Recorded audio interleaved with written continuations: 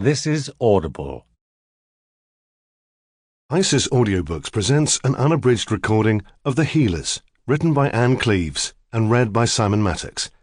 The moral right of the author has been asserted. This performance is owned by ISIS Publishing Limited. Chapter 1. On Saturday, they went for a ride into the country. Like an old married couple, although marriage had never been discussed, never even been thought of as far as anyone knew. They stopped for a lunch at a pub in Morpeth. There were 4 sorts of real ale, and in the back room drinkers were playing traditional folk music on fiddles and pipes. The musicians had between them a large number of children, all brightly clothed in what seemed to be fancy dress, long velvet suits and silk waistcoats. The children danced between the tables and ate crisps by the handful, but caused no real bother. Ramsay was driving and only took 2 halves of Gladiator, but Prue tried all the varieties of beer and after the meal felt quite tipsy. Since being a student, she'd always liked beer, but it went straight to her head. "Where now?"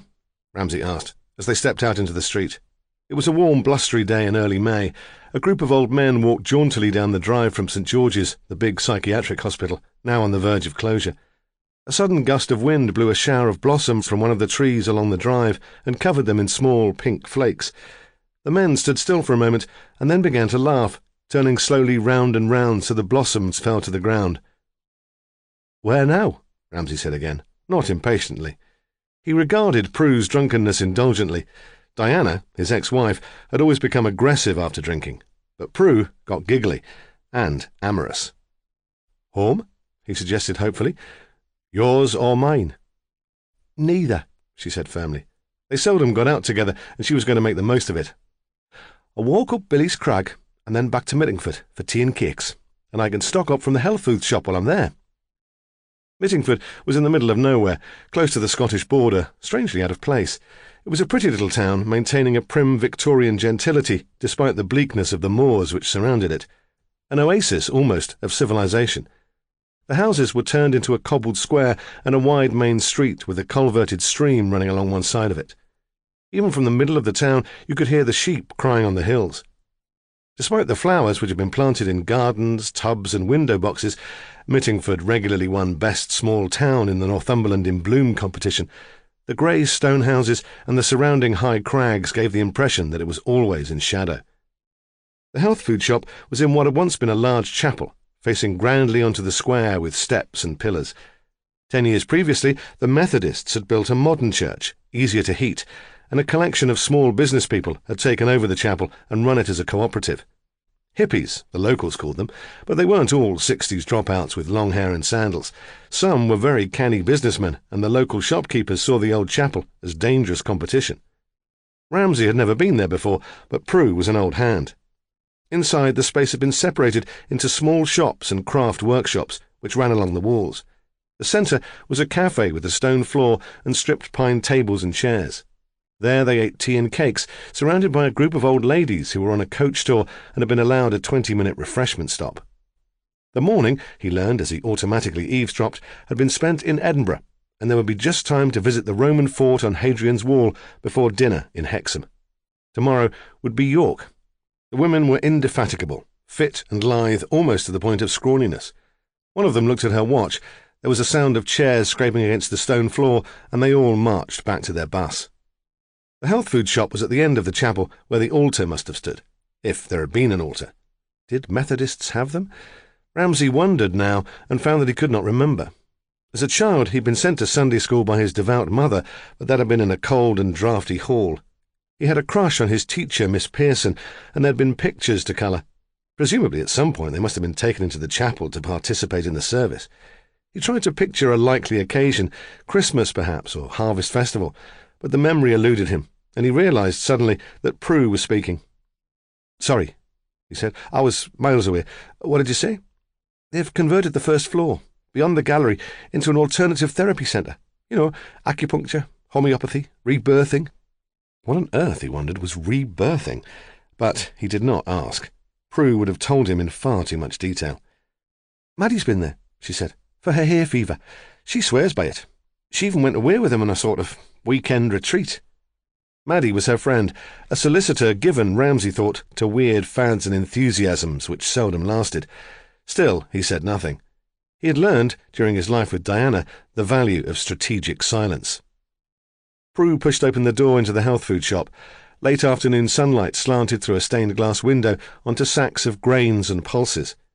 There was a display of organic vegetables, misshapen carrots and potatoes still covered in soil, and shelves of spices.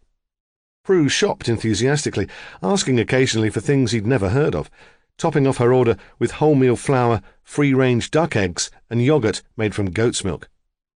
"What about you?" she asked. "Isn't there anything you need?" He shook his head. He did his shopping at Sainsbury's, and though he ate well enough, convenience mattered more than the way the food had been grown. He looked around the shop, wondering why he found this temple to culinary correctness so depressing. Perhaps it was because the two members of staff seemed so unhealthy. There was an obese woman whose weight seemed pulled by gravity to the lower half of her body. Her head was a normal size, but her buttocks and legs were enormous. She presided over the bread and carrot cake, and there was a weedily malnourished young man with staring eyes and a shaved head. Then another assistant appeared. She must have been reaching to fetch something from behind her counter. She walked out into the central space and stood, caught for a moment in the multicoloured light, almost posing, as if to prove to Ramsay the benefits of healthy eating. She had dark hair, pulled back into a smooth plait, and olive skin. She was tall and strong, and though he knew he was staring, he could not take his eyes off her. As bad as Hunter, he thought. Hunter, his assistant, insensitive, prejudiced, and lucky not to have a disciplinary charge for sexual harassment on his record. "Isn't she a beauty?" Prue whispered, and he gave a little cough as if he'd hardly noticed. Then he watched as she stretched up to reach a jar of coriander seeds from a high shelf. She was wearing a loose T-shirt with wide sleeves, and as she stretched, the sleeve fell back to show a bare brown shoulder. Still, he could not turn away. She walked back to her counter, and he saw that she was wearing sandals with leather thongs across her toes, and her feet were very long. She weighed a small amount of the spice on old-fashioned scales, tipped it into a brown paper bag, and handed it to a customer without a smile or a word. Ramsay turned his back on her deliberately. He opened his arms to take the bags and sacks piled on the counter beside Prue.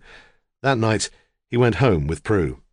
He allowed her to cook a vegetarian meal for him, and even admitted that he'd enjoyed it. When she finished work at the old chapel, Lily pushed her bike out of the storeroom at the back of the building and began the ride home. She was angry. Sometimes she thought she was born angry. The lingering memory of her childhood was of an impotent rage, released occasionally in temper tantrums. A 5-mile bike ride was the last thing she needed after a day on her feet, and her fury was directed temporarily against Sean. He should get off his backside and earn some money. Then perhaps they could afford a car.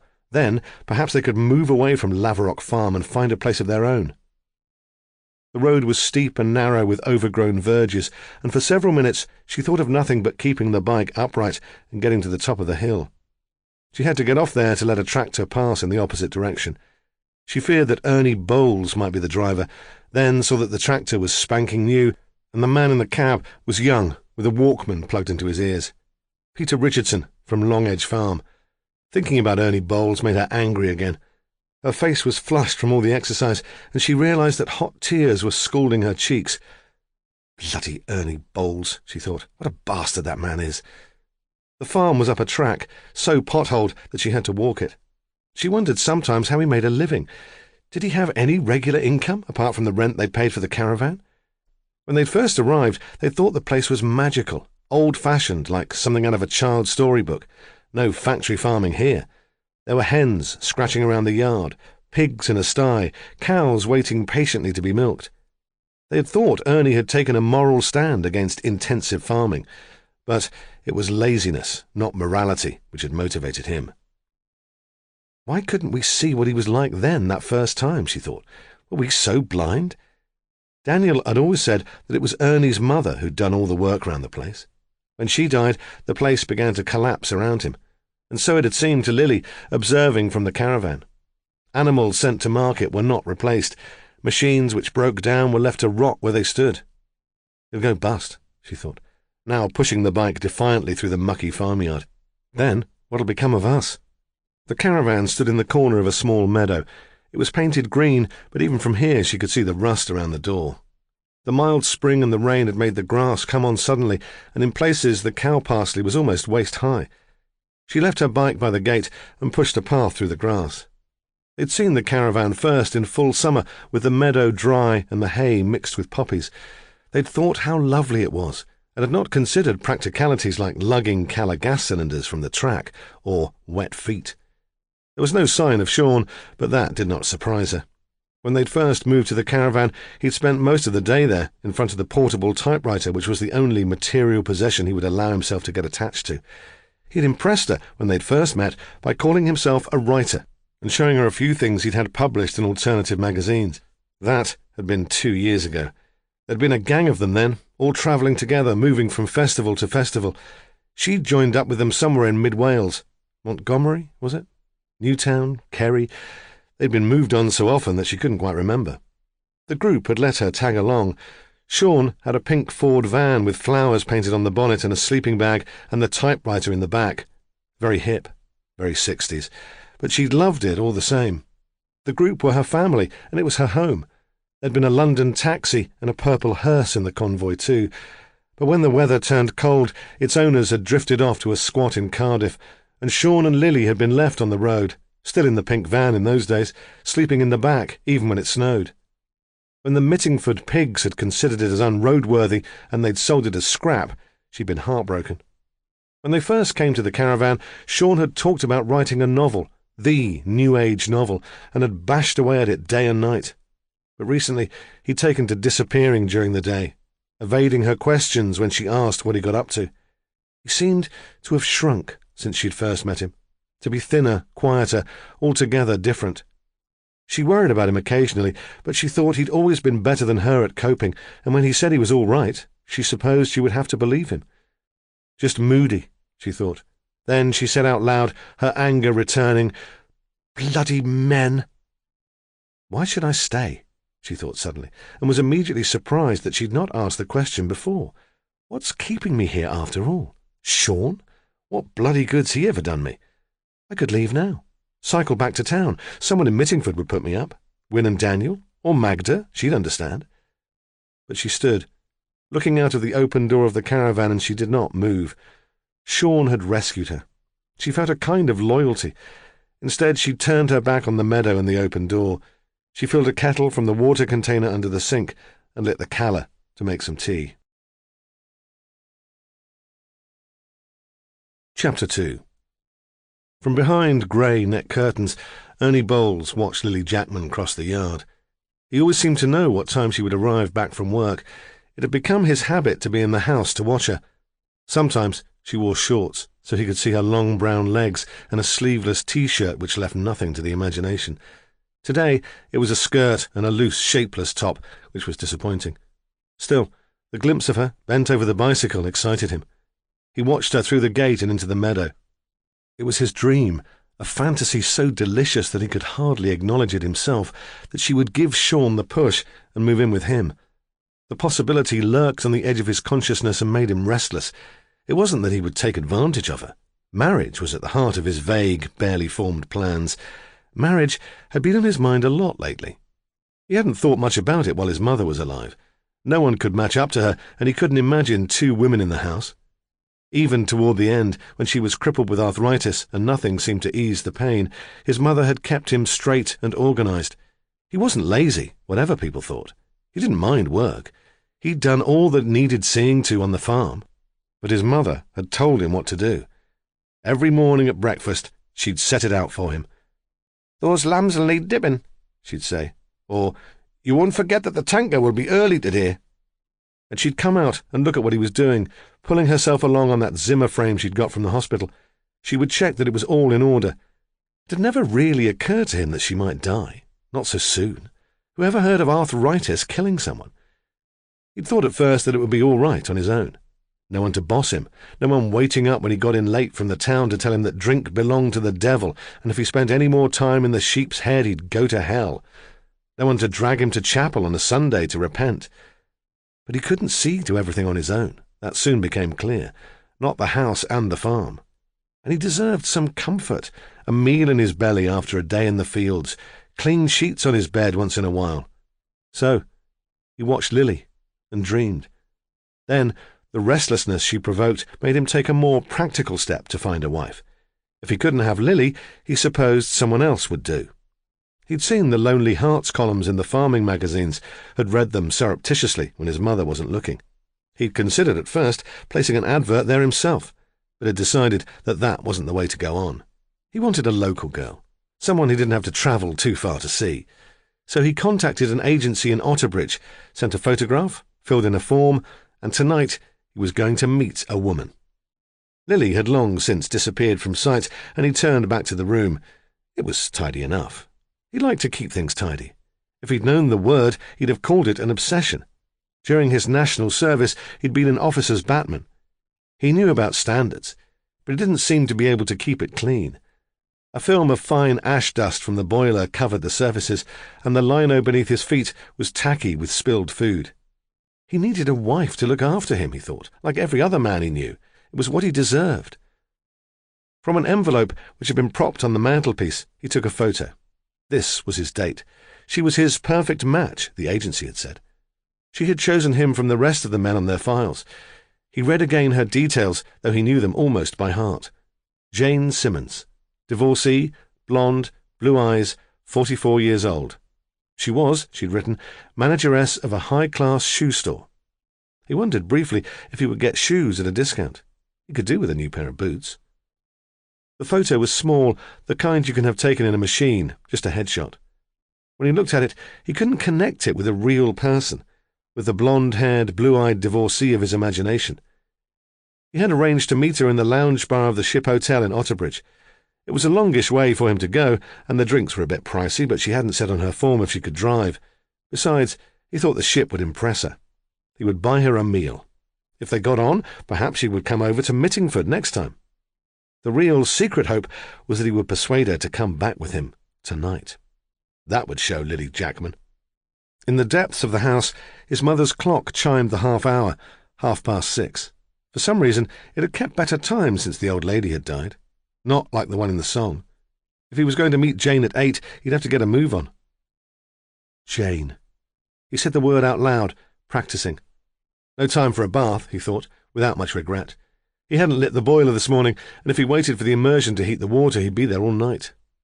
He'd put a kettle on and have a wash at the kitchen sink, as he had when he was a lad. When he was ready, he thought he was smart enough for any woman. He'd bought a shirt for the occasion from the small gents' outfitters in Mittingford, and there was the suit his mother had made him get for his uncle's funeral. He cleaned his shoes, spitting on them as he'd been taught during national service. Jane, he thought again, pushing thoughts of Lily Jackman to the back of his mind. Likes, the countryside, classical music, walking. She'd left the dislike space on the form blank. He hoped that meant she was an easy and accommodating person. A gay divorcee, he thought, meaning laughter. Sex. The grandfather clock struck 7. At least half an hour to get to Otterbridge and Park, and then he'd need a couple of drinks for Dutch courage before she arrived. He locked the farmhouse door behind him. When Mother was alive, he'd never bothered. She'd be more than a match for any burglar, but he didn't trust Sean any further than he could throw him. He crossed the yard gingerly, trying to avoid getting his shoes too mucky. From the Land Rover, he could see over the wall into the meadow. Sean was sitting on the caravan steps with his head in his hands. He must have heard the Land Rover starting up. It was a diesel engine, and it needed a service. But he didn't look up at the sound. Ernie wondered wistfully if they'd had a row. The fantasy returned of Lily in his kitchen, cooking his meals, and in his bed, smoothing away the pains of the day with her long brown fingers. But, he told himself sternly, there were other women in his life now. He had other fish to fry. He drove off. On Saturday night, Val McDougall, too, was preparing to go out. At that point, it was all she had in common with Ernie Bowles. Later, their names would be linked together, but they'd never met. Val's husband, Charles, was surprised that she'd arranged to go out. They'd developed a ritual to Saturdays. To relieve the stress, he said, after a week at the grindstone. He worked in the university. Sociology was his subject, though these days, he said, it was hardly a thing you owned up to. Better tell the man in the Clapham omnibus that you were a serial killer than a sociologist. Val, who'd never known him travel anywhere by bus and had heard it all before, usually managed to contain her irritation. She taught basic literacy and numeracy skills in a further education college, and secretly she thought sociology was a waste of time too. On Saturday they got up late. Only one of their sons was still at home, James, who was in the upper sixth and preparing to take A-levels. He was a placid, amenable boy who fitted in with them. At least he did his own thing and made no demands. He did not play music late at night or throw up in the garden after an all-night party. Richard, their elder son, had done both these things. Luckily, he was now away at university. The three of them would have a late and lazy breakfast, croissants brought fresh by Charles from a local bakery, and lots of coffee. At midday, Val and Charles would walk into the town to a pub by the river where they'd meet a group of friends. The friends were mostly Charles's. They had clear, loud voices and told jokes about the sociology professor who spent more time talking on Radio 4 than to his staff. The same jokes were told week after week. Charles would drink beer, and Val white wine and soda for most of the afternoon. Then they would emerge into the town centre to go shopping. This wasn't boring shopping. They didn't buy toilet rolls or bleach or cat food. Val would get all that from the supermarket on the way back from college on her early night. This was quite different. Late in their married life, Charles had taken to cooking, and indeed he was very good. At first, Val had been grateful. These Saturday night extravagances were something of a treat, and she'd enjoyed wandering round Otterbridge with him, looking for the special ingredients he needed. But lately, the novelty had begun to wear off. His creations were always elaborate and took most of the evening to prepare. He used every utensil they possessed, and because he'd cooked, she felt obliged to clear up the chaos and load the dishwasher afterwards, though she noticed that he never felt the same obligation after her weekday stews and spaghetti bolognese. At breakfast on that Saturday he'd asked, as he always did, "Well, what shall we eat tonight?" She had answered as casually as she could, "Well, actually, I would be here. I'll be going out." "Where?" he asked petulantly. "Just to a friend's for supper." "You didn't say?" His voice was accusing. No, she thought, I was frightened. I didn't have the nerve.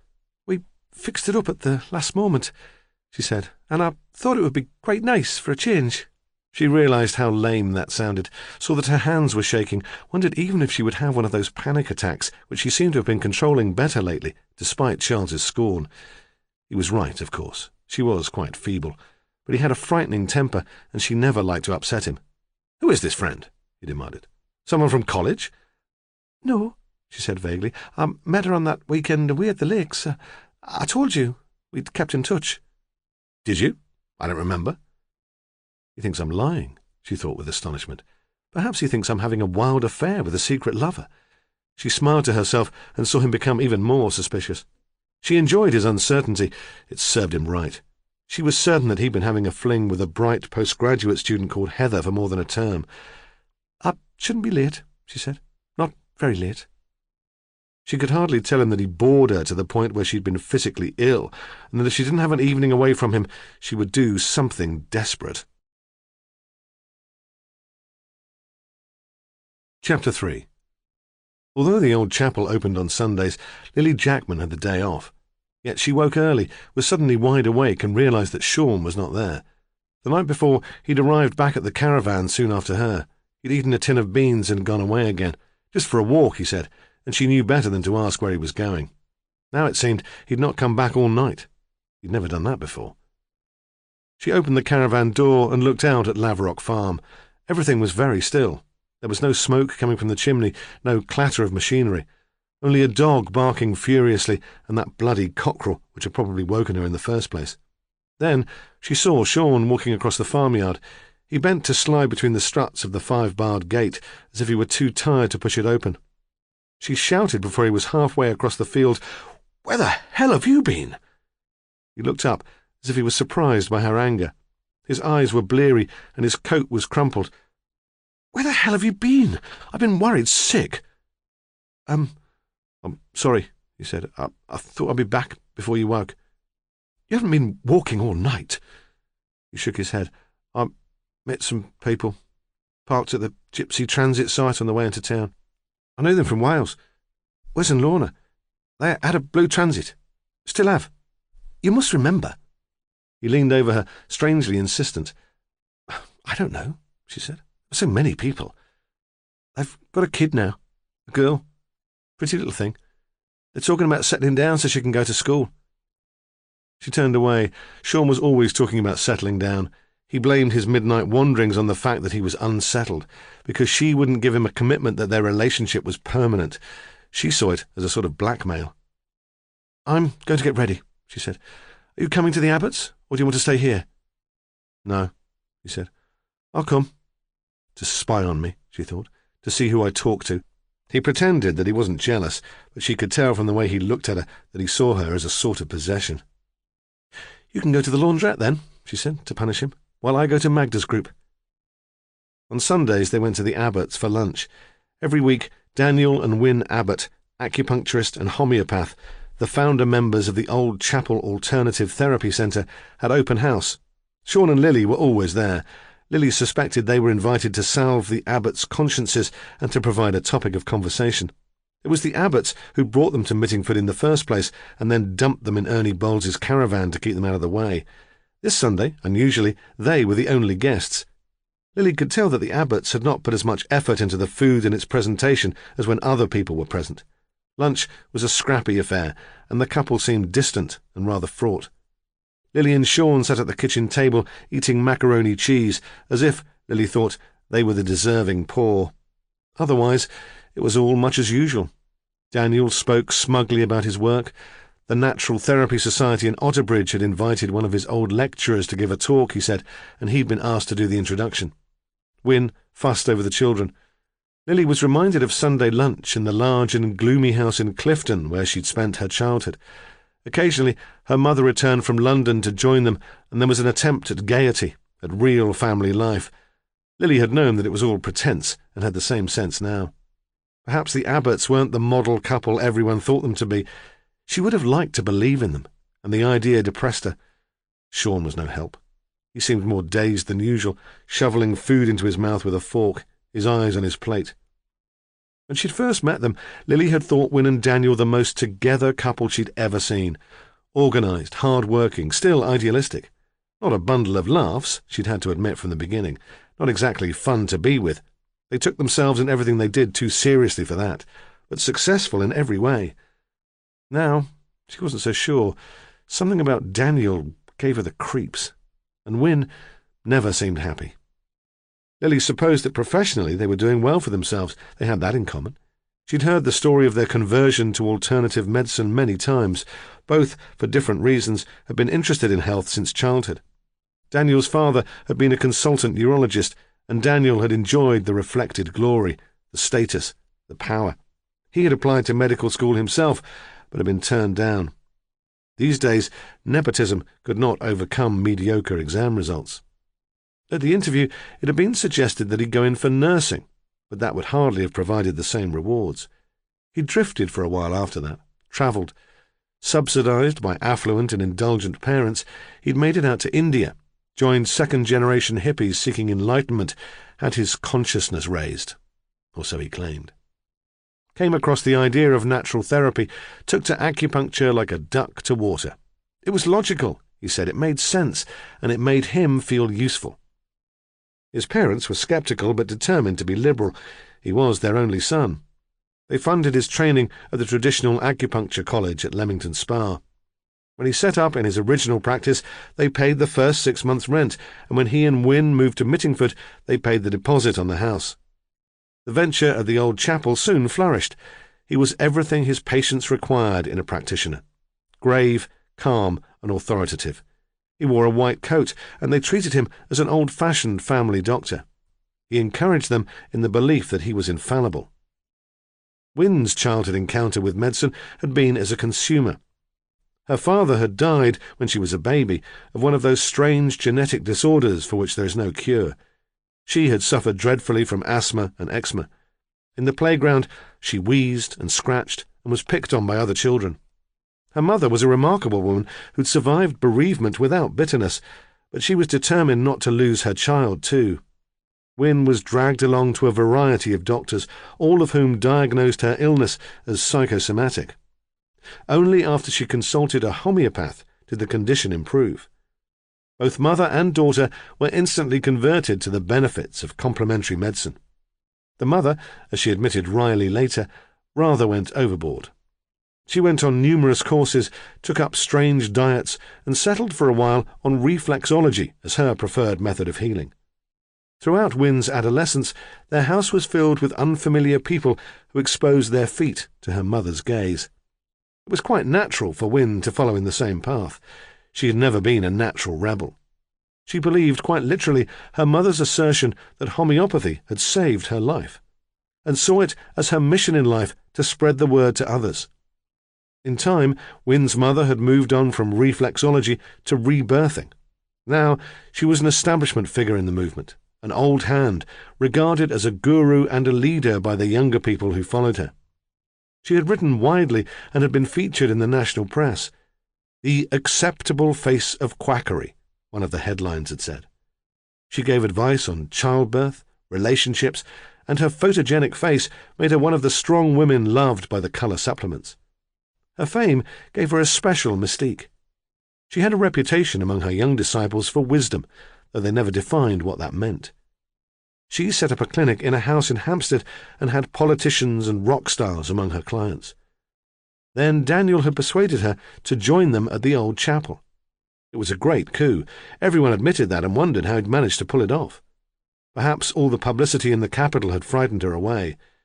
She did talk occasionally about needing to return to the simple life, and she seemed quite content in the little flat next to the alternative therapy centre under the roof of the old chapel. She had sold the big house in Hampstead, and there was considerable speculation about what had happened to the money. Lily was occasionally tempted to ask her, but had never quite found the nerve.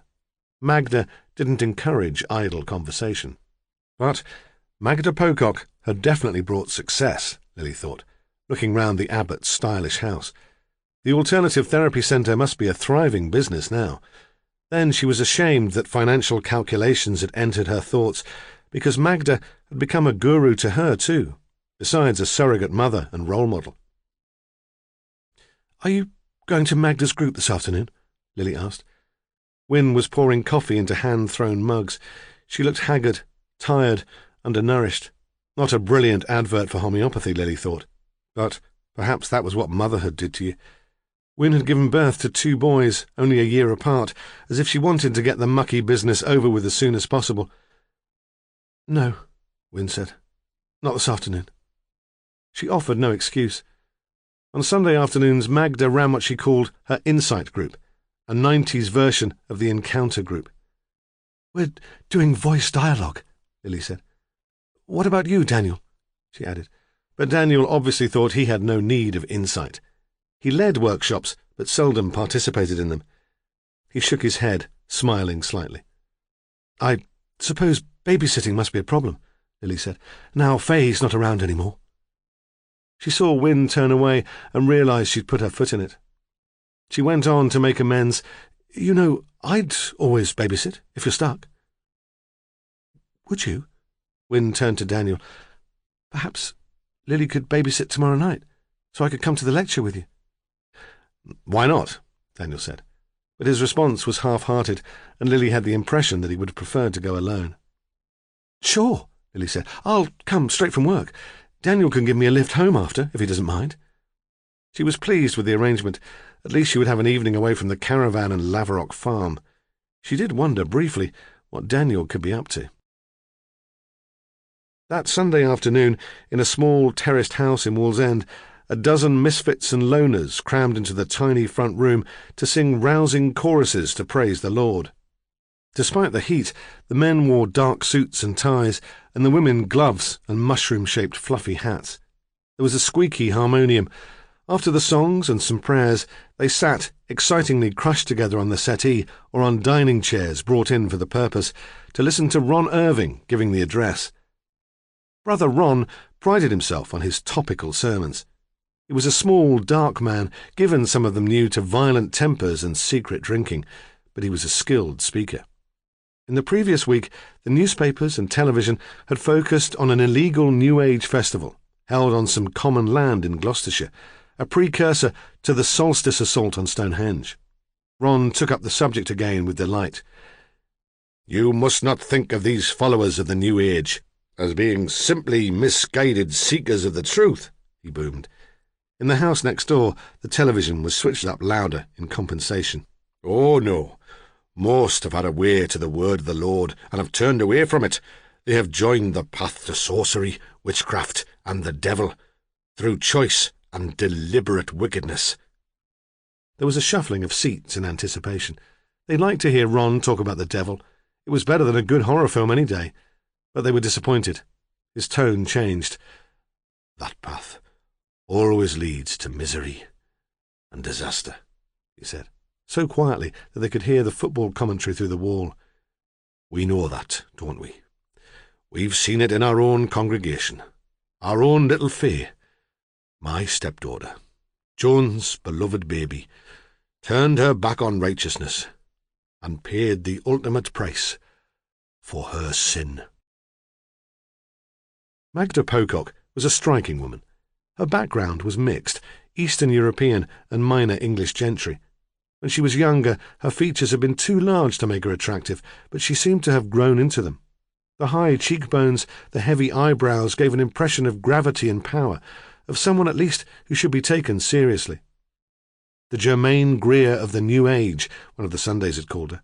She had laughed at that, but taken it as a compliment. Looking at herself in the mirror, and she'd understood what was meant. They had cleared all the furniture from the reception area in the alternative therapy centre. It was still cramped, but it was the best she could do. Better at least than using a draughty church hall or a school gymnasium smelling of cabbage and sweaty children. The group was sitting on the floor chanting, not choruses to the glory of God, but a low, communal tone. Magda always started her session that way. A deep breath into the pit of the stomach, then an exhalation which became vocalized, relieving tension, making new members feel part of the group. Lily, sitting cross-legged, shut her eyes and felt herself relax for the first time that day. Magda looked round the circle to see who was there. She saw a couple of new faces, but mostly the old crowd. Lily Jackman, Val McDougall. "Get into pairs," she said. Lily and Val moved together. Lily looked towards Magda, expecting her to separate them so their experience could be shared, but she must have decided not to make an issue of it. Lily was pleased. She did not have the energy today to work with a stranger. "Just a few exercises to help us feel at ease with each other," Magda said, and got them to shut their eyes and explore each other's faces with their fingertips. Her voice, compelling, still slightly foreign, allowed no awkwardness.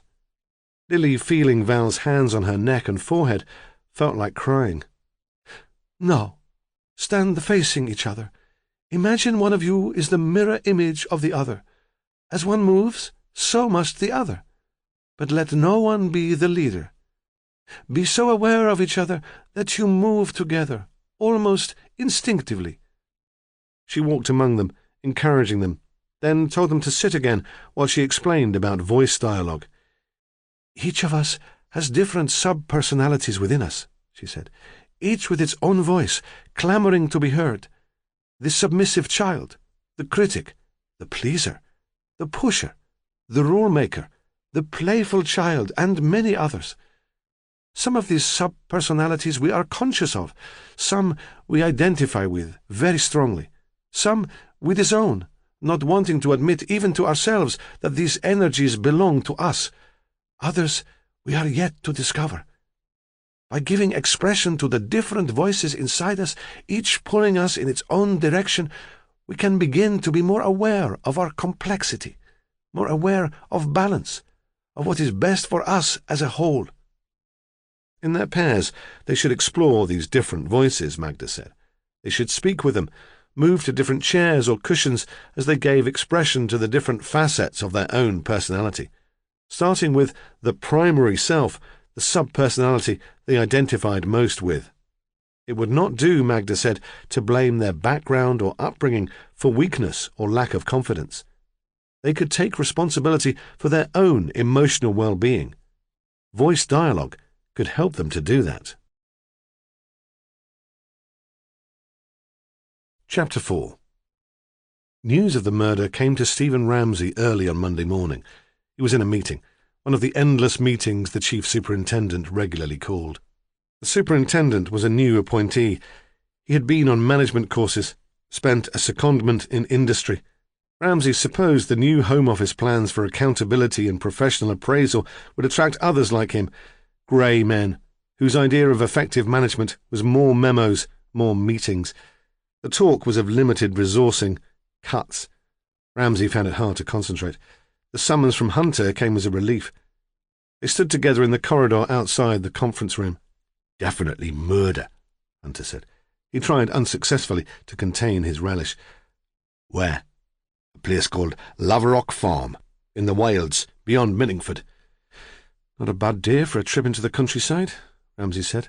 And Hunter thought his boss was almost human these days. Almost. It was getting his end away after all this time. Ramsay never talked about Prue Bennett at work, but everyone knew what was going on. You couldn't hide an affair like that in a place as small as Otterbridge. "Who's the victim?" Ramsay asked. "An old bloke, a farmer called Bowles, strangled." "I was only up that way at the weekend," Ramsay said. "With your fancy woman," Hunter thought, but did not say. He was changing too, learning some tact with the years. Ramsay heard the silence and was grateful. He and Hunter were rubbing along better now than at any time since they'd started working together. It's time he settled down, Ramsay thought. He should find himself a good woman. Recognizing the evangelical zeal of the newly converted, he smiled to himself. Look at him, Hunter thought, with a trace of envy, like the cat that's got the bloody cream. The isolation of Laverock Farm was a complication. There was a worry that the scene of crime officers, the photographer, the pathologist, might not find it. Ramsay ordered the facts of Ordnance Survey maps. He talked to an inspector in charge of the Northern Division about using the old police station in Mittingford as a base. When he and Hunter left Otterbridge almost an hour later, he saw with satisfaction that the budget meeting was still in progress. They found Ernie Bowles in the farmhouse kitchen, lying on the floor. Not a pretty sight, Hunter said, but then he wouldn't have been that when he was alive. He saw a squat, plump man in his late 50s. A paunch bulged over the belt of his trousers. He was wearing a suit of sorts, shiny at the elbows, with a stain down one lapel. Hunter was cared for by a doting mother and was prepared to spend half a week's wage on a designer shirt. He must have lived on his own, he said. No woman would have let him out looking like that. Hunter had definite views on the role of women. Ramsay said nothing. Hunter's prejudices dismayed him, but he did not want to break the fragile peace between them. He was surprised by the shabby discomfort of the kitchen. In his experience, farmers, despite their pleas of poverty, still had a reasonable standard of living. They drove big cars, perhaps not replaced every August now, but seldom more than a couple of years old. His ex-wife Diana knew girls who'd married into farming families and he'd been taken occasionally to visit. They had drunk good red wine in farmhouse kitchens, equipped with an expensive new Aga and a dishwasher and Liberty print curtains. There had been many good years, after all, before the recession. Then it occurred to him that any girl who'd been a friend of Diana's probably had a private income. Perhaps this was more typical. No money had been spent on this place for a quarter of a century. The furniture was not new, but there was nothing of quality. No family heirlooms, but post-war utility and 60s mass production. The person who'd furnished this house had been mean. They'd arrived at the farm before the hordes who always attended a suspicious death. The only other person present was the area's community policeman, a comfortable middle-aged man who'd been dispatched before all the details of Ernie Bowles's death were known. He used to live here with his mum, the policeman said. Don't want to speak ill of the dead like, but she was a right old tartar. There weren't many round here were sorry to see her go. He looked around him. Mind you, at least she used to keep the place clean. When did she die? Ramsay asked. This was what he enjoyed most about an investigation, the digging into the victim's background, piecing together a picture of the live individual. Hunter hated it. He thought it was a waste of time. A few months ago, just before Christmas. The constable pulled a face. I don't think this floor's been washed since then. So, Bowles lived on his own? In the house, aye. Of course, there are those two hippies in the caravan. Oh? Hunter was immediately interested. Ramsay saw he was preparing to indulge another prejudice. New Age travellers were social security scroungers who'd never done a day's work in their lives. They should be rounded up and deported, and they certainly could all be considered as potential murderers. Aye, the girl found him. Girl? Ramsay asked. Well, young woman, we'd have to call her now. She's in her 20s, I suppose. Lily Jackman. Pretty lass. She and her boyfriend had been Bowles's tenants since last summer. I've got a fair few of them round here. Them? Ramsay asked dangerously. You know, hippie types. They don't do much harm. That crew at the old chapel in Mittingford seemed to attract them. They could all do with a good wash, but apart from that— Ramsay heard the words with Prue's ears. She had her own prejudices. She thought all policemen were narrow-minded bigots. When did Miss Jackman find the body? He asked, emphasizing the Ms, a gesture, at least. She was on her way out to work, the constable said. She called in at the house to tell Bowles that the Calla gas cylinder needed changing. Knocked at the kitchen door, and when there was no reply, she went in. She used Bowles's phone in the living room to call us. Where does she work? Ramsay asked. At the old chapel in Mittingford, in the health food shop. Is she there now? No, I thought you'd want to talk to her. She's in the caravan with the WPC and that boyfriend of hers. Do you know anything about him? Not much, the policeman said, though I've seen him about. He seems to be a great one for wandering. He must walk miles. He doesn't have any work, not so far as I know. I think a couple of farmers took him on as casual labour at the end of the summer, but he wasn't much use. Not much of a worker, they said. A dreamer. Not quite all there. I don't think anyone bothers to ask him now, or even if he's looking. He survives on the dole, I suppose. Hunter looked smug, but said nothing. Ramsay turned back to the body. It had the waxy pallor of a tailor's dummy. What about a next of kin? He asked. None, so far as I know. He was certainly an only child, and he never married. His father's dead too? I presume so, if there ever was a father. Why, man, there must have been a father, Hunter said, unless you still believe in the gooseberry bush out here in the sticks. I meant a father living with the family, the constable replied stiffly. For as long as I can remember, old Lady Bowles and Ernie lived here on their own. Perhaps that was why they were so odd, the two of them. Even when he was a grown man, she used to treat him as a child. They never mixed much with the other farming families. Reclusive, you could say. Illegitimacy mattered 50 years ago. Perhaps that's why they kept themselves so much to themselves. It might explain her obsession with religion, too.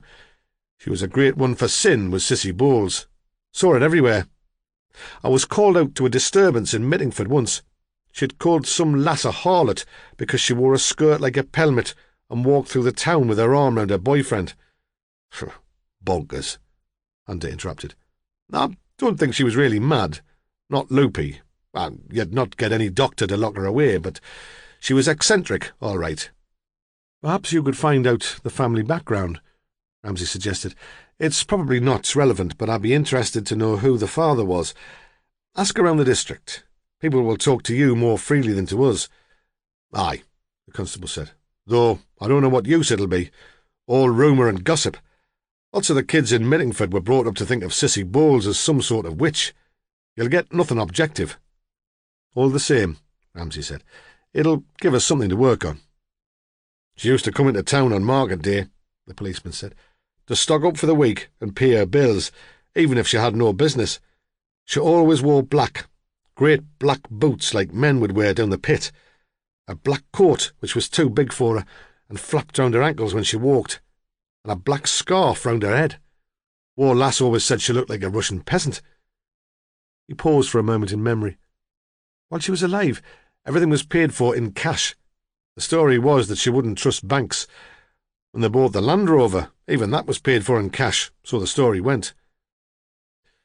I suppose that provides some sort of motive, Ramsay said. From what I hear, Ernie Bowles didn't make enough to have piles of money around the house, and he'd surely have opened a bank account by now. It wouldn't really matter, would it? Ramsay said. If the murderer believed that there was a secret hoard of cash in the house, that would be motive enough, for breaking in at least. Ernie could have surprised the thief. Hunter was dismissive. He had 2 credit cards and a permanent overdraft. In the modern world, that was how things were done. He wasn't going to be taken in by a fairy story about a wicked witch and a pot of gold.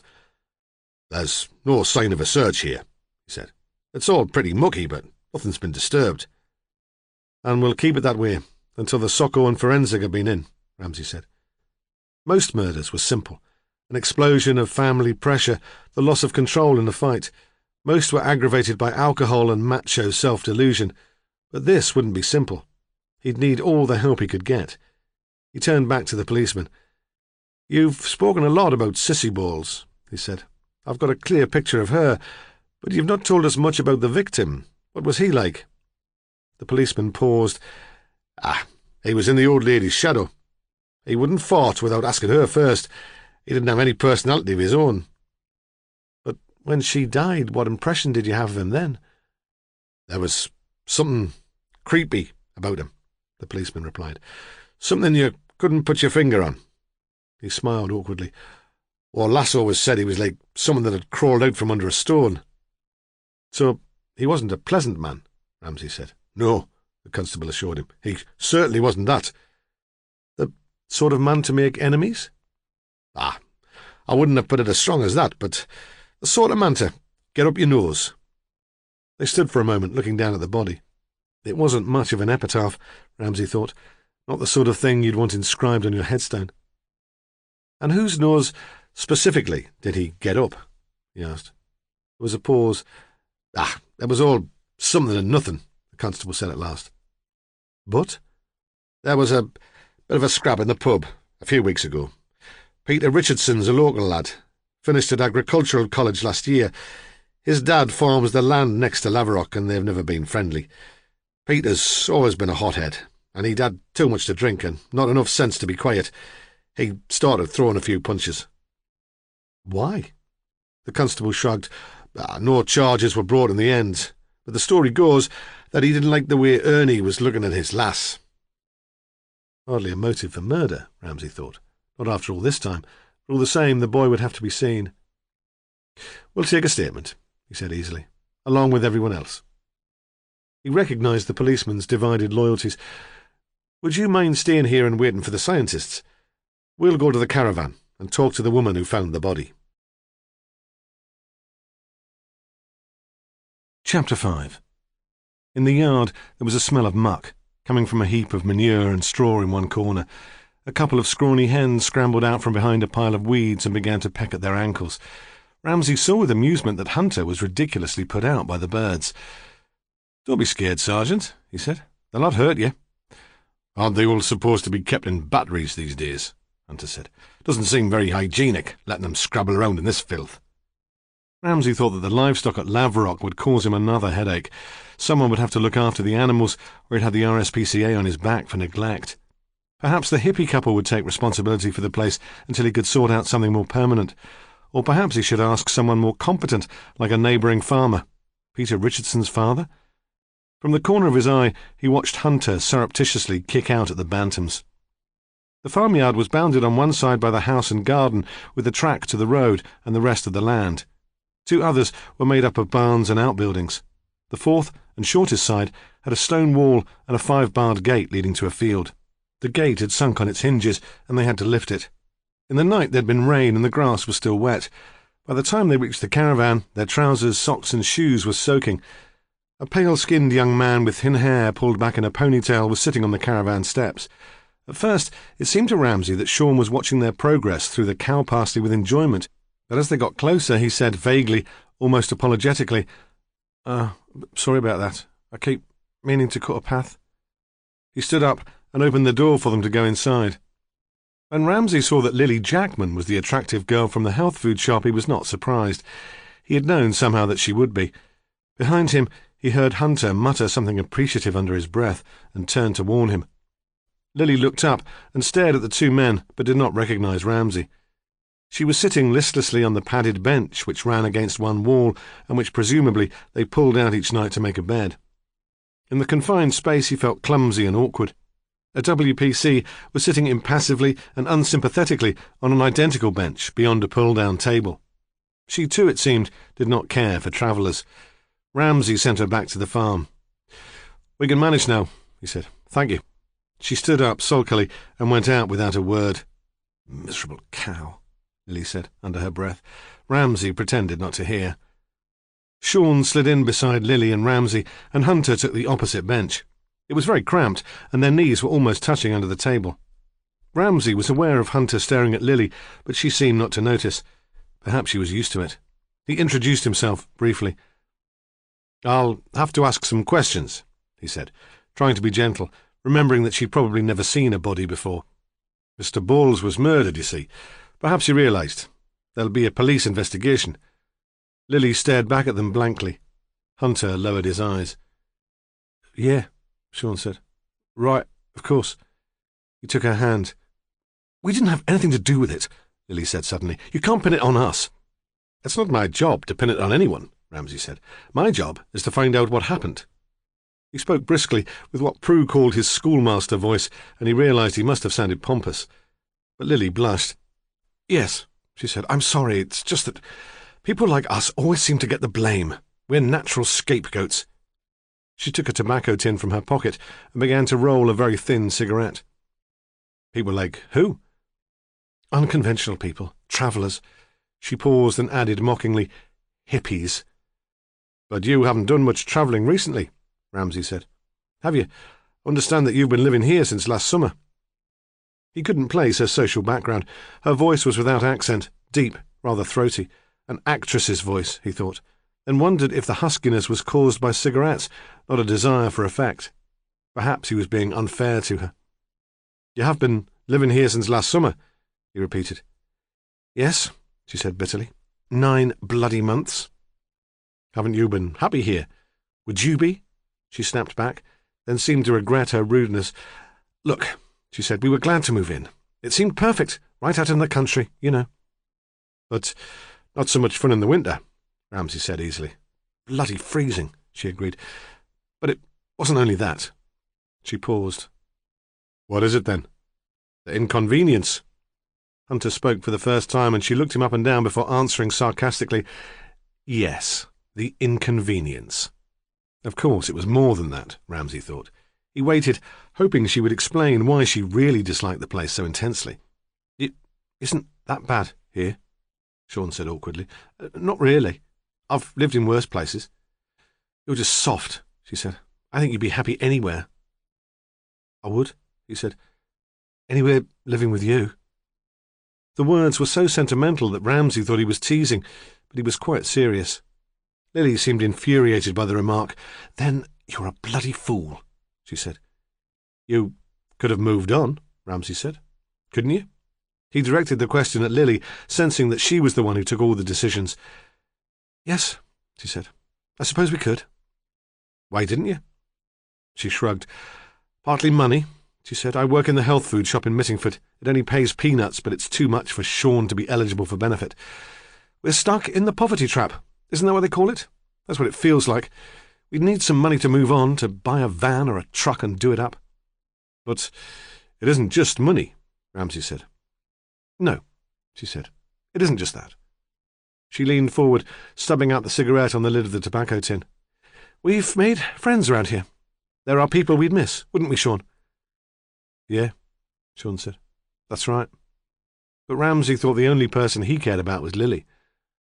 "Was Ernie Bowles one of those people?" Hunter asked abruptly. "What?" She was startled, uncomprehending.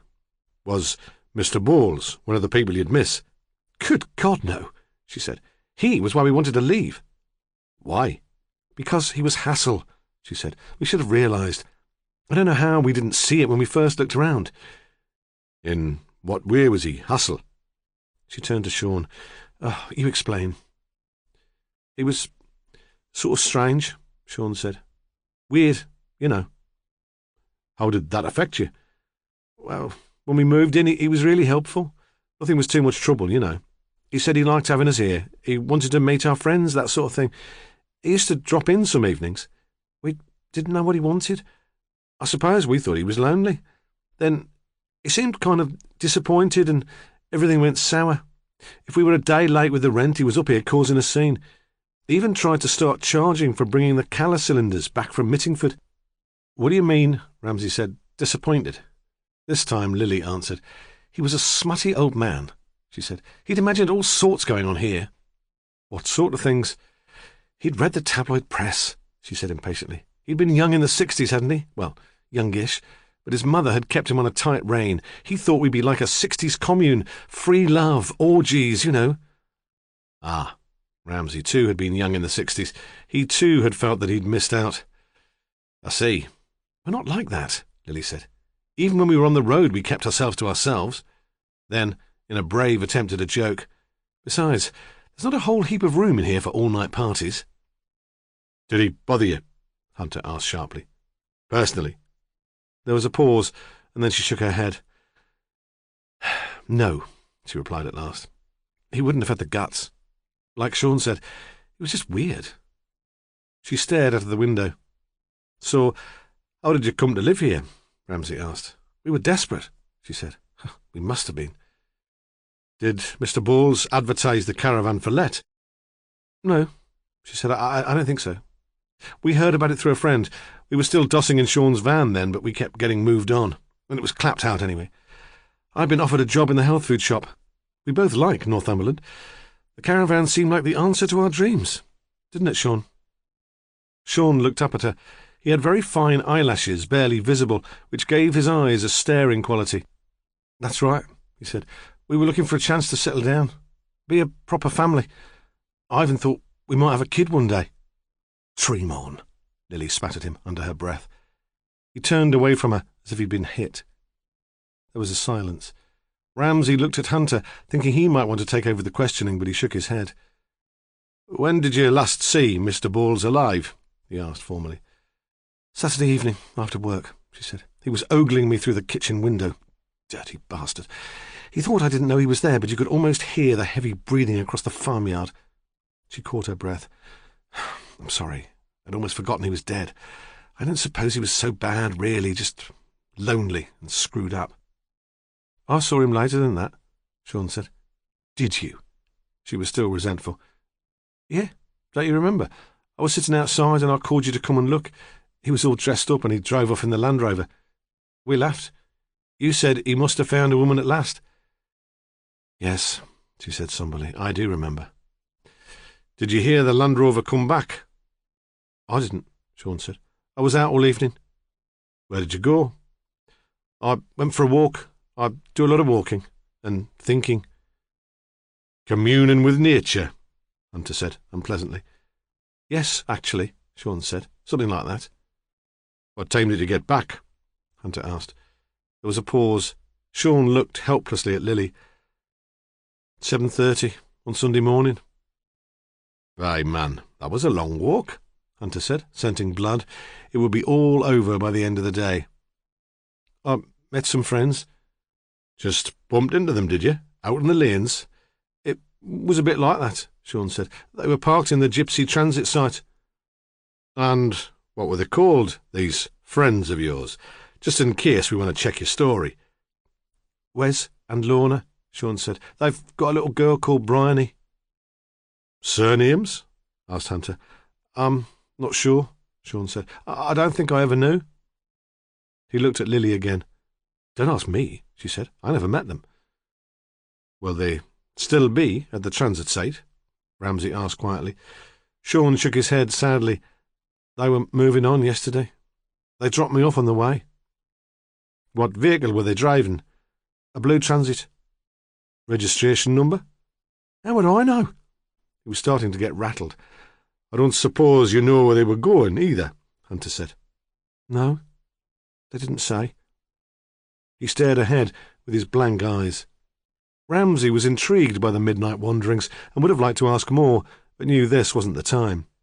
He turned his attention to Lily. Did you go out on Saturday night?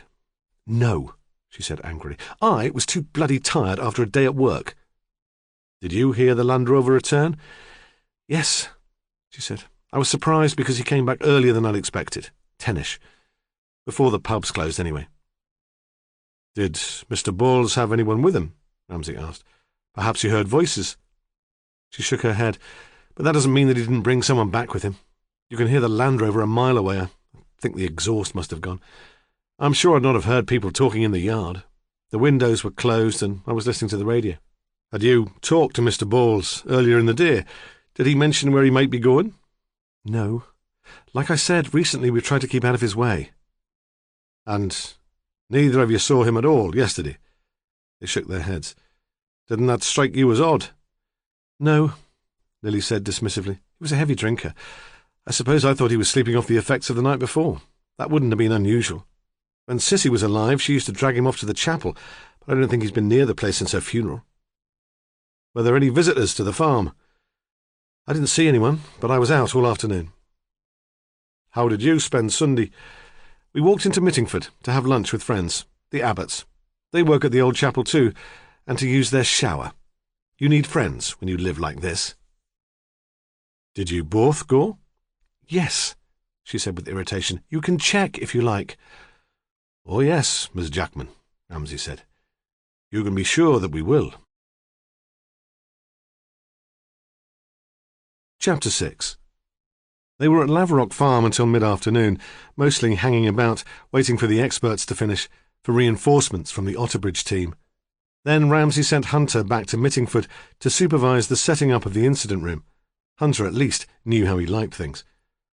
"I'll go to talk to the neighbour," Ramsay said. "Richardson, the one whose lad had a go at Ernie Bowles in the pub. We'll need someone to manage the livestock until a sale can be arranged. Besides, I'm interested to meet the boy." Hunter nodded, but he thought Ramsay was wasting his time. He had Sean Slater down for the murder. There was something odd about him, the glazed expression, the way he looked at the girl, the improbable alibi. He was on the point of betting Ramsay a tenner that they'd have Slater for it in the end, but thought better of it.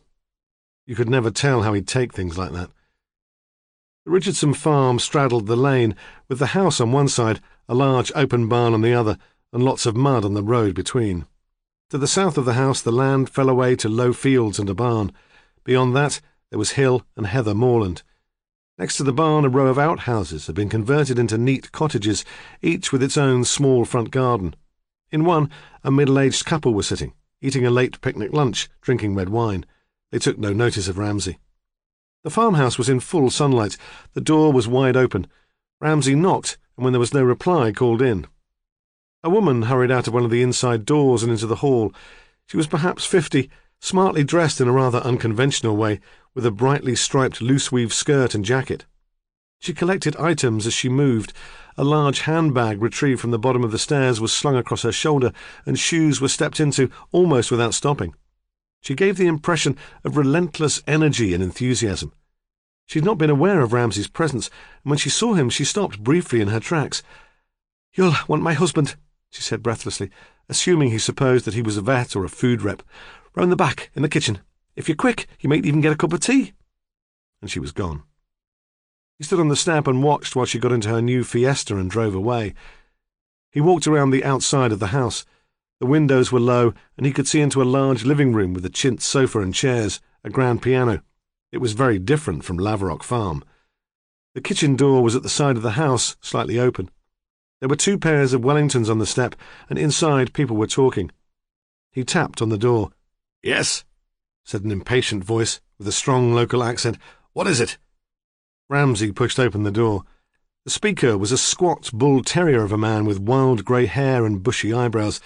He sat in a wicker basket chair, cupping a mug of tea in his hand. As he moved, the wicker creaked. A younger man stood by the table, leaning against it. The kitchen looked as if it had come out of a magazine for townies aspiring to country living. The red quarry tile floor matched the red Arga. There were earthenware crocks, gleaming pans, drying herbs. The men in their stocking feet and overalls seemed strangely out of place. "Mr. Richardson," Ramsay said. The older man stood up and looked at him. "Aye, and who the hell are you?" It was, Ramsay felt, his standard greeting. He introduced himself. "You'll be here about Ernie Bowles. You best come in then." "You know about Mr. Bowles?" "You don't think you could keep a thing like that quiet? You chaps turned away the postman this morning, and the postman came straight on here. It'll be all over the county by now." "Yes," Ramsay said. "I suppose it will." "How can I help you then?" "I'm worried about Bowles's stock," Ramsay said. "I don't know why. I ain't never bothered much." "Someone needs to look after things. I was wondering if you could come to an arrangement with his solicitor. It shouldn't take me long to find out who that is." "No need for that," Richardson said. "It's Johnny Wright in Mittingford. I should know. I've had enough solicitors' letters from him." He paused. "You can leave it to me. I'll keep an eye on things until the place goes up for sale. And it occurred to Ramsay that Richardson had already thought things through, that he was considering Laverock Farm for himself, and then, sensing the younger man's interest, he thought, no, he intends buying it for his son. What were the solicitor's letters about? Ramsay asked. Planning matters, Richardson said shortly. What sort of planning matters? We were trying to make a living, Richardson said. Not easy for farmers at the moment. There was a silence which Ramsay did not fill, and he felt forced to continue. My wife's always taking in a few guests for bed and breakfast. She was in catering before we married. It's what she knows. She didn't make much, but she enjoyed it. Said it was keeping her hand in like. He spoke of his wife with a mixture of awe, admiration, and incomprehension. It was her idea to expand that side of the business. The first year we had a few campers and caravanners on the bottom field. Then we decided to convert some of the outhouses into holiday cottages. She saw to all that. She talked to the architects, worked out a business plan, got the finance. A couple of months ago, we got an award from the tourist board. She's planning to expand again, talking about opening a restaurant. That's where she's off to today, to talk to the bank manager. And Mr. Bowles objected to all these plans. Sissy started it. Said she didn't want strangers trespassing all over her land. Ernie just took over when she died. But you went ahead all the same. Of course. He had no real grounds for objection. There was no way our guests could stray over to Laverock Farm. It was just spite. He walked stiffly to the table to pour more tea, turned to Ramsay and asked grudgingly, Do you want a cup? Ramsay shook his head. And then he had the bloody nerve to tell me that he was going into the same line of business himself. In what way? You know he's got those hippies living there. Yes. Apparently that was only the start. He said he decided to open up Laverock Farm for a weekend, for one of those festivals. You know, the New Age things that they show on the television. Convoys of travellers descending on an area doing God knows what damage. Loud music all night, drugs, and no way of knowing when they're going to move on or where they're going to end up next. He paused for breath. When was this festival going to take place? June, Bowles said. The summer solstice. Was he serious? No, Peter Richardson interrupted with a sneer. It was just a wind-up. How was I to know? The father demanded angrily. That man was capable of anything. You objected to the plan, formally? Of course I bloody objected. We run a classy operation, upmarket. Sue sees to that. I didn't want my punters frightened off by a load of drug-crazed morons. Yes, Ramsay said. I understand. Do you? Richardson was almost shouting. It's only the holiday side of the business that stopped us from going bankrupt. He stopped abruptly. Ramsay turned to Peter, the son, who'd been watching the exchange with an amused detachment. He seemed untroubled by the prospect of bankruptcy, or perhaps his father had made the threat so many times that he no longer believed it. He was full of himself. Ramsay could see that. Too cocky by half. If he'd been brought up on an inner-city estate, he'd have been a delinquent, a stealer of flash cars, the sort of lad who didn't mind a prison sentence because it gave him the reputation for being hard. Here in the country, Ramsay suspected he would have had the same reputation, but with less effort. He'd be a heavy drinker, known for screwing his suppliers for the best possible deal, a Jack the Lad to be rather admired. Is that what your argument with Mr. Bowles was about? Ramsay asked. What do you mean? Peter Richardson spoke insolently. I understand there was a fight in a Mittingford pub. That? The boy laughed. That wasn't a fight. He'd have been in hospital if he tried to mess with me. He tripped, that was all. I wouldn't waste my time on him. But there was an argument. What was that about? He needed teaching a lesson, Peter said, contradicting himself. He was a mucky old sod. Ramsay saw his father flash him a look of warning, but he took no notice. So you decided to teach him a lesson, Ramsay said. Why that night? He was annoying my girl. She didn't like it, and I wasn't going to stand for it. Sexual harassment, that's what it was. Leering across the bar at her, suggesting all sorts. It's an offence these days, isn't it? I was doing your job for you, that's all. You didn't have any other occasions to teach him a lesson? Ramsay asked. His voice was dangerously quiet. At last the boy seemed to recognise the need for caution. No, he said. I've told you, he wasn't worth bothering about. I just kept out of his way. When was the last time you saw Mr. Bowles? Peter Richardson shook his head. Don't know. Probably not since that time in the pub. He gave a little triumphant laugh. He probably kept out of my way after that. Ramsay turned to the father. And you, Mr. Richardson? I've not seen him to speak to since he was up here with that plan for the New Age festival. I'd only lose my temper. I've passed him sometimes in the lane when he was driving that Land Rover of his. Did you see the Land Rover this weekend? Richardson shook his head. You didn't notice any strange cars on the land? Not specially, but this time of the year lots of people come out from town for a ride in the country. That's why Sue thinks she can make a go of the restaurant. Sue, it seemed, was some kind of oracle. What about a blue transit van, early Sunday morning, coming from the Mittingford direction? No. He turned to his son. You were out shooting yesterday morning. Did you see anything? No. But the reply was automatic. He could not be bothered to remember. Where were you shooting? Ramsay asked. On our land. Nowhere near a footpath. No law against that, is there? Could you have seen the road from where you were? No. What about Laverock Farm? Yeah, I was over that way. I had a view down on the farm. Did you see anyone about? Only that hippie couple. They walked down the track and onto the road. They started walking towards town, hitching. Did anyone give them a lift? Not that I saw. They would be on their way into Mittingford to have lunch with their friends. That part of the story fitted in. Have you had any dealings with Miss Jackman and Mr. Slater? He asked the older man. The travellers? No. He came round asking for work when he first arrived, but I told him we had nothing. Not that I'd have taken him on anyway. Why? Richardson seemed not to think that worth answering. You didn't ever meet them socially? No. They seem an unfriendly pair. Keep themselves to themselves. That, Ramsay thought, was hardly surprising. You see the lad about, though, walking, all times of day and night. I don't think he's quite all right in the head. He paused, before adding reluctantly, Never caused any bother, though. Keeps to the footpaths. Did you see him on your land over the weekend? There was a pause.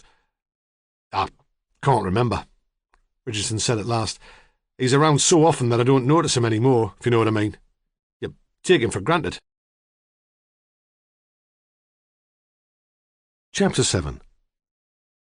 Mittingford Police Station was built in the same overblown style as the old chapel and stood close to it in the High Street with a view from the back down to the river. It too had the air of a building which had become redundant. Now it was only manned at all as a gesture to rural policing. Everyone knew it was being run down in preparation for closure. Stone steps led to a grand doorway, but inside it was shabby, gloomy, and overheated. Hunter was lording it in the incident room, irritating his colleagues on the team and putting up the backs of the locals. They say we can use this, he told Ramsay, looking around him disparagingly. I suppose it's better than nout. Just. It had been some sort of storeroom, and a line of men in shirt-sleeves were carrying out boxes, piles of rubbish. In time, it would be transformed into a modern incident room with computer terminals and phone lines. Now it was dusty and depressing. Hunter was perched on the windowsill, supervising. He was in his element. I've sent Sal Wedderburn to check the hippies' alibi for Sunday, Hunter said. The Abbotts both work at the Alternative Therapy Centre at the old chapel. She's gone to talk to them there. It's not really relevant now, though.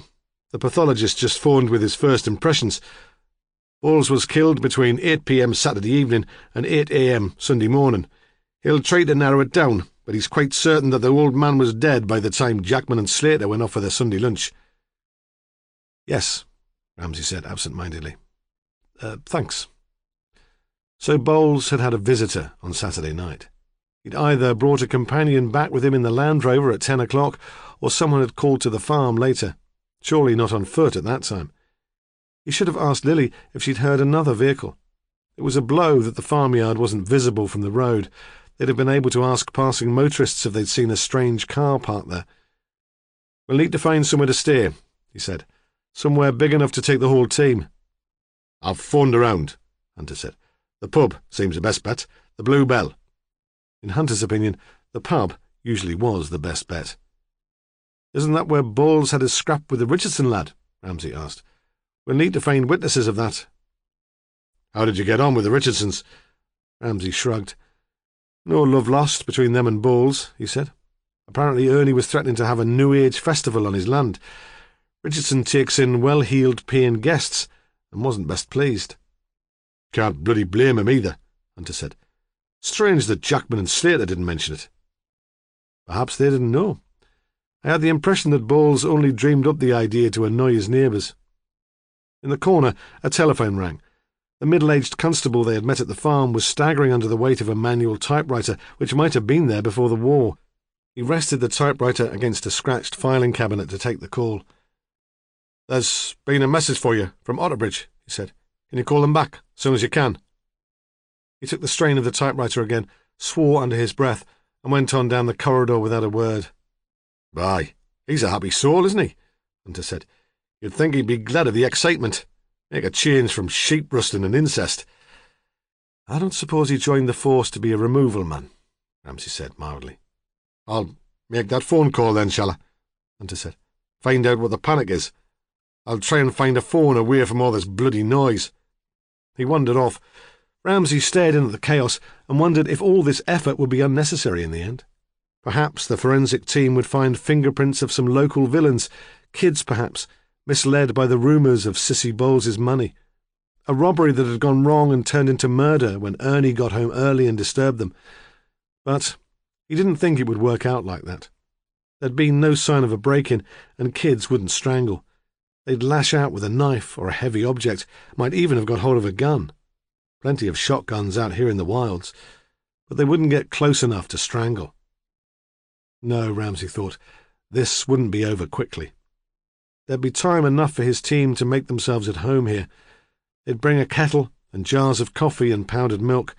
Someone would start a tea fund. By the end of the investigation, there'd probably be potted plants on the windowsills and posters on the walls, if there ever was a successful end. Hunter bounced in, full of himself and his news. There's been a development, he said. We know where Bowles was on Saturday night. He paused. Ramsay waited patiently. Hunter would make the most of the drama. He met a woman in the ship in Otterbridge. She saw the report of his death on the Tea Time News, and she got in touch. Who is she? Name of Jane Simmons, Hunter said. A D4C. He made the word sound almost pornographic. Were they having an affair? Because that was what Hunter was suggesting. I haven't got the details, Hunter admitted. The lads at Otterbridge took a statement. They'd have sent it by fax, but there's no machine here yet. I've got her address, though, if you want to see her. He certainly wanted to see her. His imagination was working overtime. Where does she live? Otterbridge. The Orchard Park estate. You never know what goes on behind those net curtains, do you? The Orchard Park was a respectable middle-class development on the edge of the town. Ramsay looked at his watch. It was 6:30. He still hadn't phoned Prue to cancel their evening out. He realised suddenly that he hadn't eaten all day. He found this new development frustrating. He felt that it was a distraction, and that the root of the evidence against Ernie Bowles lay here, in the hills. He hesitated, wondering if he could send Hunter on his own, came to the conclusion that that would be a mistake. Give me half an hour, he said. You can confirm the arrangements at the pub if you like. We'll come back here tonight so we can make an early start in the morning. And get a feel for the place, he thought. Listen to the gossip. Find out who else hated Ernie Bowles. When he phoned Prue, she was disappointed but understanding, which was more than he could have hoped for. I expect I'll be here for a few days, he said. At least, I'll phone you. I suppose I'll get used to your sudden disappearances, she said, and he experienced the warmth he always felt when she spoke of them having a future together. He never took that for granted. But don't think I like it. He told her that he didn't like it either. DC Sally Wedderburn decided that Gordon Hunter got right up her nose, dishing out the orders as if he was the boss. Arrogant sod. He was good-looking, she supposed, if you liked that rather greasy Mediterranean type. She had to admit he had a nice arse, but it was about time someone put him in his place. In contrast, Daniel Abbott was charming. When she arrived at the old chapel, he'd just finished with his last patient. He took her into his room and asked his receptionist to make them tea. He was still wearing his white coat, and she realised she'd always fancied medical men. "I'll need a statement," she said. "Just a formality. You had heard about Mr. Bowles?" "Yes. One of my patients told me." "Miss Jackman and Mr. Slater have told us that they spent Sunday with you." "Well, not all Sunday. They arrived in time for lunch. Later, Lily went to Magda's group. I suppose Sean went straight home." "Magda's group?" "Magda Pocock, my mother-in-law. You may have heard of her?" Sally shook her head, and he seemed disappointed by her ignorance. "She's a great practitioner, a wonderful woman." Sally had the impression the epitaphs came automatically. "She runs a workshop for some of her clients here at the centre on Sunday afternoons. Lily was definitely at that. Magda mentioned it later." Sally prepared a short statement, which he signed a little impatiently. "I'm sorry to hurry you," he said, "but I have an appointment tonight. I have to be in Otterbridge by 7:30. There's a lecture by an old teacher of mine at the college. It would be unforgivable to be late." Even at the time, it seemed strange to her that Daniel Abbott felt the need to give her so many details of his evening out. Later, it would become positively suspicious. Chapter 8. Mrs. Simmons was embarrassed. That was clear from the moment she opened the double-glazed door of her smart little semi. She looked down the street to check that none of her neighbours could see she had gentlemen callers. Throughout the interview, her face was flushed. She was hating every minute of it. At first, Ramsay wondered why she'd come forward so promptly. If she'd kept quiet, they would never have tracked her down. Then he realised she was a good woman. She would do what she considered right. "It was a terrible mistake," she said, as she showed them into her living room. "Really, I don't know what came over me." Ramsay had stopped in Otterbridge to read her statement and understood a little of what she meant. "The dating agency?" he asked gently. She nodded, horrified. "Why don't you explain?" "My husband left me 10 years ago," she said, as if that too was a matter of shame. "For his nurse."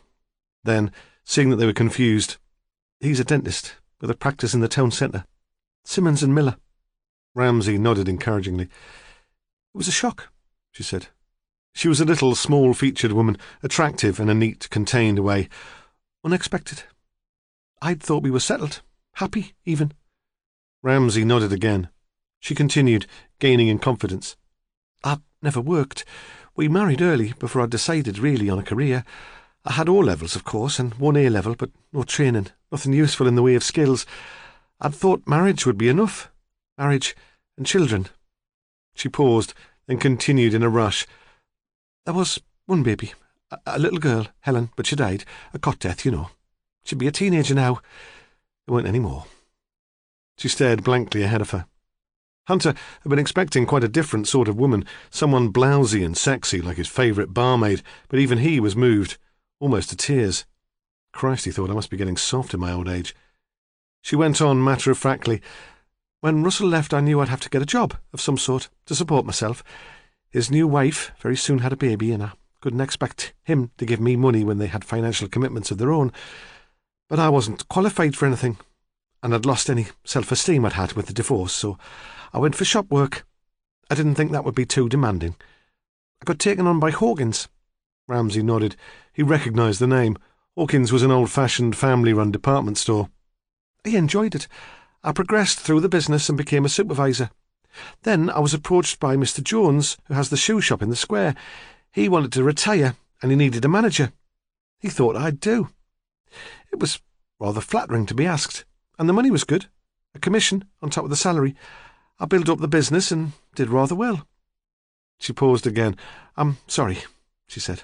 "None of this is relevant to your inquiry. I'm afraid I'm wasting your time, but I'm trying to explain how I went to the agency." "The work had given you confidence," Ramsay said. "Yes," she said, pleased that he knew what she meant. "And I thought, if I can be quite successful in work, why not in my private life? It wasn't so much that I felt lonely, but incomplete. I don't suppose you understand." Ramsay understood very well. "I never met men," she explained, "except in the shop, and that was no good. I tried the usual things. Evening classes, clubs. That got me out of the house, but I only met other women, or occasionally a happily married man. I had the feeling that time was running out. It sounds awful, but I thought, soon I'll be in competition not only with spinsters and divorcees, but with widows too. I suppose I was getting desperate. So you decided to try a more direct approach. She nodded. One of my regular customers had been to the agency. She didn't hide it. She even turned it into a joke. And suddenly she seemed so well and alive. She had met such a nice man, older than her, a retired bank clerk, a widower. She stopped short. I'm losing track, she said. You don't want to hear all this. I don't very often have the opportunity to talk about myself. Go on, Ramsay said. We're in no hurry. Speak for yourself, Hunter thought. He wanted his tea and a few pints before closing time. So I plucked up courage and thought, why not? Why not give it a go at least? To see if I could find someone nice like my customer. Perhaps it sounds ridiculous at my age, but I wanted that excitement, of falling in love, just once more. You went to the agency in person? Yes, she said. I made a telephone appointment first, and then I went. I'd been expecting an office, something official, but it was run by a young woman, a young mother, actually, who couldn't get out to work from her own home. And she introduced you to Mr. Bowles? Not directly. She showed me a file of application forms. I read through them and chose 3, put them in order of preference. Mr. Bowles was my first choice. Her voice was flat. Had the manager of the agency met him? I'm not sure, she said. I don't think she can have done. She shivered slightly. She seemed a very honest woman. I don't think she would have recommended him if she'd met him. Ramsay let that go. They would come to Mrs. Simmons's meeting with Ernie Bowles in time. Were you the first woman to be introduced to Mr. Bowles? He asked. Yes, she said. I rather think I was. What was it about Mr. Bowles's application form which led you to choose him? She paused, considered. To be honest, I expect it was wishful thinking, she said. The form wasn't very well written, and at the time I even saw that in a positive light. Russell, my husband, had always been very superior about his education. It was the farming, I suppose, which attracted me, and the fact that he'd never been married. I've always been a fan of Thomas Hardy, and I imagined Mr. Bowles as one of his heroes, uneducated perhaps and shy, but close to nature, gentle. And Mr. Bowles didn't live up to those expectations? No, she said, but to be honest, no one would. I see that now. How did you arrange to meet? The agency gave him my telephone number. He phoned me up. When was that? At the beginning of the week, Monday morning. You weren't put off by his phone call? No, she said. He sounded a little rough, but I'd expected that. I've never been a snob, Inspector. Hardy again, Ramsay thought. Hunter, who'd never heard of Thomas Hardy, thought she'd been turned on by the idea of doing it with one of the working class. Tell me about Saturday night, Ramsay said. What happened? We arranged to meet in the lounge of the ship. He said he would buy me dinner. He was there when you got there? Yes, she said. He may have been there for some time. He'd certainly had a couple of drinks. He was drunk? No, not really drunk. Could you give me your first impressions of him? She hesitated, surprised by the question. He was short, thick-set. He'd obviously made some effort to get ready to meet me, but it hadn't quite come off. I suppose I should have found that touching. But you didn't? No, she said. I'm finding this hard to explain, Inspector, but there was something about him which disturbed me. Nothing concrete. A way of looking at me. Perhaps that's it. One witness has described him as creepy, Ramsay said. Yes, she said gratefully. That's just it. I thought I was overreacting. She gave a sudden smile, self-mocking, but I don't think I lived up to his expectations either. We were both disappointed. Yet you went through with the dinner. I wasn't sure how to get out of it. He was quite insistent, and I didn't want to make a scene. I might not have been the sort of woman he imagined, but I had the impression that he considered me better than nothing. I really think he believed I was grateful for his attentions. There was a silence. We ordered a meal, she said. I tried to talk to him, find out about his life on the farm. I thought that would be safe ground." "What did he say about the farm?" "It was rather a litany of complaint about how much work there was for one man, how little money it brought in, how lonely he was. I stopped being frightened of him then. He just seemed very pathetic. That's when I decided to leave. I told him I had to go to the ladies' cloakroom and walked out through the back door. I suppose it was a very cowardly thing to do, just to leave him sitting there, and rather unkind, but I didn't want to spend any more time with him, and I didn't see why I should." The words were defiant. It would have come hard to her to walk out, Ramsay thought, after years of always doing the decent thing. "I stood in the backyard of the ship with all the empty barrels, and I burst into tears. It wasn't so much that Mr. Bowles had upset me, it was disappointment, I suppose. Injured pride." "Did anyone see you there?" Ramsay asked. "Sorry?" "Did anyone see you in the yard?" "I don't know," she said. "The kitchen's at the back of the hotel. Perhaps one of the staff would have seen me. Why?" "You were one of the last people to see Mr. Bowles alive," Ramsay said gently. "You do see that we have to corroborate your story." "Oh, yes, of course. I should have realised." She thought again. "When I pulled myself together, I walked round the side of the hotel and into the street. I met Mr. Jones there, my boss. He asked me if I was all right. I suppose I looked upset. I said I was fine, but I let him walk me to my car. I thought Mr. Bowles might come chasing after me." "But he didn't. You never saw him again?" "No." "During the time you spent with Mr. Bowles, did he mention that he'd arranged to meet anyone else later that evening?" "Oh, no," she said. "Definitely not." She blushed a deeper shade of scarlet. "I had the impression, you see, that he'd expected to spend the night with me." "Did he talk about friends, business acquaintances, anyone he'd had a row with?" "No," she said. "There was nothing like that." "What about his tenants, Sean and Lily? Did he mention them?" She shook her head. "Well, what did he talk about?" Hunter demanded, losing patience. "Apart from the farm."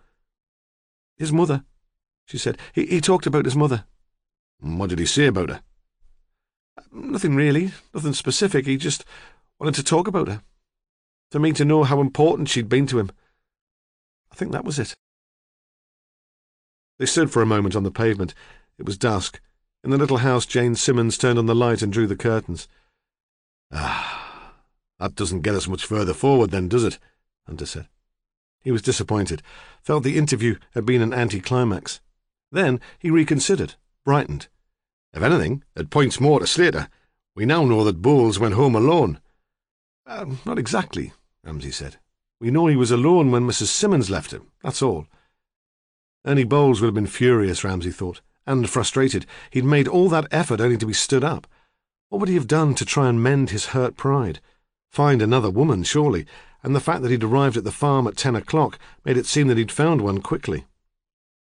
"Tomorrow I want all the pubs in Otterbridge checked," Ramsay said, "especially the ones where women hang out on their own, and in Mittingford. He might have gone back there when he was stood up. Find out if anyone saw the Land Rover. And I want to know if anyone was hitchhiking along the road he'd have taken. He might have picked someone up." "Yeah," Hunter said. "OK." Ramsay had been expecting some complaint. Hunter hated that sort of routine checking, but he seemed hardly to have been listening.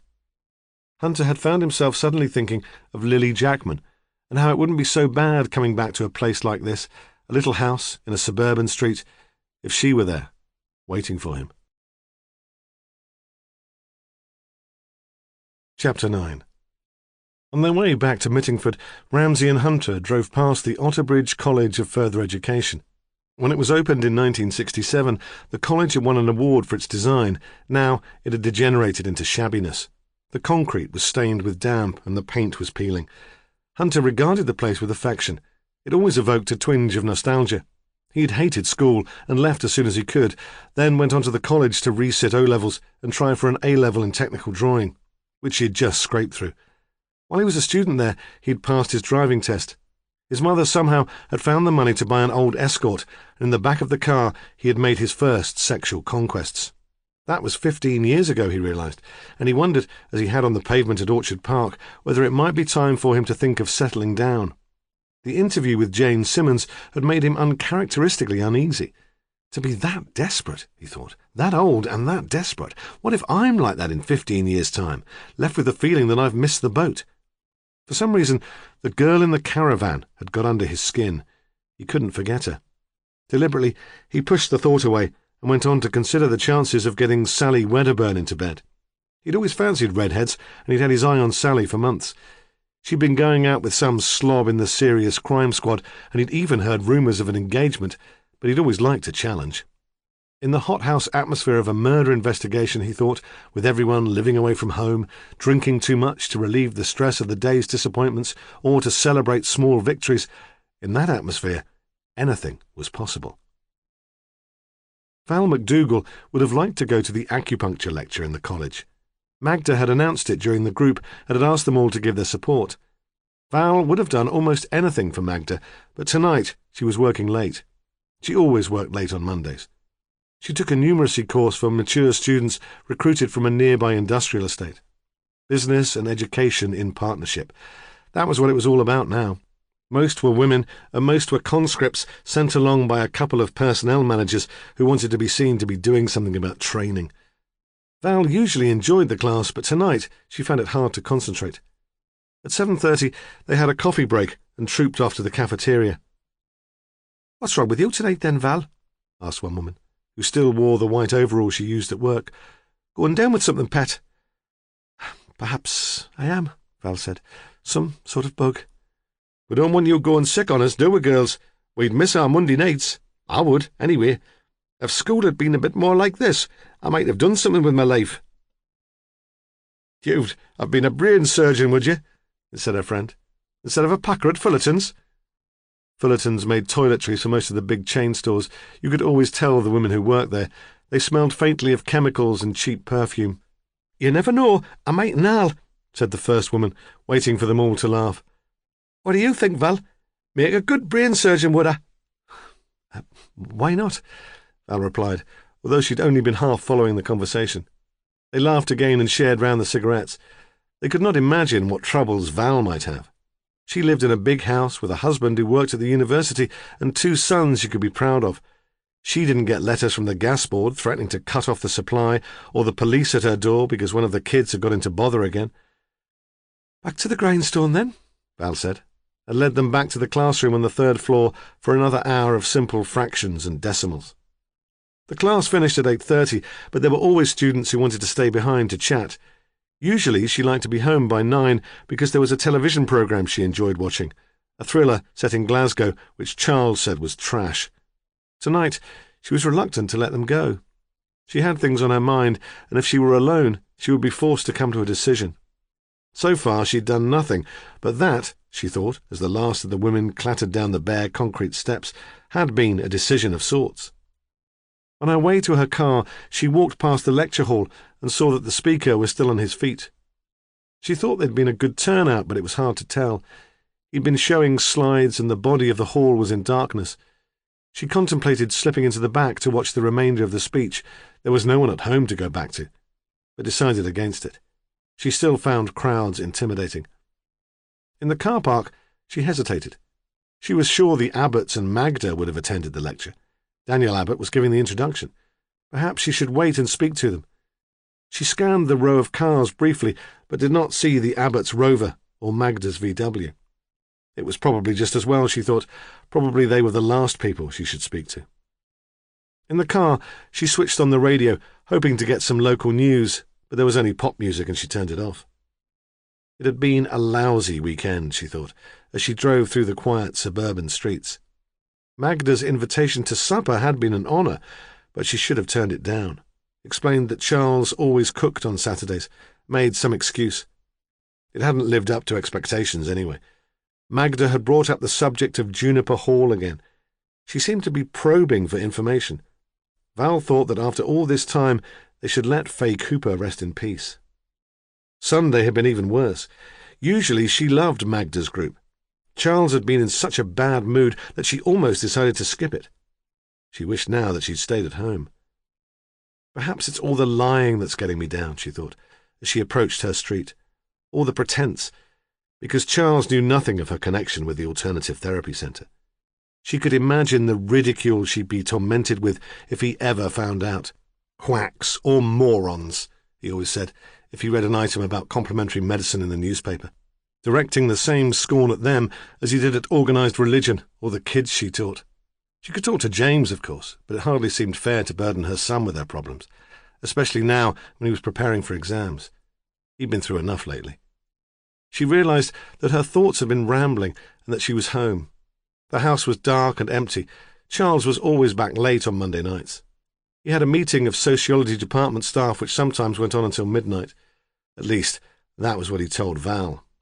She suspected that Monday was his night for Heather, his postgraduate student and occasional mistress. Val imagined them sometimes in Heather's hall of residence bedsit, making love in a single bed, or the thump of other students' music came through the walls. She found it hard to picture Charles, so obsessive, so concerned about his privacy, performing in such circumstances, but perhaps these Monday nights had become part of his routine, and if Heather cancelled one, he would be as put out as he was with her missing dinner on Saturday. Usually on Monday nights, James was waiting for her. Often he'd have cooked the supper and have a bottle of wine open. He never mentioned the tension between her and Charles, but he knew how things stood. "Come on, Mum," he'd say. "You need spoiling." Now he was away on a week's geography field trip, roughing it in a youth hostel in Keswick. Oh well, she thought, tonight I'll have to spoil myself. The house was not large, but it was detached and set back from the road. When they'd bought it, they'd scarcely been able to afford the mortgage, but Charles had been determined to have it. It suited his need for privacy and reflected his self-importance. It was a small car she didn't recognise parked in the road outside the house. Most of James's friends had cars, and she wondered if someone had come to visit him, not realising he was away, but the driver's seat was empty, and she thought no more about it. As she pulled her car into the gravel drive, the security light came on, illuminating the high holly hedge that Charles had encouraged to separate the house from the street. Although it had been Charles's choice, she'd come to like the house too. Was that why she still put up with him, she thought, because she couldn't face moving? The front door had 2 locks, a Yale and a mortise, and she juggled with keys and an armful of books to get it open. Inside, she felt herself relax and made up her mind to put off any decision until later. She would not upset her prized husband-free evening with gloomy thoughts. She always enjoyed Monday evenings. The appreciation of the women from Fullerton's, the sense that after all she was achieving something worthwhile at work, made her feel like celebrating, and she didn't see why she should miss out on that tonight. She dumped the exercise books on the kitchen table and wandered through to the living room to switch on the television. She must be later than usual because the serial had already started. As she drew the long curtains across the patio doors, she thought there was a movement in the back garden. The cat, she thought. The light always attracted him. She expected any minute to hear the cat flap in the utility room door and to feel him rubbing against her legs for food. She left the living room door open so she could watch the television from the kitchen. Did youth hostels have televisions these days? She wondered. James had always liked the programme too. It occurred to her that soon he would be away to university, and she realised for the first time how much she would miss him. That would be the time to break away from Charles, she thought. She discussed the idea with Magda. Magda would know what to do. She did nothing elaborate for supper. Toasted cheese covered with thin strips of smoked ham and mayonnaise to go with it. She put the plate on a tray and carried it through to the living room, then returned to the kitchen to open a bottle of wine. The thriller was 20 minutes in, and the adverts had started. There was still no sign of the cat. She opened the back door and called to him, but the signature tune of the programme attracted her back. She ate the meal and drank half a bottle of wine before the 10 o'clock news. The worry of the day now seemed slightly ridiculous. It was all a fuss about nothing. She might even have started to doze because the front doorbell made her jump, although when she looked at the clock it had still only just gone 10. Oh, bloody Charles, she thought. That's all I need. She imagined him rejected for some reason by Heather, frustrated, demanding. She knew that Charles should have a key, but it was quite in character, if the key wasn't immediately at hand, to inconvenience her rather than look for it. The doorbell rang again, more insistently. sod you, Charles, she thought, still drowsy, stumbling from her chair. She opened the door, not bothering to attach the chain which Charles had insisted on having fitted. Behind her, in the background, came the noise of the television news. A man's voice talked of the renewal of the Bosnian peace talks, but Val did not hear what he said. The door was pushed open from the outside against her. The babbling television voice hid the sound of her struggles and the muffled screams as the life was squeezed from her. Chapter 10. There was nothing at first to connect Val McDougall with Ernie Bowles. They'd both been strangled, but the methods used had been altogether different. Bowles had been killed manually. The marks of the fingers on his neck had been quite obvious. Val had been strangled by a piece of thin nylon rope twisted into a noose. It had been left behind at the scene of the crime, but it would be of little assistance in tracing the murderer. It had been cut from a ball which had been left outside on the McDougall's patio. Val had been tying climbing roses onto a trellis there. All this indicated was that the murderer had not come prepared. Then what would the victims have in common? They were perhaps of a similar age, but there was no indication that they'd ever met. Their backgrounds and education would suggest that they'd led quite different lives. They'd lived 50 miles apart, and Ernie seldom strayed beyond Mittingford. James McDougall, who might have thrown some light on this, was in a small group on a 2-day survival trek through the fells, and had not even been informed of his mother's death. Charles McDougall had been of so little help that at first he was suspected of killing his wife. When he was questioned, he lied about where he'd been all evening. At a university meeting, he told the duty detective, who came out early on Tuesday morning, all bleary-eyed from being woken from sleep. A university meeting which had dragged on. Then, when he realized that the detective did not believe him, that he was actually in danger of being arrested, he changed his story and suddenly became very helpful. He said he was sorry to have been so foolish. Shock did strange things to people. The notion that he might have appeared foolish seemed to distress him more than the death of his wife, and he made a great effort then to be calm and efficient. He gave the detective Heather's name and address. She was woken just as it was getting light and confirmed his story. She said that Charles had been with her all evening, until 1 in the morning, when he'd gone home to find the front door still ajar and his wife's body slumped at the bottom of the stairs. "I thought she'd fallen," he said to the policeman, who was taking the statement. "I thought it was a terrible accident." Later that day, Ramsay came to ask him about possible connections with Ernie Bowles. "I'm sorry," Charles said. "I've never heard the name before. I suppose he could have been one of her mature students." That seemed unlikely from the beginning, and when they checked, they found out that Ernie had left school at 14 and had had no education of any sort since. "Did your wife have any reason to go to Mittingford?" Ramsay asked. Charles shook his head. "We used to go there when the boys were young, for family picnics, to walk along the river, but we haven't been there recently. Probably not for years." "Did anything unusual happen over the weekend?" Ramsay asked.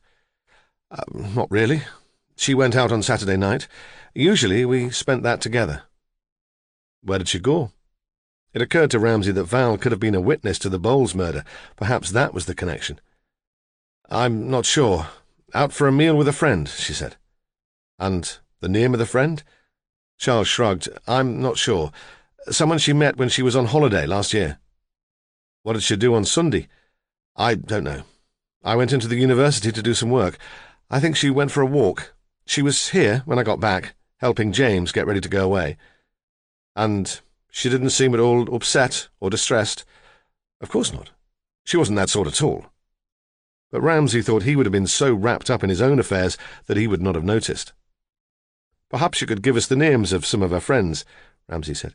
"People who knew her well. People she might have confided in." "She didn't have many friends. Not of her own. Wives of my colleagues, of course, but no one she was close to. Occasionally people phoned to speak to her. Last autumn she went away for a weekend break, somewhere in Cumbria. She'd had a heavy term and needed time to recharge her batteries. That's what she said, though her work never seemed that demanding to me. I think she got to know some people then."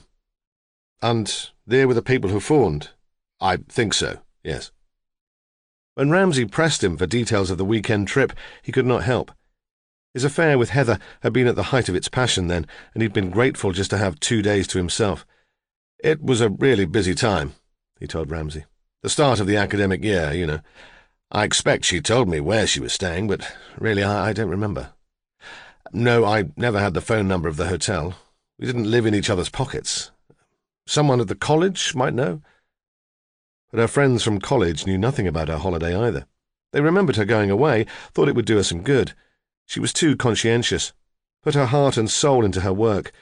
She'd swapped one of her classes so she could have Friday afternoon free. But they couldn't remember where she'd been going or even if she'd said. Perhaps she had a lover, the police probed gently. Perhaps that was why she kept the weekend away so secret.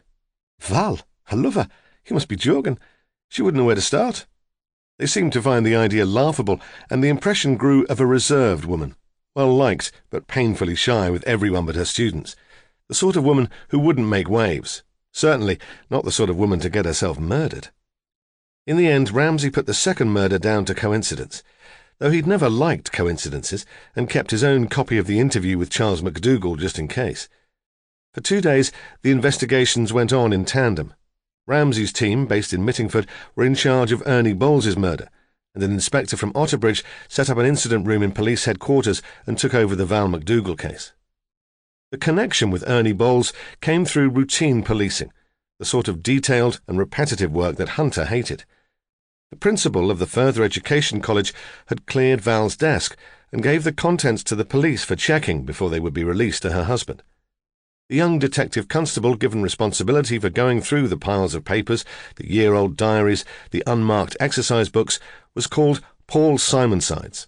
He was engaged, unofficially, to Sally Wedderburn, the fiery redhead of Hunter's fantasies, and made up for her absence with long, if unromantic, phone calls. Sally had been excited about her place on the Bowles investigation. She saw it as her first real chance to shine.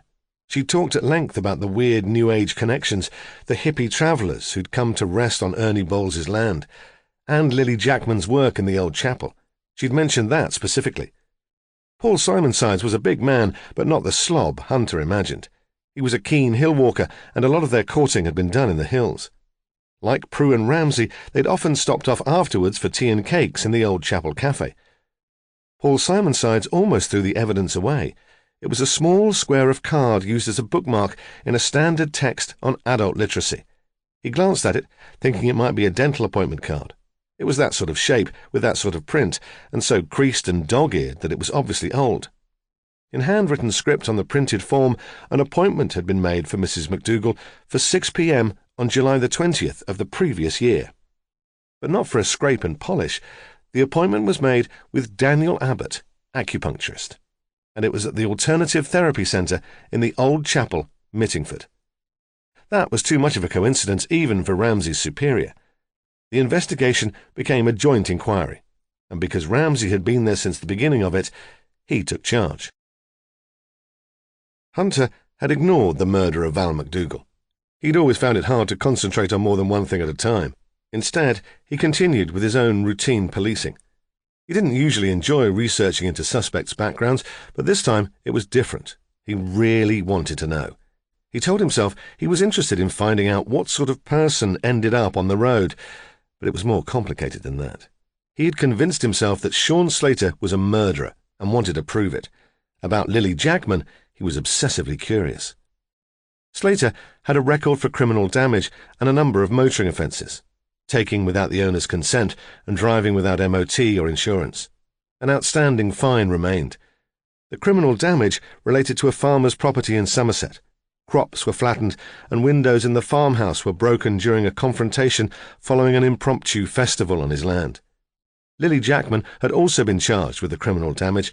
Then the charges had been dropped and she'd been cautioned. Hunter, who had a nose for these things, smelled funny business and phoned the arresting officer. Although the incident had happened more than a year before, the officer still remembered it. It obviously rankled. "Strings were pulled," he said. "How?"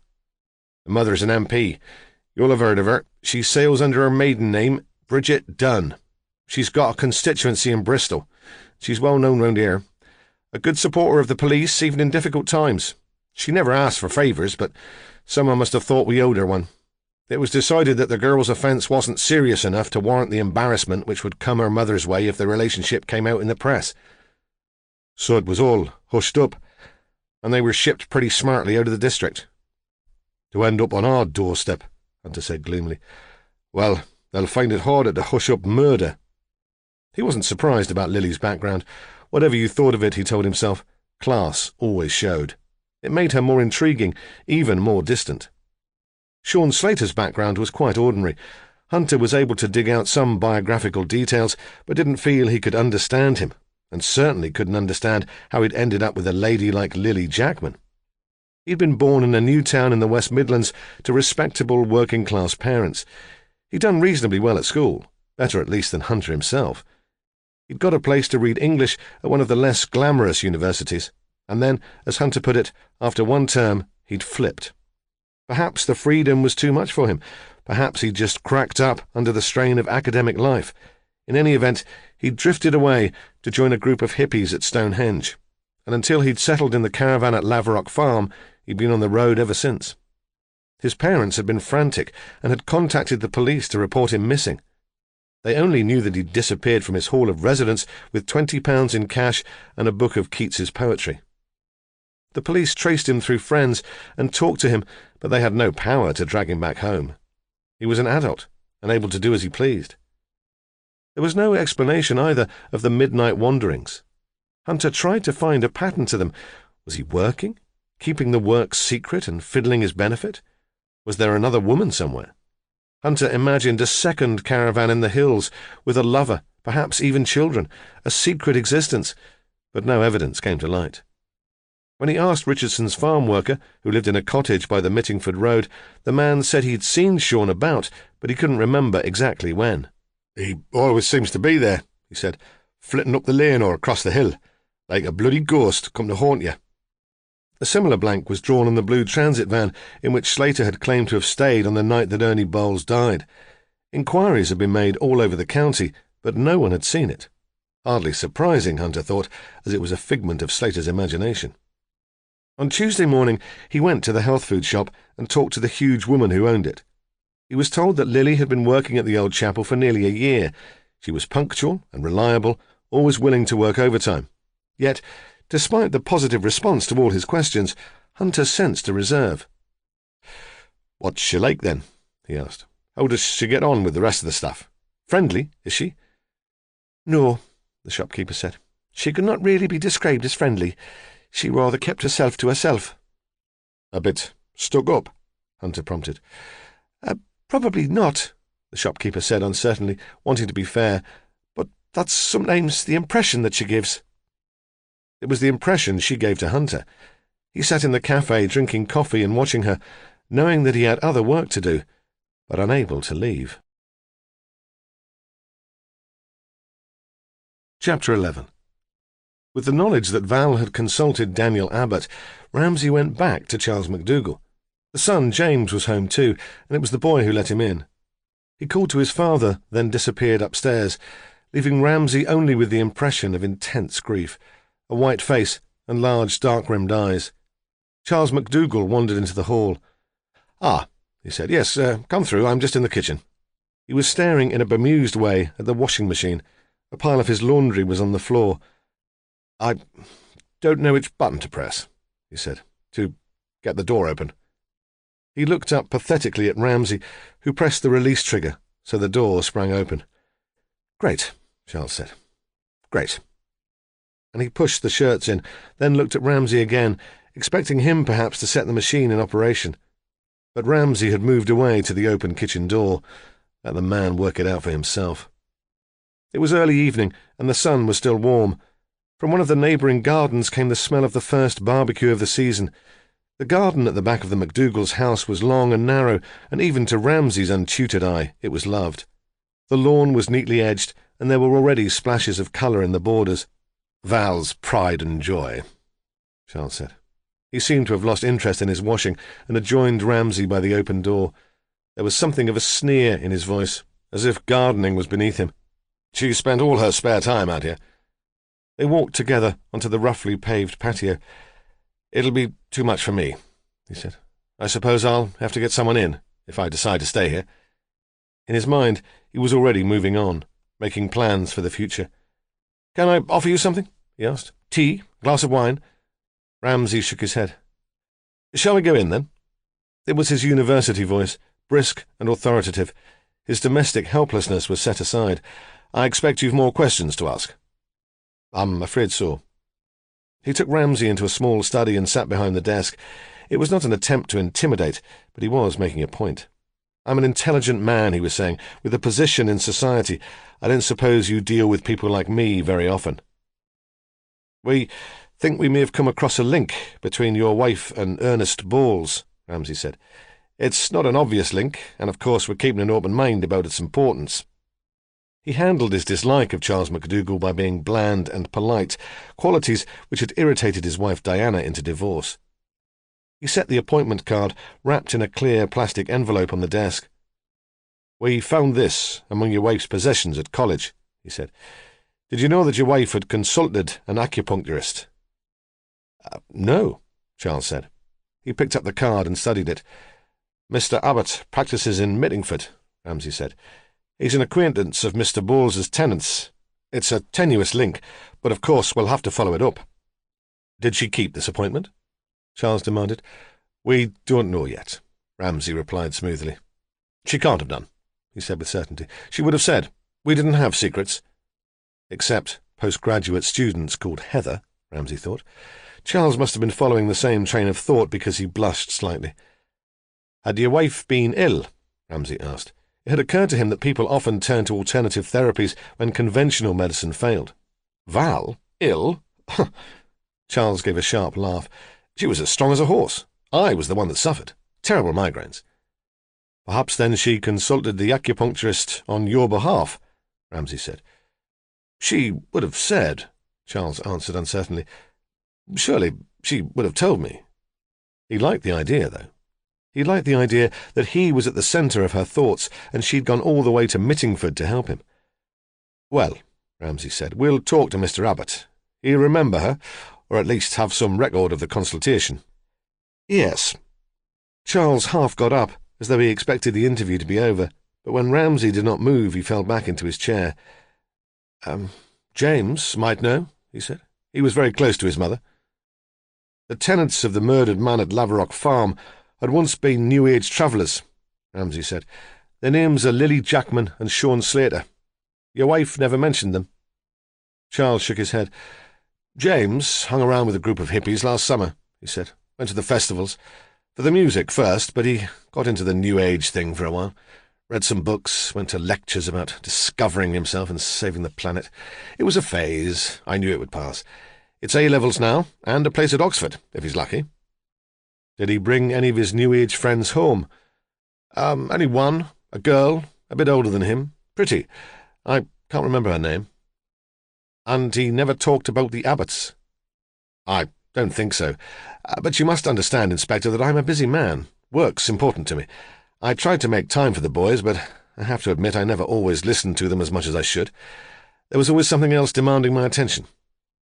Yes, Ramsay thought, a student, half your age. There was a silence, and again Charles seemed to think that the interview was over. Ramsay decided not to let him off the hook. "Why would your wife keep a visit to an acupuncturist secret from you?" he asked. "Was she frightened of you?" "No," Charles said. "Of course not. But she'd know I'd not approve. She was a rather weak woman, Inspector. She'd do anything to avoid unpleasantness." "Why would you disapprove so strongly of alternative therapies?" "Because they have no basis in reason. A placebo effect, perhaps, on those who need attention and sympathy." And who could blame your wife, Ramsay thought, for wanting those? "Thank you," Ramsay said. "You've been very helpful." "Bullshit," said Diana in his head. "I wonder if I might talk to your son." "James? I don't see why not. His room's at the top of the stairs." A different father would have made more effort to protect his son, insisted perhaps on being in on the interview, but Charles just seemed pleased that his own ordeal was over. The boy was lying on his bed listening to music, something folky and Celtic, which meant nothing to Ramsay, but which reminded him of the fiddlers in the Morpeth pub where he'd taken Prue. That seemed a long time ago. Ramsay knocked at the door, which was slightly ajar. The boy got up, switched off the music, pushed some books from a swivel chair so Ramsay could sit down. He did not seem surprised to see the policeman. Ramsay thought he'd been expecting, even anticipating, the visit. "Do you want coffee?" he asked, or did Dad offer you some downstairs?" "Coffee would be splendid." "Only Nescafé," James said, spooning granules into a mug. The kettle, plugged into a point by the desk, was already full. "When I was your age," Ramsay thought, "I didn't know there was any other sort." "I suppose you want to talk about Mum," James said. "If it wouldn't be too upsetting." "No," James said. I want to talk about her. No one else seems to. Friends and everyone have been sympathetic, but they don't like to mention her name. That's not fair, is it? It's as if she never existed." His control was slipping, and he turned away. "And your father?" "Oh," James said dismissively. "Dad and I never talk about anything important." The kettle boiled, and he made the coffee. Ramsay looked around the room. It seemed a typical teenage pit. A rucksack, with clothes spilling out from the top, stood in one corner. The walls were painted black and covered with posters. "Stop the bloody wailing," said one. Another, showing a bulldozer flattening a clump of primroses, read, "I was at Twyford Down." "Twyford Down?" Ramsay asked. "It's in Hampshire. The government want to build a motorway across it." "And were you there?" "For a week, at the beginning of the summer. There was a sort of protest camp. I went with my girlfriend." "What's your girlfriend's name?" James answered automatically, too stunned apparently to wonder what the questions were about. "Faye. But she's not my girlfriend anymore. She's not anyone's girlfriend." Ramsay did not follow that up. He had wondered, when Charles said James had brought an older girl to the house, if it might have been Lily, but now he lost interest. "We think there might be a link between your mother's death and a farmer called Ernest Bowles, who was killed near Mittingford last Saturday," Ramsay said carefully. "Do you know if Mr. Bowles was a friend of your mother's?" "She never mentioned him." "And she would have done, wouldn't she?" Ramsay said. "If she was seeing another man, she would have told you. You were very close." "Yes, we were very close, and there was no one else. She still felt some kind of misguided loyalty to my father." "But she did go to Mittingford, didn't she? She consulted an acupuncturist, Daniel Abbott, at the old chapel. You must have known about that." "Of course. I suggested that she went there." "You know Mr. Abbott?" "Not personally, but I'd heard of him through Faye, and she dragged us along to one of his lectures." "Why did you suggest that your mother go to see Mr. Abbott?" "Because I hoped he would help her. She'd been really uptight for months. Dad was always putting her down, belittling her, even in front of other people. He said she only taught dummies. Anyone could do that. Then he started seeing this woman at college. That only seemed to make him worse. More arrogant, more full of himself, He paused, drank the last of his coffee. Mum started getting panic attacks, rushing in her ears, palpitations. She thought she was dying. She went to her GP, who wanted to put her on tranquilizers.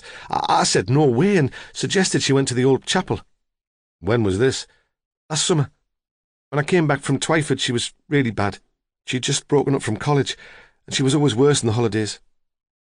"We found an appointment card among her things for July 20th. Would that have been her first visit to Mr. Abbott?" Yeah, I think so. I'm not sure if she actually saw him again, but she got involved with other activities at the old chapel. That's where she was on Sunday afternoon." "Was she?" It was more than Ramsay had hoped for. "Thank you. That's very helpful." He paused. "We know that your mother went away for a weekend last autumn, but we can't trace where she was staying. Might she have been with friends from the old chapel?" James took a long time to answer. He turned away, and his eyes filled with tears. "She was at a weekend retreat at a place called Juniper Hall in Cumbria. It was organised by the people from the old chapel." He paused, and Ramsay thought he was going on to say more, but he fell silent, absorbed, it seemed, by memories of his own. "Just one last question," Ramsay asked gently. "Do the names Lily Jackman and Sean Slater mean anything to you?" James shook his head, and Ramsay was not quite sure whether the gesture meant an answer no, or simply that he could not face any more questions. On the way back to Mittingford, Ramsay called in at Prue Bennett's house. She lived in Otterbridge, not far from the McDougalls. He wouldn't have been surprised if she'd known Val. He thought they would have got on. But when he pulled up outside, there were no lights at the windows, and though he rang the front doorbell over and over again, There was no reply. Chapter 12. Ramsay took Hunter with him to interview Daniel Abbott and wondered if he would regret the decision. Jokes about pins and needles he could do without. Access to the alternative therapy centre was by some narrow stone stairs, which must once have led to the chapel's gallery, and then there was a large, pleasant space, very light, with a polished wooden floor and comfortable chairs. The practitioners' treatment rooms led off. Behind a desk sat a young and pretty receptionist, barely, it seemed to Ramsay, out of school. "We'd like to see Mr. Abbott," he said. "Have you got an appointment?" She seemed newly scrubbed, glowing with health and enthusiasm. She made Ramsay feel old. "No," he said. "We're from Northumbria Police. It's rather important." "I'll just see if he's free." She pressed a button on the telephone and spoke into the receiver. "If you'd like to take a seat, he'll be out in a minute." They sat on the comfortable seats. There was a low coffee table scattered with magazines and leaflets extolling the virtues of aromatherapy and osteopathy. Ramsay picked up a magazine and began to read an article on healing the inner child. One of the doors opened, and Abbott came out. He was not what Hunter had been expecting. He was big, for one thing, strong and fit. He looked as if he ran 5 miles before breakfast and lifted weights. Hunter admired physical strength. Sticking pins into people was a funny kind of job, but having seen the man, he wasn't inclined to dismiss acupuncture out of hand. "Inspector," Abbott said, "how can I help you? I've already given a statement to your constable." "There's been a development," Ramsay said. "Perhaps we could talk in private?" "Of course. Come into my room. It's a bit cramped, but we won't be overheard there. Rebecca, perhaps you could make us some tea? Rebecca's just started with us. She's already a great asset." The girl blushed, gave a nervous smile and disappeared. "I'll ask the questions," Ramsay had said to Hunter as they'd climbed the stone stairs to the centre. "Afraid I'll put my foot in it," Hunter had muttered, and he almost did put his foot in it. The girl came in with a tray. There was a teapot and 3 wide cups. No milk, no sugar, and when the tea was poured from the pot it was transparent, yellowish. "The colour of a urine sample," Hunter thought, "and smelling of flowers and tasting of shite. What the hell is this?" he almost exclaimed, but stopped himself in time. "Thank you, Rebecca," Abbott said, smiling. She blushed again and left the room, closing the door carefully behind her. She'd been well trained. The room was square and functional. There was a high treatment table covered in a white sheet, a sink. Abbott sat behind his desk, and Hunter and Ramsay took the moulded plastic seats which could have come from any hospital waiting room. Ramsay drank the herb tea as if he was enjoying it, and apologised for causing any inconvenience. "I've already told your constable," Daniel said again with a trace of impatience. "Lily and Sean were definitely with us on Sunday." "Perhaps you could go over it again." "This is rather tiresome, Inspector." "And very important." "They came for lunch. They often come for lunch on Sunday. They arrived at about 11, had a shower and a coffee. We ate at 1 o'clock, and then they left." "Where did they go?" "Lily came here, to the old chapel. I presume Sean went straight back to Laverock Farm. He seemed even more spaced out than usual, and I didn't ask. To be honest, I thought I'd done my duty by feeding them, and I was glad to be rid of him." "Why did Lily come to the old chapel? To work?" "No. She's a member of Magda's Insight group. They meet here once a month." That must have been the group which Val had attended, Ramsay thought. Another connection. "Magda?" he asked. "Magda Pocock, my mother-in-law. She's a rebirther. Rather famous, actually." "And is Mrs. Pocock here today?" "No, she was speaking at a conference in Nottingham yesterday. She decided to stay overnight. We're expecting her back at lunchtime." "Lily and Sean," Ramsay said quietly. "How did this seem on Sunday?" "What do you mean?" "In your work you must be skilled at picking up emotional responses. The holistic approach, isn't that what it's called? I wondered what emotional state Lily and Sean were in when you saw them on Sunday lunchtime." Abbott seemed taken aback. "Oh," he said, "I see." His professionalism reasserted itself.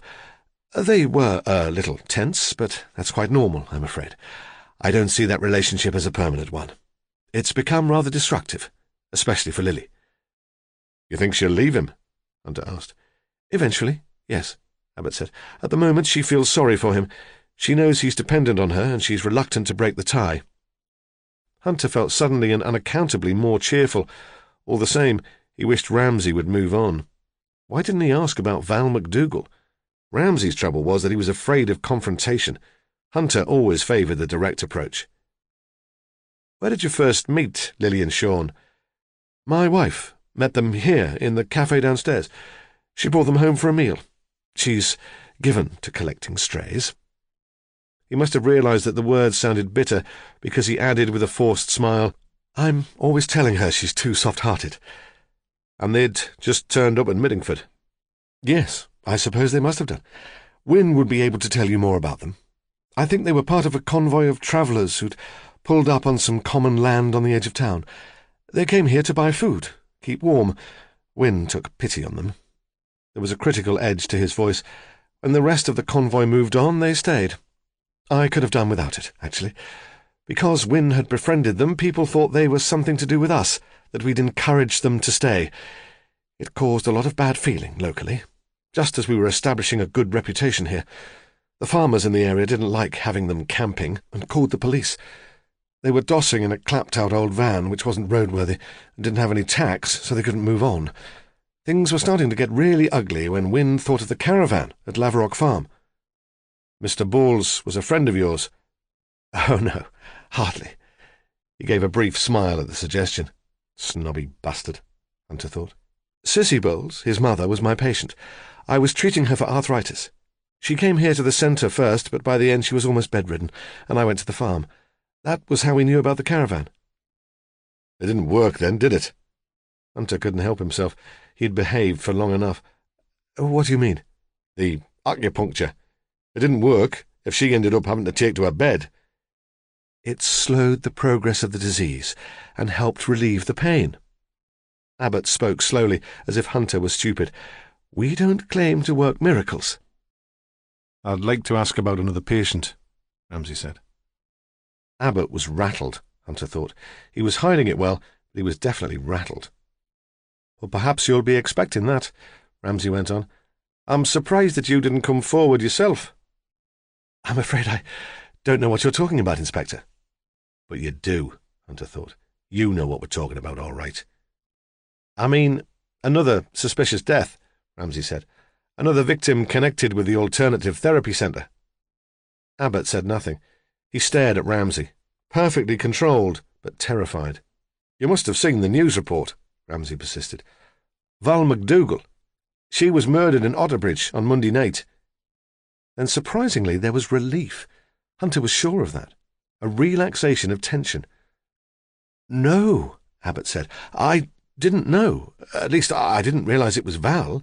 Someone told me a teacher had been killed in Otterbridge, but I didn't hear the name. We don't have a television and not much time for reading papers." "But you did know Val McDougall?" "Yes. She was a patient at the centre. She came to me originally, complaining of panic attacks. I referred her on to Magda. I saw her occasionally in reception. Then she came with us to our weekend retreat in Cumbria last autumn." "You didn't actually treat her?"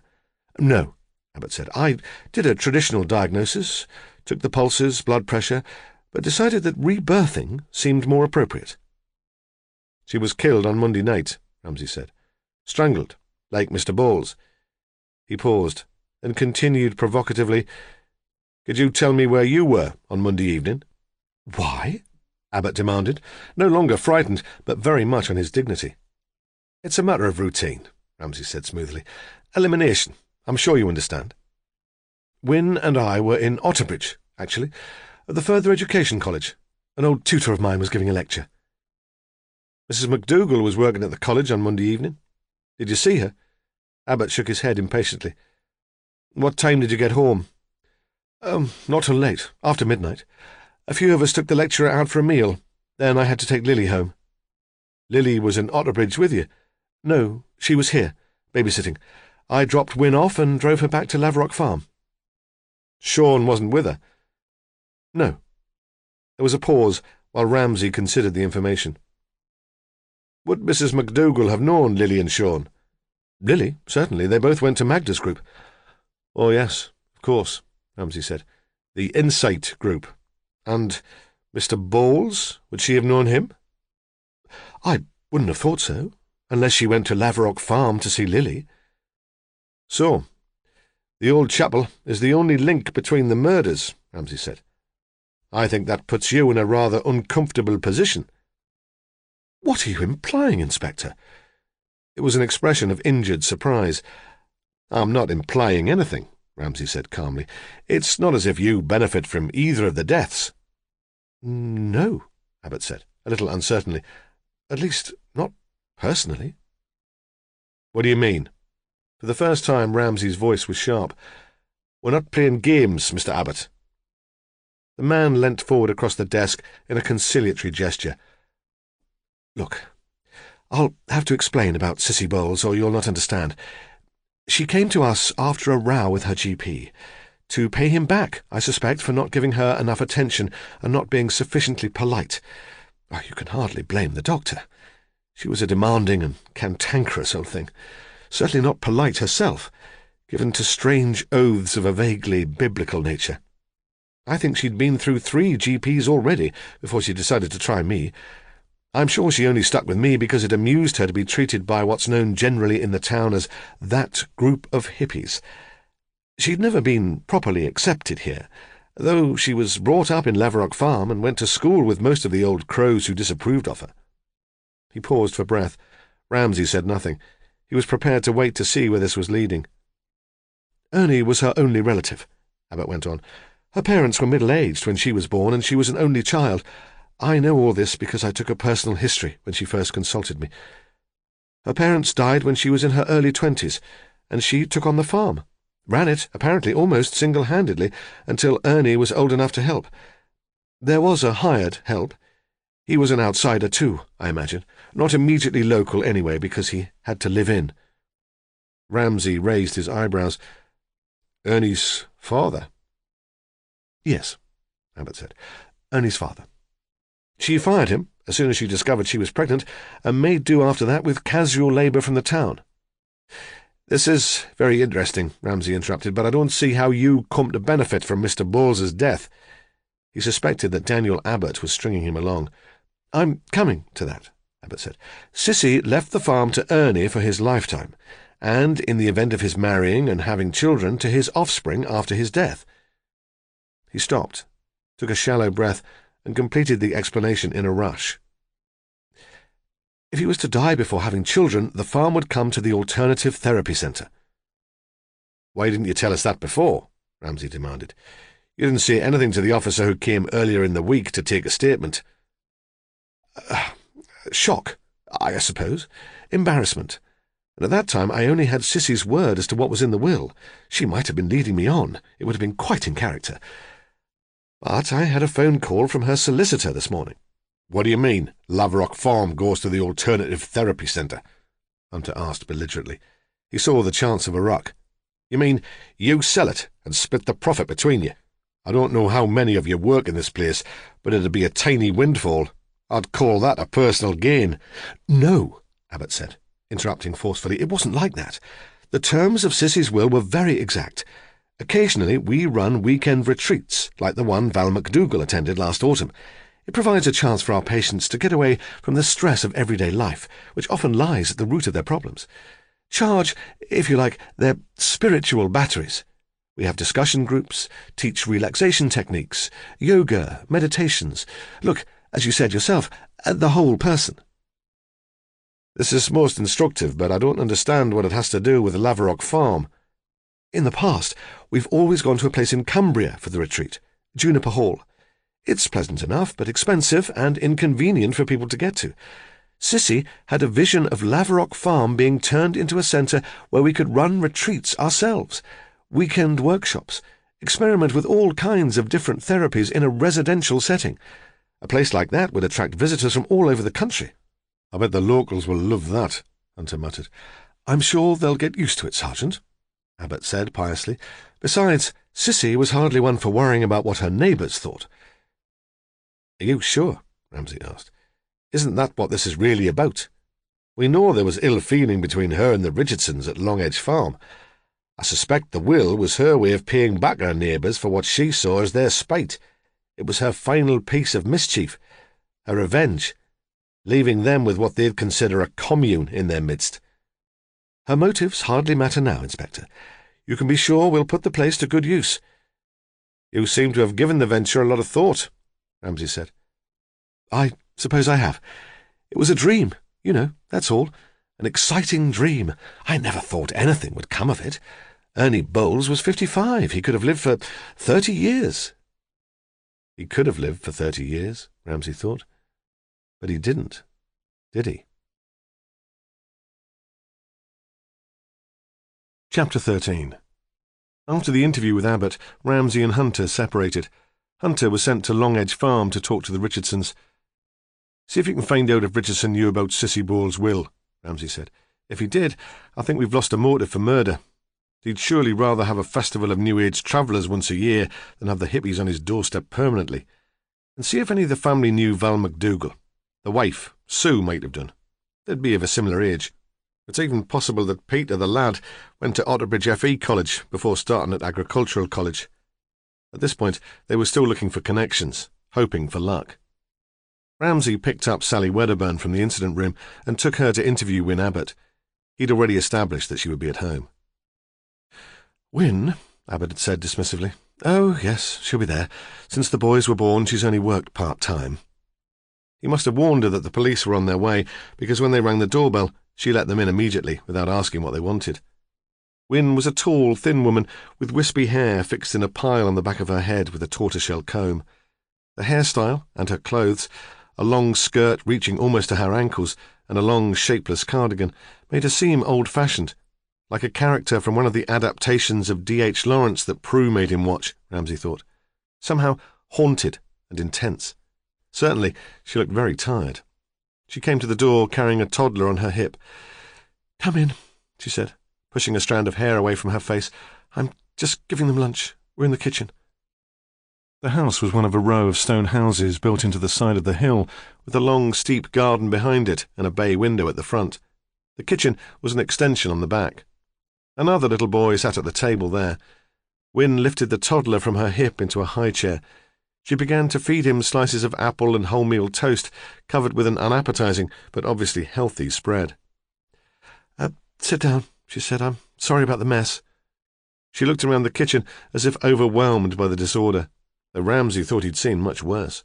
Often, for example, in Prue's home.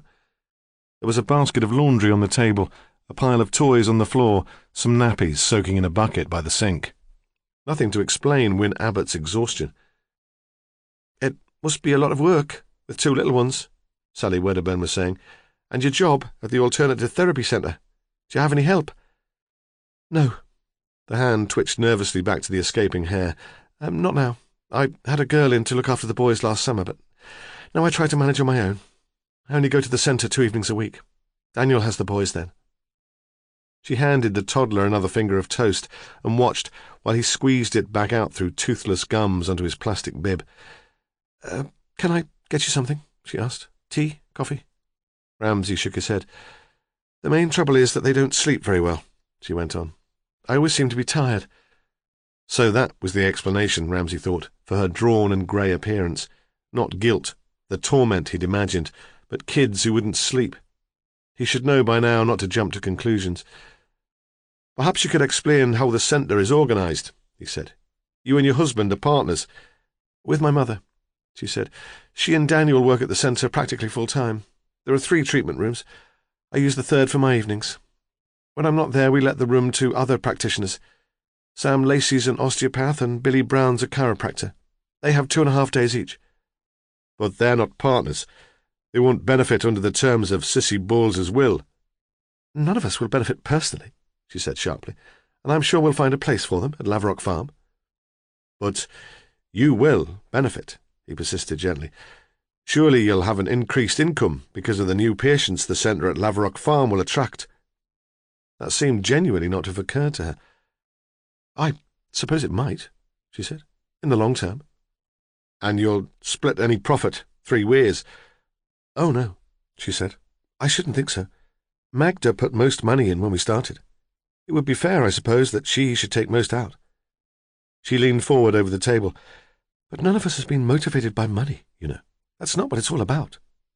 She had the passion of a fanatic. "What does motivate you?" he asked lightly. "Healing," she said. "We want to show people that they can be well. That's why Laverock Farm's important. We can reach more people." The boys had finished eating. She wiped their faces perfunctorily with a dishcloth and helped them down from the table, then opened the door to let them into the garden. Outside there were tricycles, a scooter. She shut the door on them gratefully. "Ah, peace," she said. "For 10 minutes, at least, until they start fighting." "You've heard from your husband that Mrs. McDougall's dead?" Ramsay asked. She nodded. "Tell me about her. Were you friends?" "Friends?" The question seemed to amuse her. She sat with her head on one side, considering it. Her eyes were grey and her skin was sandy and freckled, lined on her forehead with fine wrinkles. Ramsay guessed that she and Daniel were of a similar age, but she looked much older. "No," she said at last. "We weren't really friends, though I always felt we might be. I was putting it off, if you know what I mean, saving it for when I had more energy and time. Now I suppose it's too late." "Val didn't make the effort to be friends with you?" "No, but then she wouldn't have done. She was very shy." "You never saw her professionally?" "No. She had 10 sessions of rebirthing with Magda. She came to the retreat at Juniper. I talked to her there, at meals, socially, but there was a lot going on that weekend. It was hard to concentrate on getting to know people." "I would have thought that was what the weekend would be for." "Usually, yes." "But something unusual happened that weekend." She looked up at him sharply, as if the question might be some sort of trick, then paused uncertainly and shook her head. She was lying, but he did not push it. There would be other people to ask. "Did you ever attend your mother's insight group?" "Occasionally," she flashed back bitterly, "when I can persuade Daniel to look after the children." "Did Mrs. McDougall have any special friends there? Someone she confided in? A man, perhaps?" "She didn't have a boyfriend, if that's what you mean." "What about Lily Jackman? Was she and Val friends?" "What is this friendship business about?" Wynne demanded angrily. "I thought you were a policeman, not a psychologist." "If she had any concerns for her safety, she may have confided in someone," Ramsay replied calmly. "That's why I need to know." "I'm sorry," she said. "I hardly slept at all last night. That's why I'm so ratty." "And the shock, I suppose. Val and Lily seem to get on very well in the group. They seem to understand each other right from the start. But I don't think they ever met away from the centre. Lily never mentioned it, anyway." "You've been very kind to Lily and Sean," he said. "Not really. They come to your house for meals and baths. You found them somewhere to live." "Well," she said, "I suppose I felt a bit responsible for their staying in Mittingford when the rest of the convoy moved on." "Why?" "I talked to them a lot about the centre, how we organise it. I wanted them to see that they could have a lifestyle which didn't compromise their beliefs, but was more purposeful than aimlessly travelling around in an old van." She was like a missionary, Ramsay thought. He could see how Lily had been hooked. "It was awkward," she said. "I think when the convoy moved on, they expected that we'd put them up here. I wouldn't have minded. We've got the room, and I'd have liked the company. But Daniel wasn't keen. He didn't want us getting too involved. So instead they moved into Mr. Bowles's caravan." She nodded. "Did you meet any other members of the convoy?" Ramsay asked. "Yes. They used to come into the coffee shop in the old chapel. I saw them there occasionally." "Do you remember a couple called Wes and Lorna? They might have been driving a blue transit van. They had a baby, a little girl." She shook her head. "Sorry," she said. "Lily and Sean were the only people I really got to know." "Could you tell me where you were on Saturday night?" "The night Ernie Bowles was strangled." There was a brief flash of humour. He nodded. "It's a formality," he said. "We're asking everyone." "I was here. I'm always here." "And your husband?" There was a perceptible pause before she answered. "Yes, he was here too." "Thank you," he said. "You've been very helpful." As they stood to go, there was a yell from the garden, followed by the sound of a child sobbing. "I'll have to go," she said, more in resignation than concern. "That's all right. Well, see yourselves out." "Poor cow," Sally Wedderburn said when they were out on the pavement. "What do you mean?" "Well, she seems so ground down by it all, doesn't she? Depressed." Sally was right, he thought. There was more wrong with Wyn Abbott than a few nights' missed sleep. She might be tied to the children, but it wasn't as if she didn't get any break at all. There were her 2 evenings at the old chapel, and they knew that she'd been in Otterbridge on Monday night with Daniel. Lily was obviously available to babysit, and her mother lived in Mittingford. Surely she'd help if Wyn were desperate. And she was desperate, he saw now. But why? When they returned to the incident room, Hunter was waiting for them, sitting on Ramsay's desk with a mug of coffee in his hand. "Well," Ramsay said, "how did you get on? How did Mr. Richardson take the news that there'd be a New Age centre at Laverock Farm?" "Ah, he didn't set the dogs on me or get out the shotgun," Hunter said, "though it was touch and go at first." "Did he know already about the terms of Sissy Bowles's will?" "He says not, and I believe him."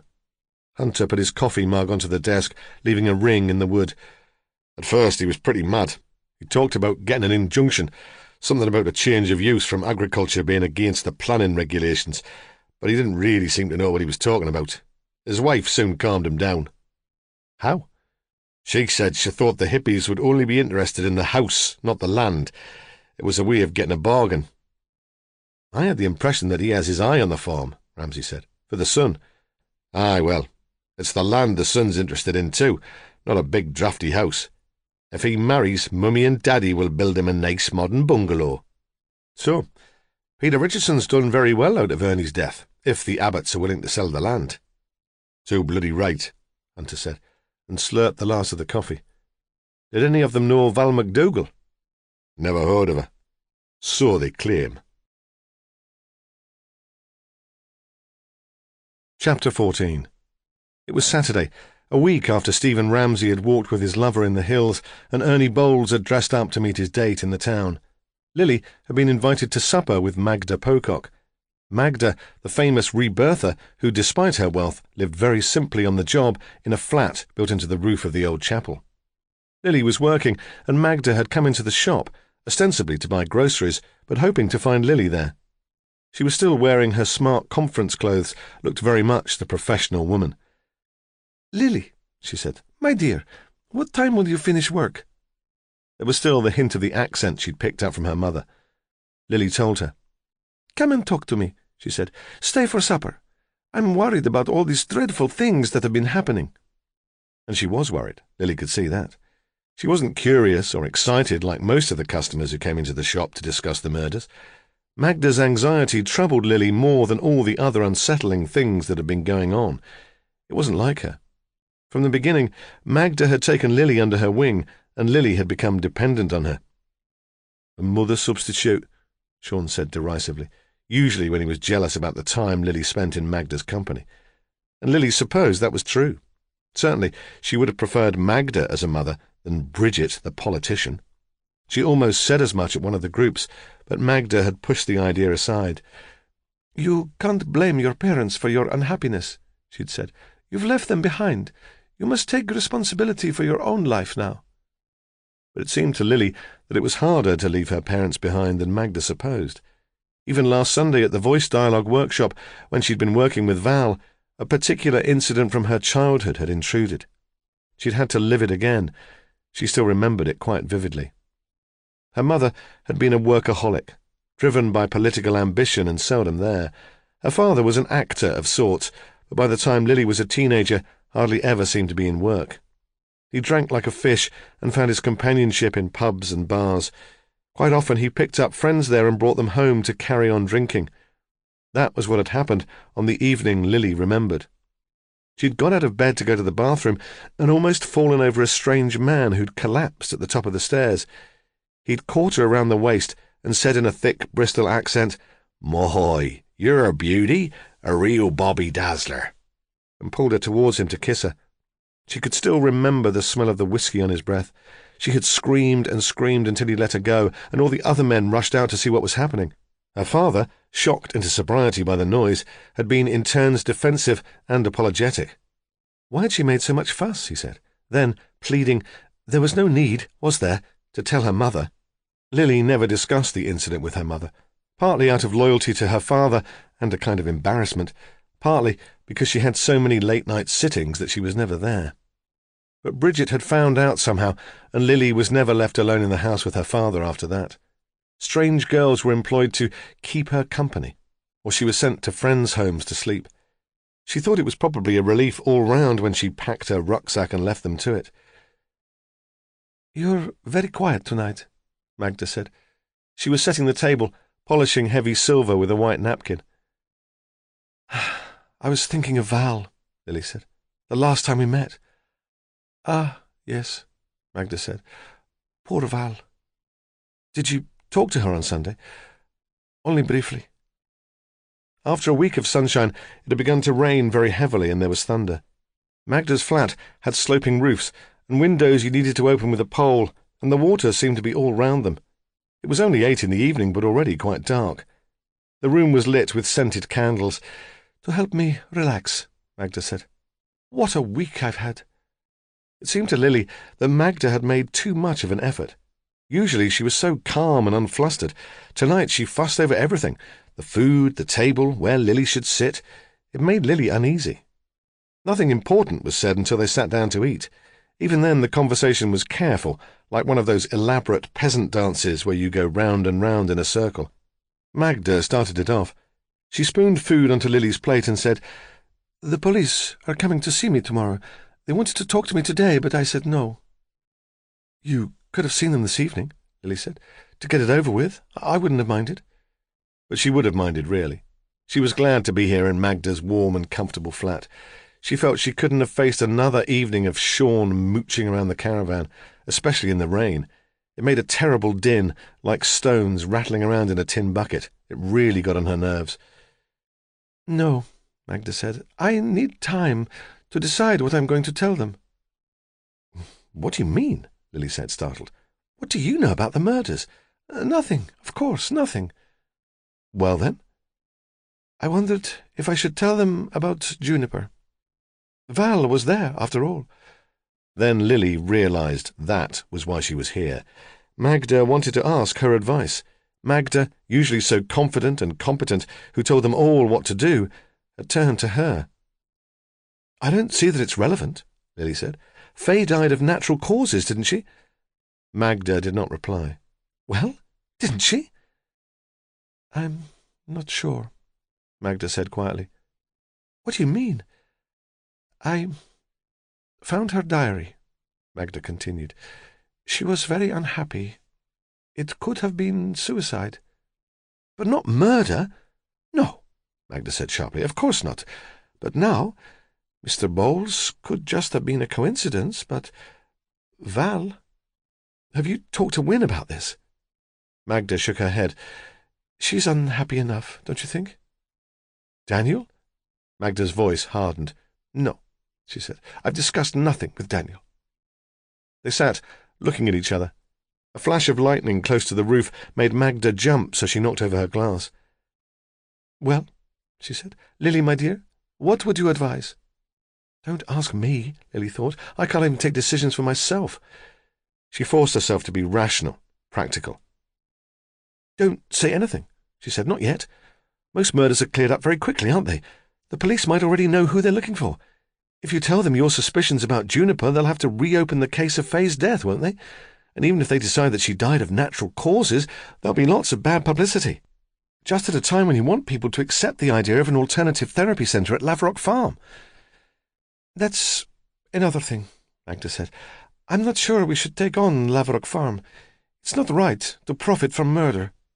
"That's ridiculous," Lily said. She had her own ideas about Lavrock Farm and her place in it. Usually she would not have dared to speak to Magda like that, but today she seemed so vulnerable and uncertain. "Nobody would accuse you of murdering Ernie Bowles to get your hands on the farm. You're healers." "I'm not sure what to think. Besides, I don't like the idea of accepting a gift from Mr. Bowles, even indirectly. He was such a dirty old man." It was that all right, Lily thought, remembering the face pressed up against the window-pane, only partly hidden by grey net curtains. But I suppose that's no reason for being glad that he's dead. "You wouldn't really turn down the chance of Lavrock Farm, would you?" she said. "It's such a brilliant opportunity. Think what you could achieve." "Tell me, dear," Magda said, "why are you so interested?" And Lily realised that even now, when she was so stressed up, Magda was the most perceptive person she'd ever met. There was no point pretending. She shrugged. I hoped there'd be a place for me there. You'd need someone living in to keep an eye on everything. It needn't be much, she thought. A flat like this, and I'd be happy as a pig in muck. Magda smiled suddenly. Why not? She said. If we do decide to go ahead, why not? I see you as a sort of lady of the manor. You would be magnificent. Lily thought she was being teased, but Magda seemed quite serious. But what about Sean? Magda continued. Do you see him having a place at the new Lavrock farm? The question made Lily suddenly feel very tired. Thoughts of Sean always made her feel like that. She had a picture of him in the caravan, restless, waiting for her to come home. He seemed to have stopped his wandering lately. She didn't know which was worse, never knowing where he was or having him cooped up with her in the caravan. Well, Magda said gently, how are things between you and Sean these days? There was something hypnotic about her voice. Lily felt the old compulsion to talk. Magda put so much into her listening and was so wise. Perhaps she would help her sort things out with Sean. That would be a relief, to come to some conclusion about where they stood. But she sat up straight in the bentwood chair, and she could not catch Magda's eye. Fine, she said, in a brittle voice. Well, as fine as they've always been. Then she sat back with a sigh and watched Magda carry out the dirty plates and return from the kitchen with a blue glazed bowl of purple grapes and a cheese board. Magda would know that things weren't really fine, but she wouldn't push it. They sat for a moment in silence. What are they like, then? Magda asked at last. Who? The policeman, in charge of the case. The Inspector Ramsay's not bad, really, for the fuzz. In her travelling days, Lily had met plenty of the other sort of policemen. Quite sensitive, I think. I don't know about the sergeant. He's a bit cocky, arrogant. She looked up from her cheese. Have you decided? Will you tell them about Faye and Juniper? I don't know. I suppose I'll sleep on it. Or not sleep, probably. It's Wynne I'm worried about. Of course, Lily said, and hoped Wynne knew how lucky she was to have a mother who worried about her. She wanted to comfort Magda as she had been comforted in the past. She leaned forward across the table so her face was lit from underneath by the candle. I'm sure it'll be all right, she said. Are you? Magda's voice was bleak. I expect you're right. She stood up suddenly. In the distance there was a rumble of thunder. Rain was still washing over the windows. I'll give you a lift home, she said. You can't cycle in this. Are you sure? I can stay if you like. I'm in no hurry. That's very kind, my dear, but I think now I have to be alone.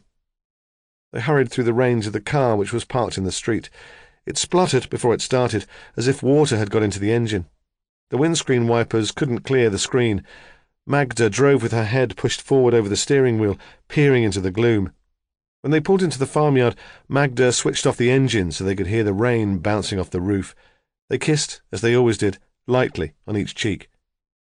Take care, Lily said, and she sprinted away through the meadow to the caravan. Sean was waiting for her. She threw herself into the caravan. She was drenched to the skin. He was holding a big white towel. He wrapped it around her and took off her wet clothes and dried her as if she were his baby. Then he sat her in the corner and made hot chocolate and told her he would look after her. It was like the old days, when they'd first met up. Somehow it was his old self again. I'm sorry I'm late, she said. Magda wanted to talk. Tell me about it later, he said. He blew out the paraffin lamp, and they made love to the sound of the rain. Chapter 15. The detectives based in Mittingford were starting to form a cohesive team. There were shared rituals, in-jokes, and a scapegoat called Newell, who never washed his coffee mug or took his turn at making tea. Ramsay watched the team develop, sensed their frustration, wished he could give them a result. Their world was this town and the surrounding farms. Ramsay knew the names by heart. Long Edge, Lavrock, Denton, Hollywell, could picture each of the farmers. They talked to retired farm labourers and the visitors staying in the Long Edge holiday cottages. Slowly, they built up a picture of Ernie Bowles, the people he met, his weekly round of market and boozing. Then, when they took on the Val McDougall case too, they concentrated on the alternative therapy centre. made visits to the regular clients and the occasional visitors who dropped in for homeopathic remedies and advice. On a large old blackboard in the incident room, these two groups, Bowles's acquaintances and the patrons of the Alternative Therapy Centre, were represented as two circles of names joined to the centre like spokes in a wheel. The circles only met through Lily Jackman and Cissy Bowles. There was no other significant connection. After a week, that was the most important conclusion the team had come to. Because they were based in Mittingford, Val McDougall, with her home in Otterbridge, seemed on the very edge of the alternative therapy circle, almost incidental. Ramsay was aware of that. They hadn't concentrated on Val enough. Next week, he would send more officers to talk to her friends and colleagues and trace her movements in the days before her death. Then perhaps there would be a third circle, and she would be in the middle. But now it was Saturday night, and they were all spending their overtime payments on beer in the small dusty bar the landlord had given them for their own use, to keep them away from the regular punters. Ramsay joined them for a couple of pints for the sake of team spirit, but he wasn't comfortable. It wasn't just police company that put him off, the blue jokes, the aggressive consumption of alcohol. He'd never enjoyed any sort of social gathering. Too many inhibitions, he supposed. Diana, who adored parties, had called him a boring old fart. Affectionately at first, but then with irritation. He thought Prue was still to be disappointed by his lack of social skills. At 10 o'clock, he left the bar. He called goodbye, but nobody noticed his leaving. He found it impossible to sleep. In the hotel's restaurant, the town's rugby club was holding its end-of-season dinner, and bawdy songs were being bellowed long after the party in the private bar had broken up. In the end, he got up and sat by the window and tried to plan his interview with the elusive Magda Pocock. Hunter, on his way to bed, was attracted by the noise in the restaurant. He was a football man, had a season ticket to St. James's Park, and was rather suspicious of rugby with all that mauling and rolling in the mud. But he was quite prepared to take advantage of the free beer that was swilling around, and it was almost 3 before he returned to his room. The next morning at breakfast, he was pale and unusually quiet. Ramsay hadn't often seen him with a hangover, and hoped it meant he'd keep his thoughts to himself when they interviewed the rebirther. Despite his headache, Hunter ordered bacon and eggs. The force were picking up the expenses of their stay, and he intended getting his money's worth. "Peter Richardson was here last night," he said, "at the rugby do, shouting his mouth off about Ernie Bowles and what he's going to do when that Laverock land's his." He seems to be taking a lot for granted," Ramsay said. "Even if the crowd from the old chapel decide to sell the land, surely there'll be an auction." Hunter shrugged. "I had the impression that his old man had already done a deal with them." If that's true, Magda Pocock should know. She's the senior partner in the practice." "That's the line we're going to take with her, then. She's the senior partner, so she's the most to gain from Ernie Bowles' death." "No," Ramsay said sharply. "I hope we can be more subtle than that. I'm just as interested in what she can tell us about Val McDougall. No one can explain what she was like. Quiet, shy, intimidated by her husband. Not a woman with any confidence or self-esteem. But there must have been more to her than that. If she was so inoffensive, why would anyone want to kill her?" Hunter thought his boss was talking nonsense as usual. What did it matter what the woman was like? It was facts, forensic facts, blood samples, witnesses' descriptions that solved murders, not what the woman was like.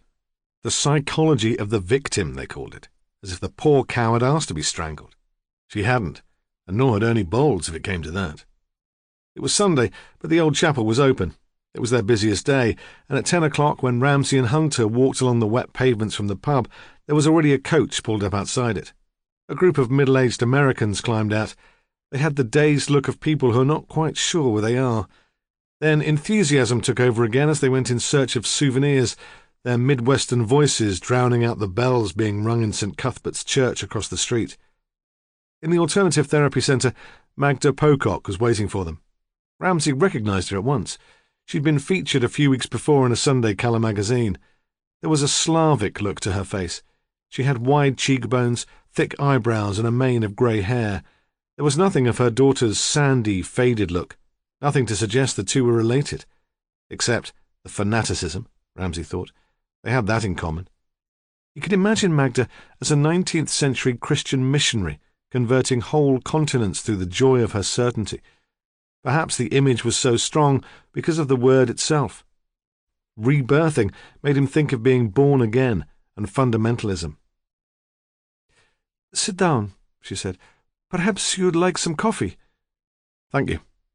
"We don't usually see patients on a Sunday," she said, "so we can sit here in reception. More comfortable, I think, than my treatment room." "But you run your insight group on a Sunday?" "Once a month, yes. I expect you'll want to ask me about that." It must have been Rebecca's day off too, because Magda went away to make the coffee herself. While they were waiting, Ramsay rifled through the leaflets on the coffee table until he found one on rebirthing. Rebirthing is conscious, connected breathing, it said, which didn't tell him much. "You should try it, Inspector," Magda said in a gently mocking voice. "It might change your life." She handed him a cup of coffee. "Did it change Val McDougall's life?" he asked. "Yes," she said, serious now. "Really, I believe it did." "In what way?" She sat opposite to him. "It gave her the power to take responsibility for herself. When she came to me, she was deeply unhappy, helpless, you might say, in her unhappiness. She came to see that she could take positive steps to bring about change." "How did rebirthing help her to do that?" His voice was neutral. "It's rather difficult to explain to someone who's never experienced it," she said. "Perhaps to you it sounds fanciful. The breathing relaxes the body's natural energies. In Val's case, it gave her a sense of control, which she was able to take into her everyday life." Did it? Ramsay thought. There was no indication that she'd found the courage to stand up to her husband. But perhaps she had. Perhaps she was planning to leave him. That would provide a motive for murder. "Could you take us through one of your sessions with Mrs. McDougall?" Ramsay asked. "You do realize that usually my work is confidential, Inspector." Ramsay sensed that Hunter was about to be rude and anticipated him. "Of course," he said, "but in the circumstances. What happened, for example, when she first came to see you? She was referred by your son-in-law?" "By Daniel, yes." Just in those words, Ramsay sensed that she disliked Daniel Abbott. "And that was last summer?" "August," she said. "I looked it up when I heard you wanted to see me. But I'm not sure how relevant this is, Inspector.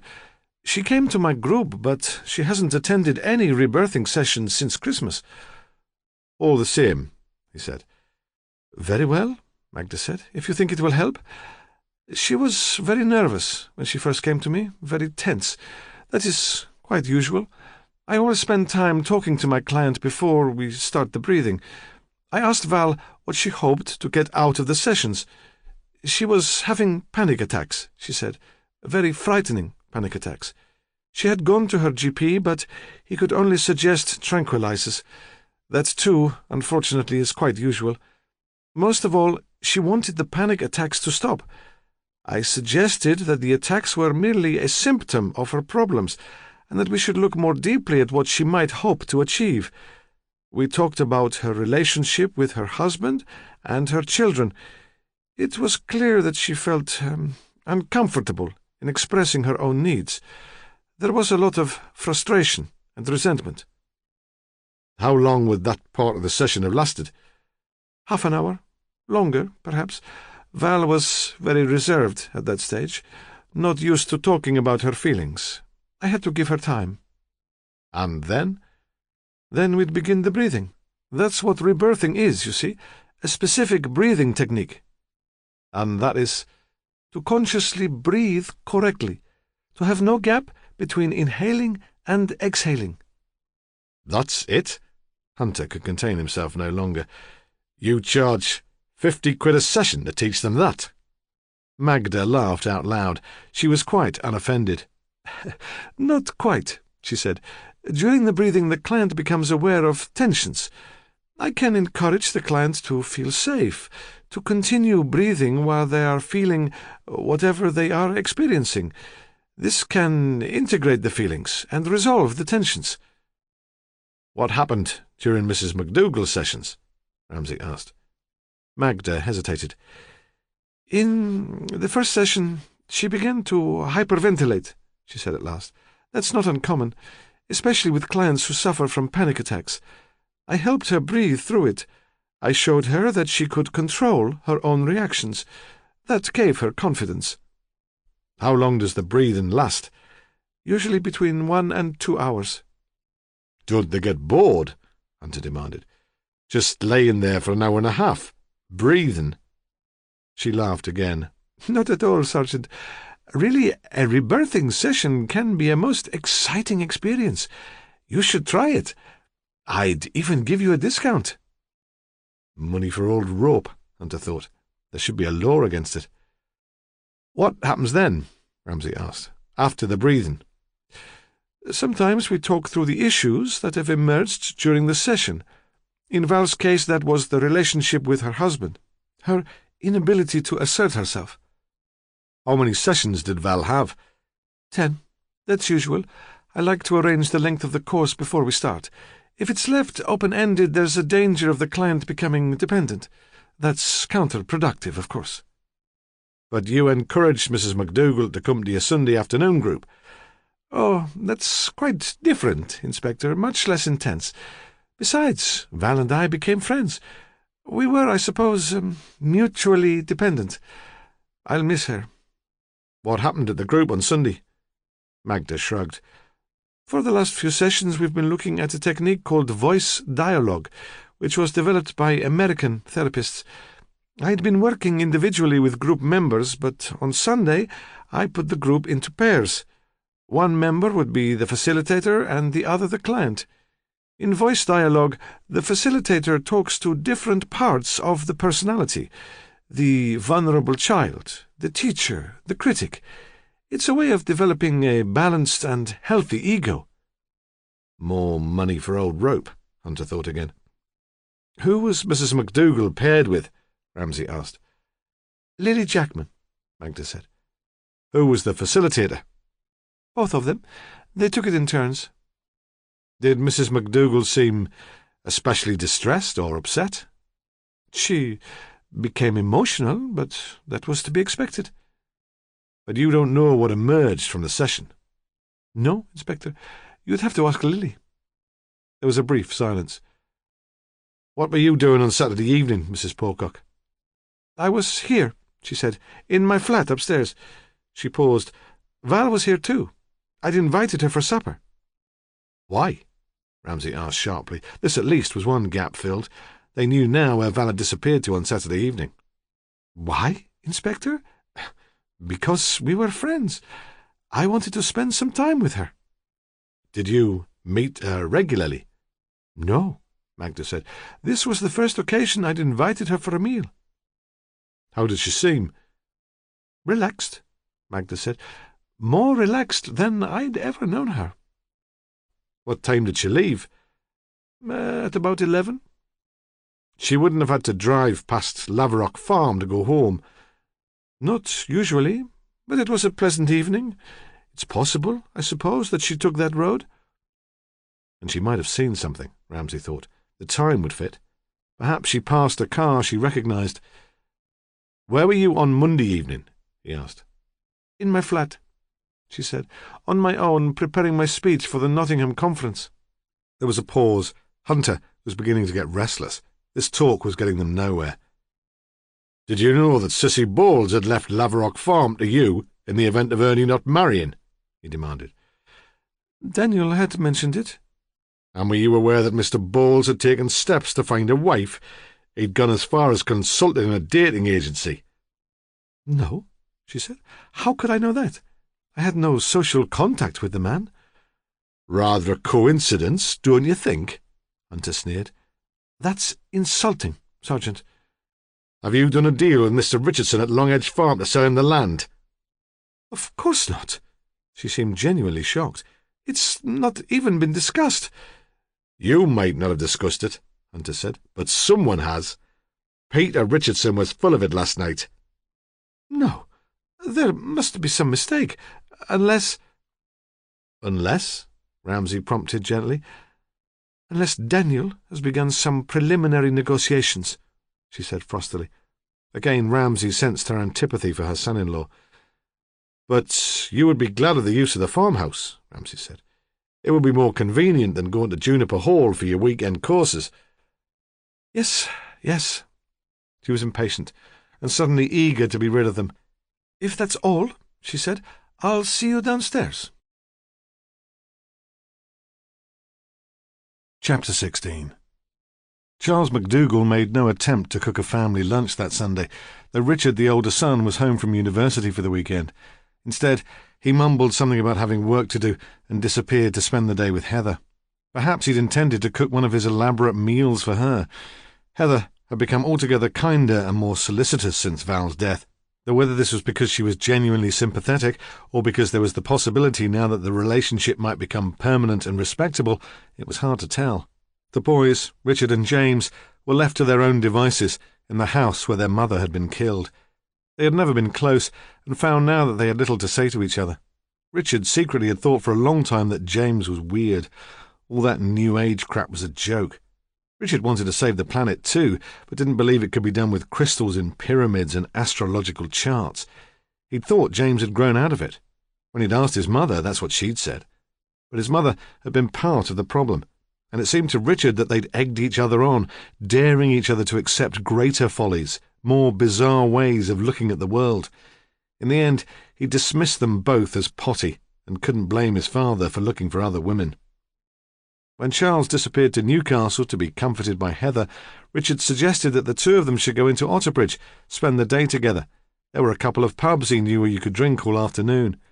He thought after a couple of pints he might get through to James. He felt a sort of responsibility for him. He blamed that crazy girlfriend James had taken up with last summer. Before that, he'd been almost normal. A bit shy, a bit intense, but not cracked. If he could get James to talk about her, Richard thought, in a muddled, good-natured way, it might help him come to terms with his mother's death. He could see that Val's murder had affected James in a strange way. There seemed to be little grief, but an empty detachment.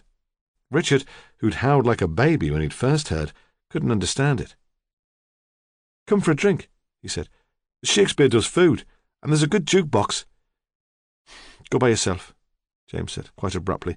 "You want to see your friends? They won't like me hanging around." So Richard had gone, quite relieved in the end not to have to spend any more time with James. He'd never been one for navel-gazing. It embarrassed him. He went into town where he met some friends he'd played rugby with when he was at school. They'd heard about his mother and knew just what he needed. When he'd drunk so much that he was insensible, they took him home in a taxi, let themselves into the house with his key, and put him carefully to bed. There was nobody in the house when Richard came home.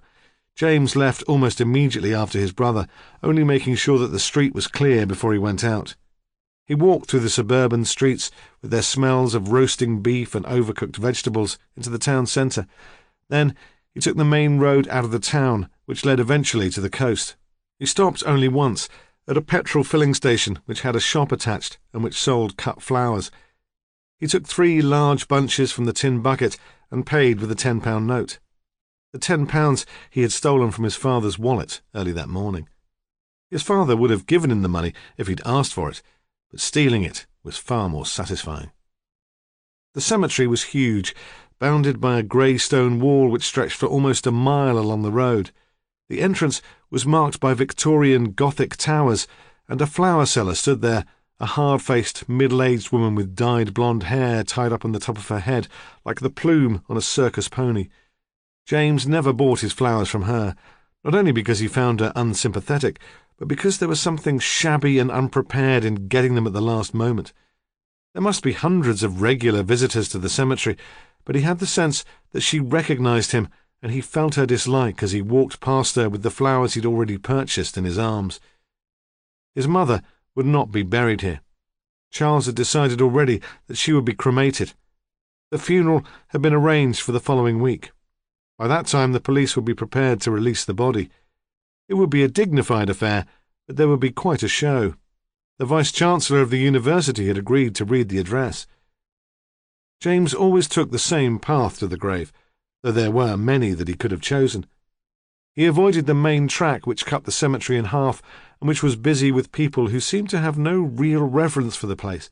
Families with children who dropped sweet papers and played kiss-chase around the graves nearest to the track. Once, James had even seen a jogger there, a woman in black, shiny cycle shorts and a sleeveless vest. He took the path that followed the wall because he liked the smell of the ivy which grew there. That brought him to the grave he'd come to visit. He had never met any other mourner there. That would have been unbearable. He needed to feel that he alone remembered her, though he knew that could not really be true, and somewhere her parents would be grieving too. The grave was simple, the headstone obviously newer than most of the others. The flowers he'd left on his last visit were dead and shriveled. He didn't mind that. It meant that no one else had been there. He squatted, cross-legged beside the grave, carefully took away the old flowers and replaced them with new ones. Then he began to talk to her. He was sorry, he said, that it had taken so long to sort things out, but he hadn't forgotten her. He would pay them back in the end. Faye Dawn Cooper, born 1974, died 1993, did not answer. Lily was working. She saw Hunter loitering outside the health food shop door as inconspicuous, she said to herself, as a penguin in a desert. She was used to men staring at her and turned away, but he came in and hovered at her shoulder as she tipped a sack of potatoes onto the shelf. "Don't you usually go to the Abbots for your dinner on a Sunday?" he said. "Not today," she replied. "We haven't been invited. They want to be on their own." "I suppose you do get a dinner break," he said. "Yes," she said shortly. "I'm off now." "Come on then. I was wanting to chat. I'll buy you a meal." He took her arm and led her through to the coffee shop. Short of screaming, there was nothing she could do about it. "I didn't think this was your sort of place," she said. "Oh, I'm not fussy. I'll eat anything, me." "Well," she demanded, "what do you want?" Then she looked around to see if any of her friends were there. It wouldn't do her reputation any good to be seen socialising with a pig. "To know what went on between you and Val McDougall last Sunday." "What do you mean?" "This voice dialogue business. What did she talk about?" Lily shrugged. "The usual. That bastard husband of hers." "The idea was that she spoke in different voices." "You know about that?" "I suppose," Magda explained. "I tried to speak to the critic in her, the part of her that believed her husband when he put her down. It was amazing. It hardly sounded like Val at all." "Did it do any good?" "Well, at least it made her see what was going on. Later she talked about leaving Charles. She was starting to make real plans. She said she'd stay until James went away to college in September. She was always worried about James." "Why?" She paused. "He had a girlfriend. He was crazy about her. She was his first love, you know. She dumped him for someone else, and then she died, really suddenly, in an accident. He couldn't handle it." "Did she talk about that at the Sunday group?" "Yeah," Lily said. "She did. She wished she could get James to come along." "And what did you talk about?" "My bloody father and mother and how they screwed me up." The answer was flip and automatic. "Not Sean?" "No," she said. "Why would I want to talk about him?" "If you were frightened of him." "Don't be daft." She gave a short, bitter laugh. "Where was he on Saturday night?" "Smoking dope with a couple of dropouts in a Ford Transit. Listening to old records, remembering old times." "You believe him?" Hunter was scathing. "Yeah," she said. "Actually, I do." "We haven't traced the van yet." "No," she said. "Well, perhaps you haven't been trying very hard." There was a brief, angry silence. "That's not true," he said. "Well, I'm sorry, but it wouldn't be the first time a traveller was fitted up for something he didn't do." "What will happen to the two of you when the Abbots and Mrs. Pocock take over Laverock Farm?" he asked conversationally.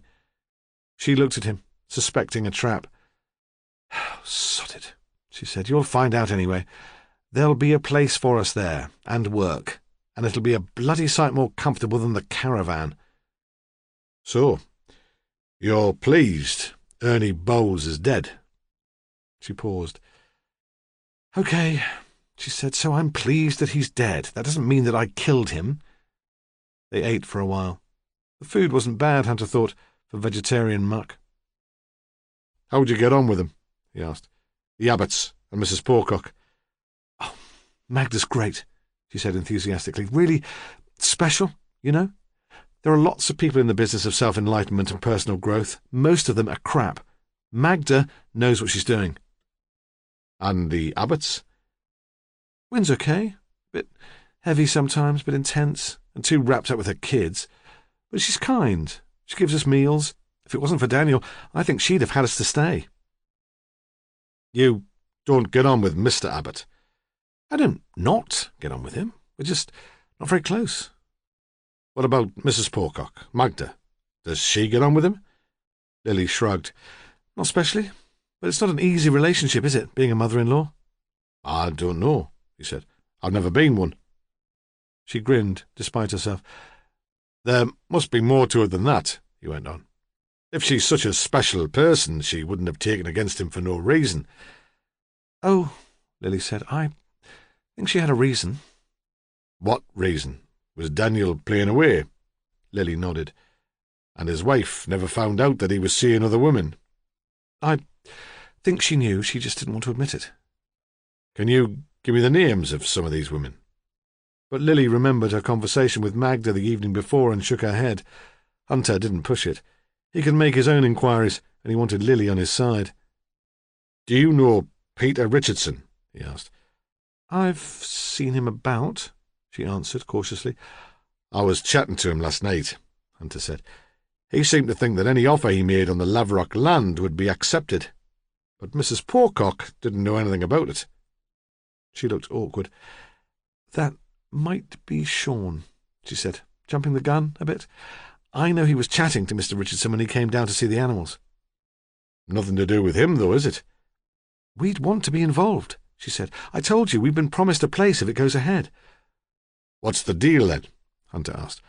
Richardson slips your laddie a few quid if he can persuade the Abbotts to sell him the land without going to auction. No, she said. Sean wouldn't be involved in something like that. But her voice was uncertain. If Sean and Richardson were working together now, Hunter thought, perhaps they were working together before. Perhaps they were both behind the murder of Ernie Bowles. It was the closest he'd come to a motive for Sean, and he felt quite cheerful. Have a pudding, he said. Some of that carrot cake. She looked at her watch. No, I'd better go. I only get half an hour for lunch. Thanks anyway. No problem, he said. He watched her walk back across the stone flags, her hips swaying, her thin jacket slung over one shoulder like a matador's cape. Chapter 17. Wynne wished they'd invited guests for lunch as usual. She and Daniel seldom communicated now unless they had an audience. This seemed not to trouble Daniel, but Wynne always felt tense and wretched when they were alone together in the house. She wondered how long she could carry on. Magda hadn't said anything directly, but Wynne could tell she thought the marriage was a mistake. It was all right for her, Wynne thought bitterly and irrationally. She'd lost her husband before it had had a chance to go wrong. It had occurred to her recently that she should leave Daniel, but she knew she lacked the courage to be that decisive. She kept hoping things would get better. There were the 2 children to consider. Then there was the project at Lavrock Farm. That would be a challenge, something they could work on together. She tried to convince herself that it would bring them close again. When the telephone rang summoning Daniel away, it was a relief. One of his patients had gone into labour. She had fought for home delivery. She'd found a sympathetic midwife, and she wanted him there to help with pain relief. He went out cheerfully. He especially liked being present at births. It made him feel important, and the patients were always very grateful. He said that Wynne shouldn't wait up for him. The contractions had only just started, and he might be up all night. In her paranoia, she wondered if the patient in labour was an excuse, and really he'd arranged to spend the night with another woman. The idea started as an idle fancy, but after an hour of worrying, she became convinced by it. When the children were settled in the kitchen for their tea, she went to his desk and checked his diary. There was a woman he had supervised through pregnancy who'd reached full term, so she supposed she would have to believe him. As she was returning the diary to the desk, a photograph fell out. It had been slipped between the leaves at the back of the book. She had seen it before, might even have taken it. It was of the boys, playing in the garden last summer. They were splashing in a round, inflatable paddling pool, and beside them, stretched out on a striped towel, was Fay Cooper. She was turned towards the children, shouting at them perhaps to take care. Wynne told herself that there was nothing suspicious about the photo. Daniel had kept it because it was a good one of the boys. All the same, she took it back with her into the kitchen. There, she cut it up into very tiny pieces and threw it into the bin. Ramsay took the afternoon off. He needed time away from the case. He went first to his cottage in Heppelburn. It seemed as cold and unlived in as if he'd been away for a month, and behind the door there was a pile of junk mail and free newspapers. From there he phoned Prue. He was tempted to turn up at her house to surprise her, but he thought she should be given the opportunity to make an excuse if she didn't want to see him. He still lacked the confidence to take that for granted. Prue said of course he must come, and even to him she sounded delighted. "Anna's off for the day with some chums," she said, "so we'll have the place to ourselves." Anna was Prue's teenage daughter. She was nice enough, but she did tend to get in the way because she made Prue feel inhibited, as if Prue told him I was the teenager and she was my mother. And she definitely disapproved of Prue going out with a pig, even an enlightened pig like Ramsay. She would be off to university in the autumn, and then things would be easier. Prue was waiting for him, and her inhibitions had disappeared with her daughter. He found her giggly and flirtatious. She ran them a bath so hot and deep that the old-fashioned bathroom, with its enormous enamelled tub and copper taps, was filled with steam. As usual, her bedroom was a tip, with piles of clothes on the floor and an unmade bed, but there was a bottle of wine in a cooler and 2 glasses on the dressing table. "Are you sure the phone's not going to ring?" she said suspiciously, as she straightened the bottom sheet and wiped away a few biscuit crumbs. "Certain. No one knows I'm here." "What would your mother say?" She stretched across him to pour a glass of wine. "Sex and alcohol in the afternoon? And on a Sunday?" "Stop talking," he said. They stayed there until it was dark, and the orange streetlight came in through the half-closed curtains. He sat up and smiled at her. "What, if it comes to that, will your daughter say?" She pulled a pantomime face of horror. "Shit," she said. "She'll be back in 10 minutes." Then there was a scramble of pulling on clothes and more giggling. When they heard Anna's key in the door, they were sitting at the kitchen table, sober and respectable adults drinking coffee. "I'm just going to start supper," Prue said. "Do you want some?" "No, thanks. I've already eaten." Anna ignored Ramsay and went off to her room. "To work," she said. To express her disapproval, thought Prue. "Your friend Maddie," Ramsay said. "Do you think she'll be in tonight?" "Why?" She had her head stuck in the fridge, looking for inspiration for supper. "An omelette, all right, and sautéed potatoes." "Fine," he said. "Is there enough for Maddie?" "Why?" she asked again. "You never bothered much with my friends before." "Well, you said she went on one of the weekend retreats, organised by the Alternative Therapy Centre in Mittingford." "That's right." Now he had her full attention. "We think Val McDougall, the teacher who was murdered on Monday, was there too." "And you want me to invite her round here so you can ask her questions about it? Not very professional, that, is it?" In her present mood, he could not tell whether her indignation was genuine, so he decided to play safe. "I'm sorry," he said. "Perhaps it's a bad idea. I just thought it would save some time, and she might remember more if we talked informally." "But I get to see the great detective at work. You wouldn't send me upstairs with Anna?" "Of course not." "I'll phone her then." Maddie was younger than Prue, with waxed, spiked hair. She worked as a solicitor, and Ramsay had come across her occasionally in court, defending delinquent teenagers with a passion, dedication and humour which made her unpopular with some of his colleagues. When she arrived, she was out of breath, clutching a bottle of red wine and a handful of leaflets, eager to be involved. Ramsay was always surprised when other people thought his work exciting and glamorous. "I'm not sure I can be much help," she said. "I haven't even seen the homeopath lately." "I thought you swore by her," Prue said. "Yeah, well, she did help at first, but she always seemed so glum, and I thought, if it doesn't even work for her, what am I going to get out of it? I didn't want to end up looking as miserable as Wyn Abbott." She grinned. "Besides, I've passed through my natural therapy phase. It's tap dancing and bungee jumping now." "But you did go to Juniper Hall?" "Yeah, last autumn." She pulled out a leaflet from the pile she'd brought. "This is the publicity material. I thought you'd be interested." Ramsay took it from her and read out loud, "An opportunity for real movement on a personal level and substantial healing on a planetary level. At Juniper Hall we expect fun, affirmation, sharing, creativity. We can work together to heal the global issues closest to your heart. "Oh, Maddie," Prue exclaimed. "You weren't taken in by all that crap, were you?" "Don't knock it," Maddie said seriously. "Not entirely. I've seen screwed-up, unhappy people change in a weekend, become more positive, somehow freed up, able to accept themselves." "And how does this miracle take place? Just by talking?" "Talking, sharing, meditation." Maddie opened the bottle of wine. "Magda Pocock was in charge. Have you ever met her?" Ramsay nodded. "She's the one person who makes all those claims seem possible." "Was Val McDougall there?" "Yes," Maddie said. "I just knew her as Val. When I saw her pictures in the paper earlier this week, I thought she was familiar. I couldn't place her then, but I definitely met her at Juniper." "Did she tell you why she was there? Talk about her husband, her family?" "She might have done," Maddie said. "But after all this time, I can't really remember." She paused. "Something happened, you see, which cast a shadow over the whole weekend. Nothing else seemed so important after that." "What was it?" "There was a fatal accident. Juniper Hall is a big old house. It's got a swimming pool. A young girl went swimming by herself late at night and drowned." "I don't suppose you remember the girl's name?" "Yes," Maddie said. "It was Faye Cooper." Chapter 18. The anonymous letter arrived the next day. It was sent to the incident room at Mittingford Police Station and addressed to Ramsay personally. It was typed and literate, though brief. "Sir, I suggest you find out what happened to Faye Cooper. She was the first. There was no signature, not even friend or well-wisher."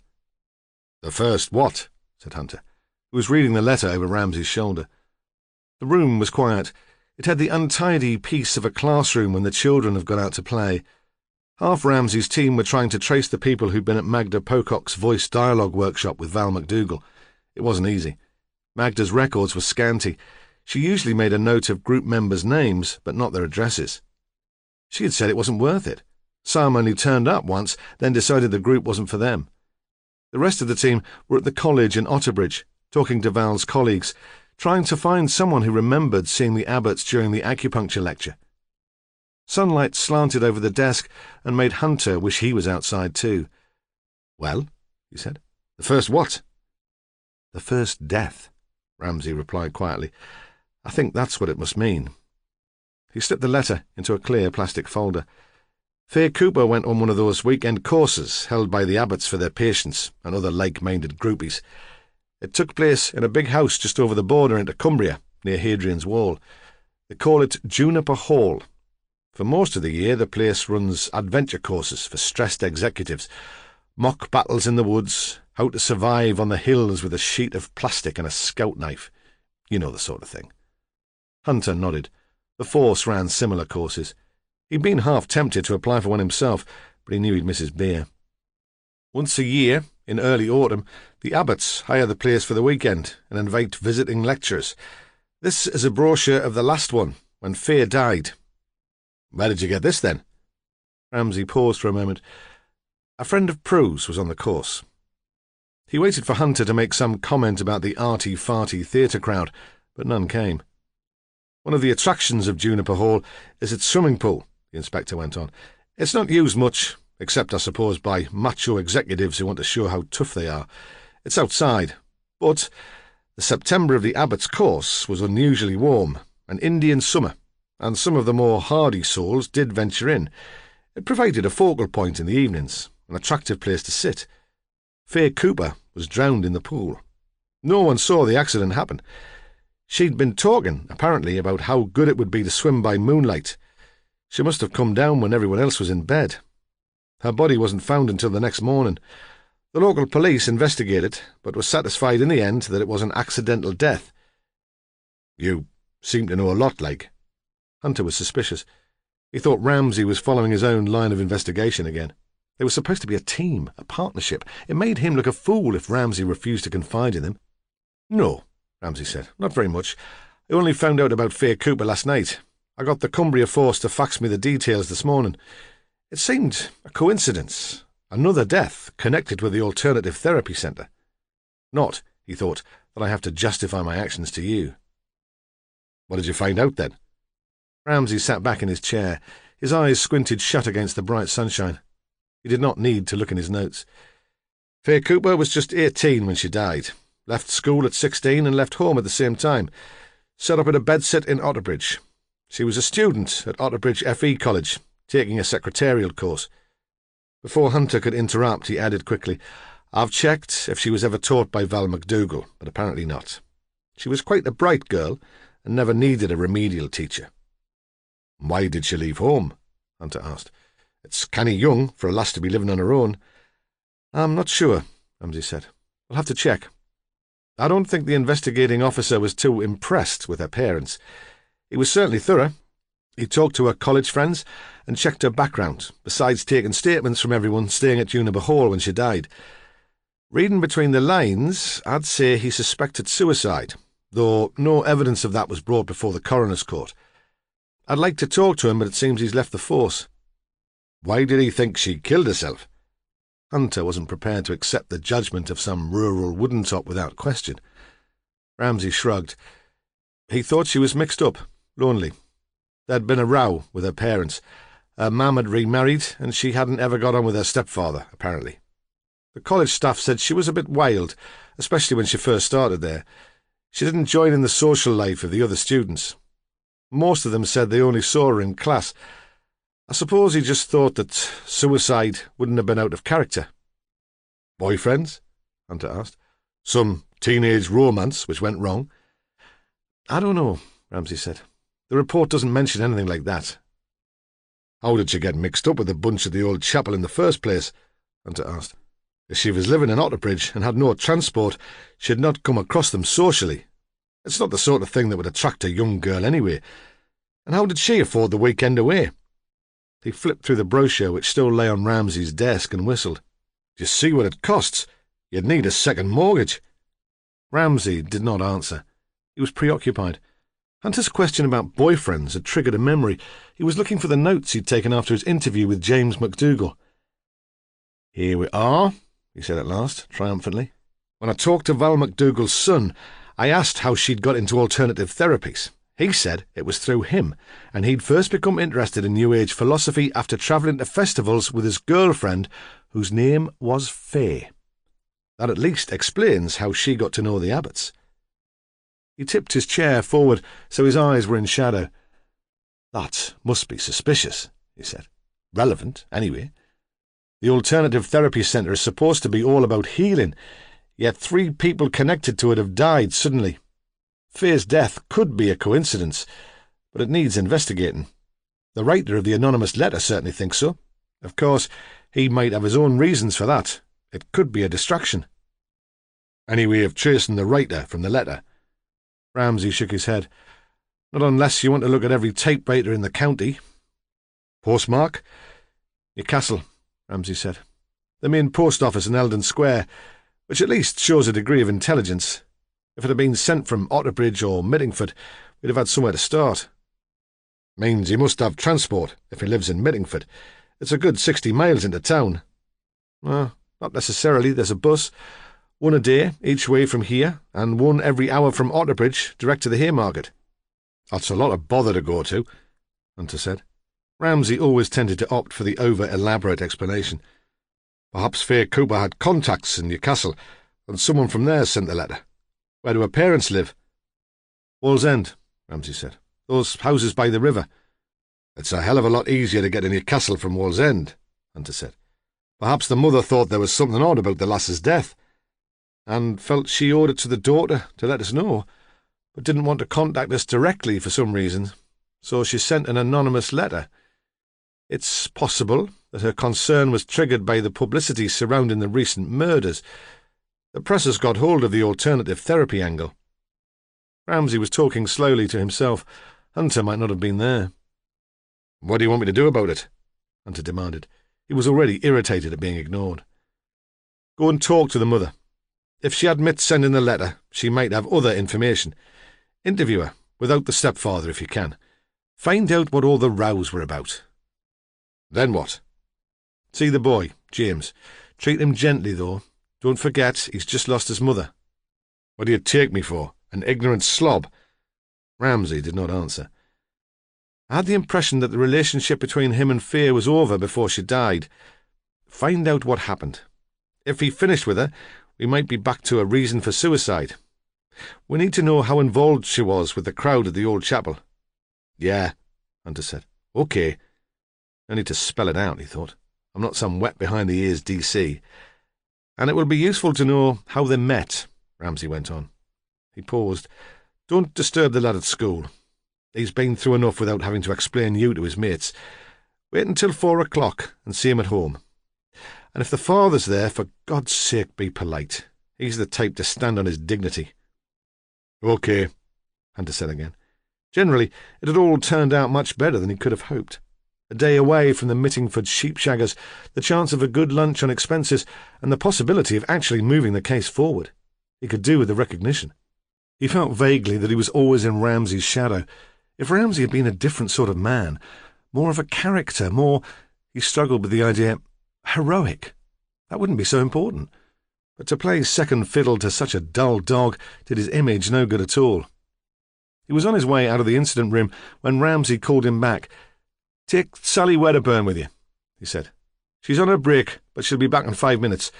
She could do with the experience, and Faye Cooper's mum might find it easier to talk to a woman."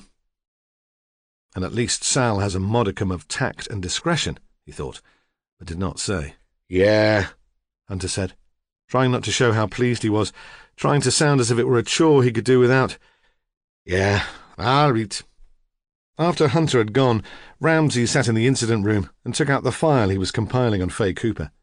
In a corner, a DC was stabbing inexpertly at a typewriter. Otherwise, the room was empty and still. Ramsay reread all the information and tried to form a picture of the girl. He wished he had a photograph. Beside the original police report into the accident at Juniper Hall and the coroner's statement, he had obtained records from her high school. What occurred to him most was that she'd been abandoned by all the adults who'd been responsible for her. It was clear that there'd been no contact with her parents when she left home, and the staff at the college seemed to have been unconcerned about the way she lived. Perhaps they did not know, or did not care. Val McDougall would have cared, he thought. She would have had the girl back to her home for meals, kept an eye on her. But once the romance between Faye and James was over, what would have happened to her then? He was becoming fascinated by her. His teenage years had been stifling. Every move had been monitored by an overprotective mother and an extended family of aunts and cousins with nothing better to do than look out for his welfare. He tried to imagine what it must have been like to be left so completely alone. Exhilarating, perhaps, but terrifying. He found himself groping towards an explanation for Faye's attraction to the people at the old chapel. She wouldn't be turned on by traditional religion. That would seem staid and irrelevant. But the philosophy of Daniel and Wynne, with their close family life, Magda's evangelical zeal, her charisma, would be more exciting.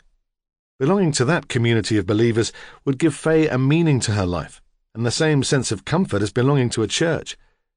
It occurred to him that Lily Jackman might have had the same sort of rootless past. More affluent, he thought, but similarly insecure, attracted to the group at the old chapel for the same reasons. He wondered what else the two girls might have had in common. Chapter 19. Faye Cooper's mother lived in a row of terraced houses which ran steeply towards the River Tyne. Her name after her marriage was Irving. Sally Wedderburn, who'd done her homework and was as determined as Hunter to make her mark on the case, called her Joan. "Just a few words, Joan," she said, as they stood on the doorstep, trying to persuade the woman to let them in. "We won't take up much of your time."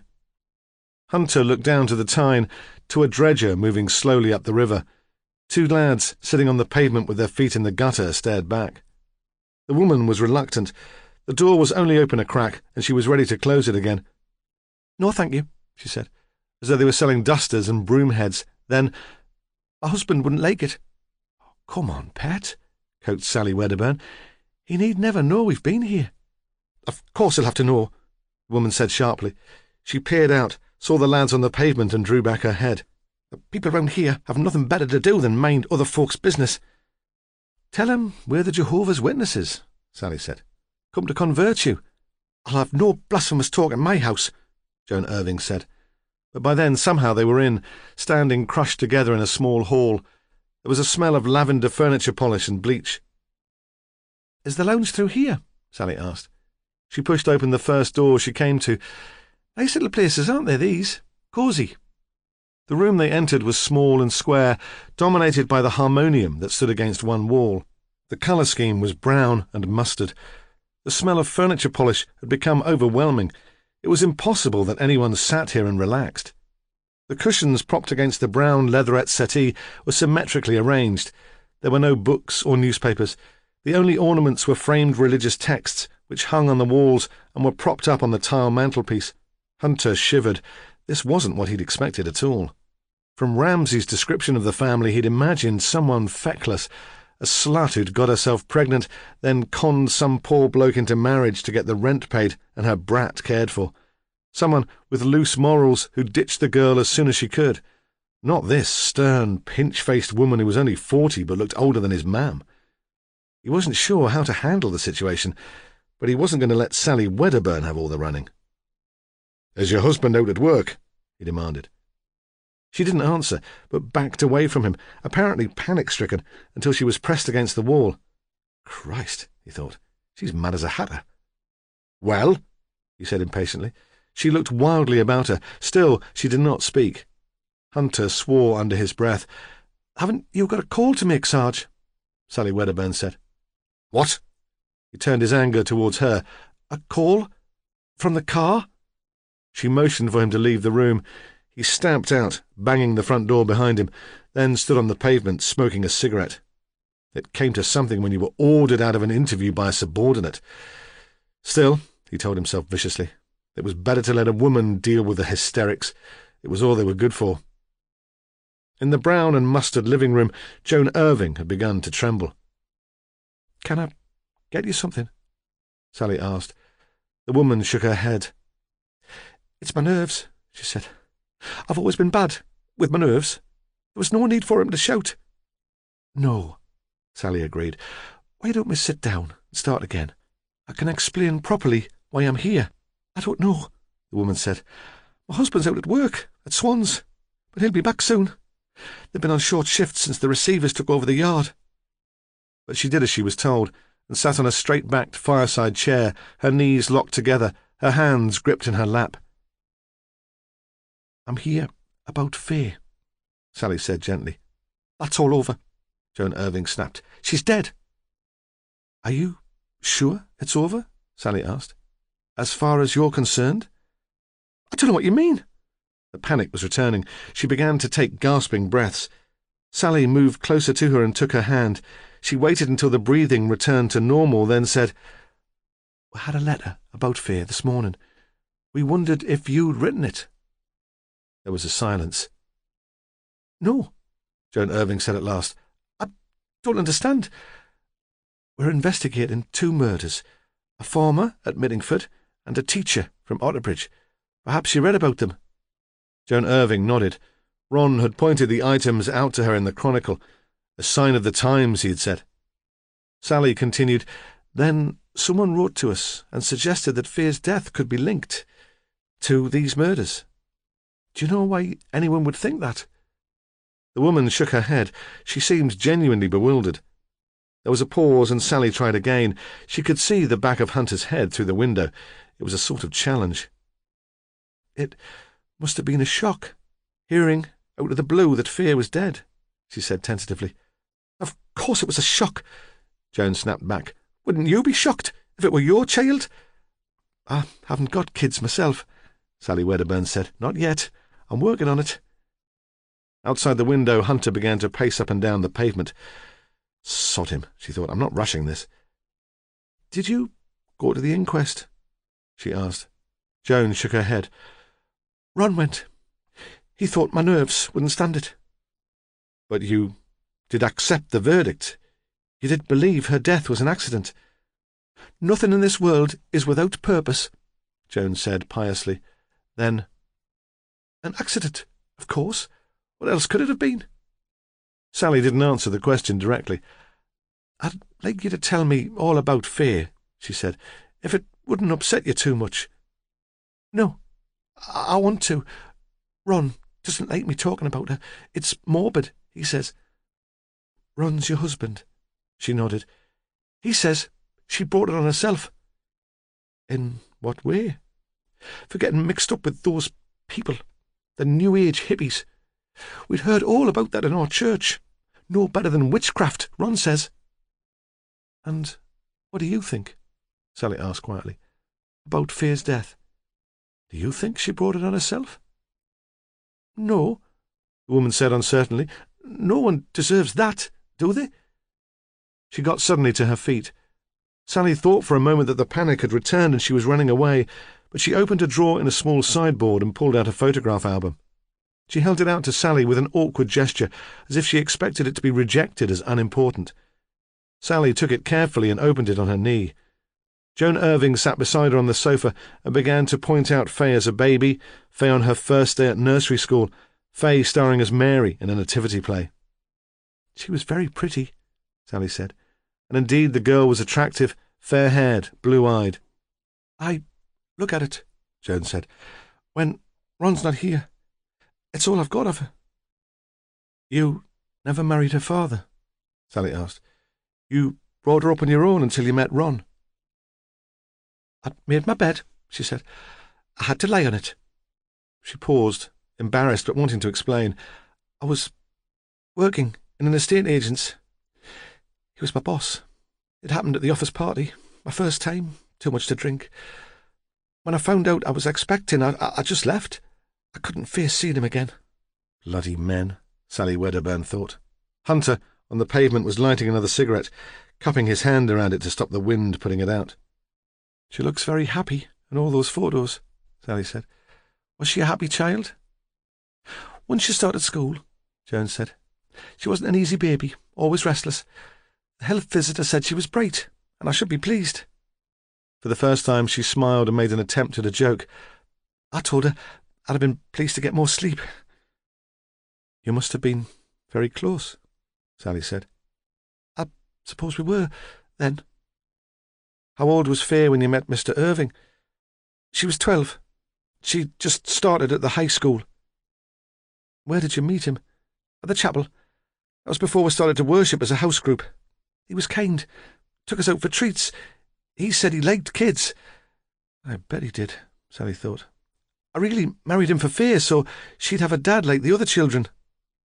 Then there was a silence. On the river, a boat's hooter sounded. "12's a difficult age, isn't it?" Sally said. "They're just starting to grow up. Was Faye difficult?" Joan Irving became tense again. Her spine straightened and her knees locked together. "She never liked Ron," Joan said. "She made things difficult right from the start." "In what way?" "Cheeking him, not doing what she was told." "Was he strict, then?"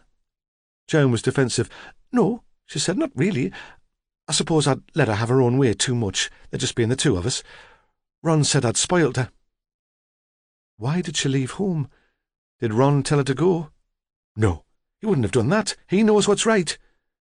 But he made things so uncomfortable for Faye, Sally thought, that she was forced to leave. Joan Irving was continuing. "He had rules," she said. "He wanted to know where she was and who she was with. There was nothing wrong with that. Faye was always wilful. She didn't see he wanted the best for her." "So there were rows?" Joan nodded. "About her staying out late, and make-up, and the clothes she was wearing. Oh, always rows." "It must have been a relief, and she decided to leave home." Joan looked at her suspiciously. "Yes," she said. "I suppose it was." "But you kept in touch with her. You went to see her. Helped her find somewhere to live." "I did at first. Ron works one weekend in 4. On the Saturday he was working, I'd go into Otterbridge to see her, to keep an eye. She was always wild." "You went to her bedsit?" Joan nodded. "And was she all right? Managing?" "It was tidy enough, but then she knew when I was coming. I don't know what it was like the rest of the time." "Wasn't she lonely, on her own?" "She said not, but then she would, pride being one of her faults." "Why did you stop going to see her, Mrs. Irving? Was it because Ron found out?" She shook her head. "Why, then?" "She got herself a boyfriend." "And didn't she want you to meet him? Or didn't you approve? She was 16, old enough to have a boyfriend." "Not that," boyfriend, Joan Irving said. Why? He was bad for her. Took her off to pagan festivals, introduced her to all that wickedness. Did you ever meet him? Joan shook her head. He was called James, she said. I remember that. Came from a nice home, too, according to Faye. He should have known better. She discussed the New Age ideas with you. Oh, she talked about them all right. Even after all this time, Joan was indignant. She said it would help me.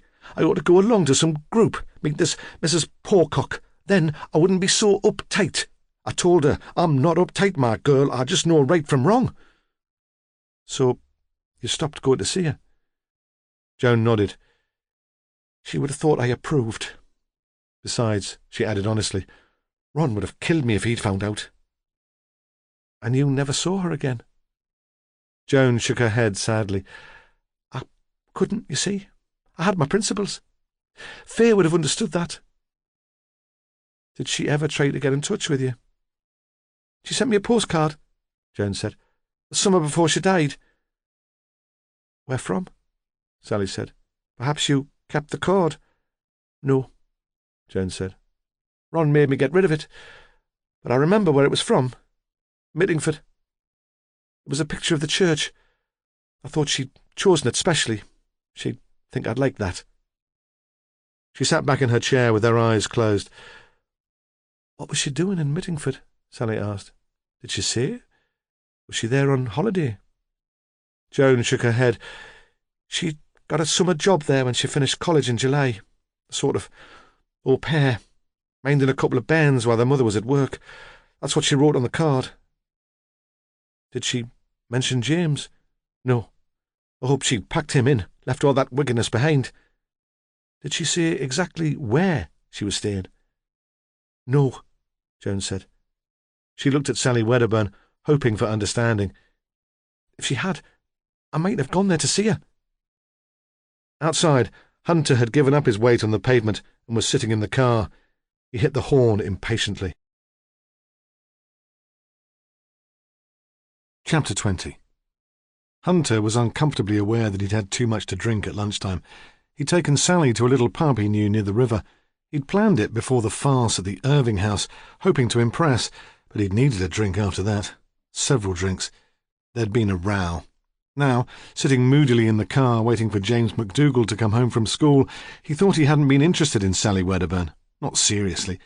He saw vaguely that the desire to impress had become a habit, an object in its own right, and his thoughts returned to Lily Jackman, who wouldn't be taken in anyway by a smart pub lunch. Oh, shit, Sally said. He's been there all the time. They'd rung the doorbell, but when there was no answer had assumed that he was still out. Now they saw that he must have been in the garden at the back. He came round to the front with a pair of shears and began to chop furiously at the privet which separated the house from the property next door.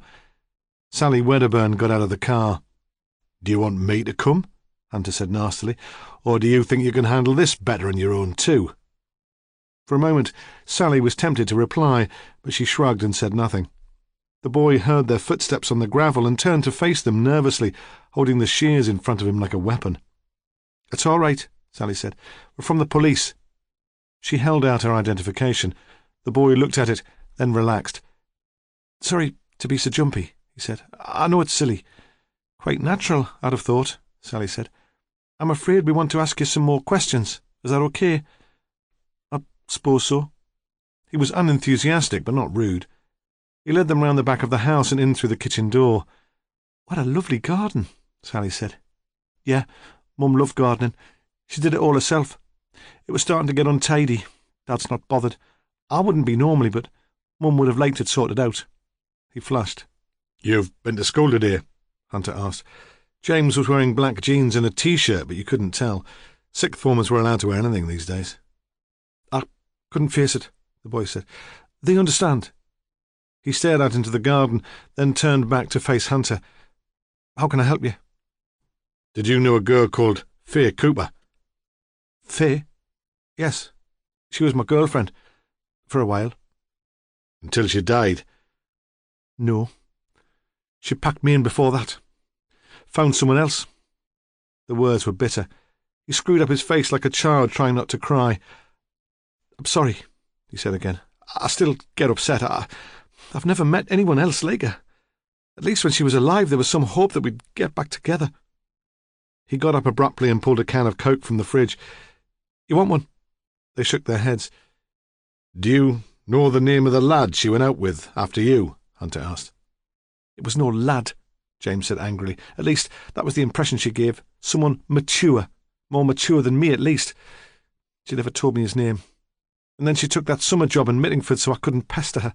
That's what she said. Just because I was younger than her, still at school, there was no need to treat me like a kid." "You were jealous, then?" Hunter said. "Of course I was jealous.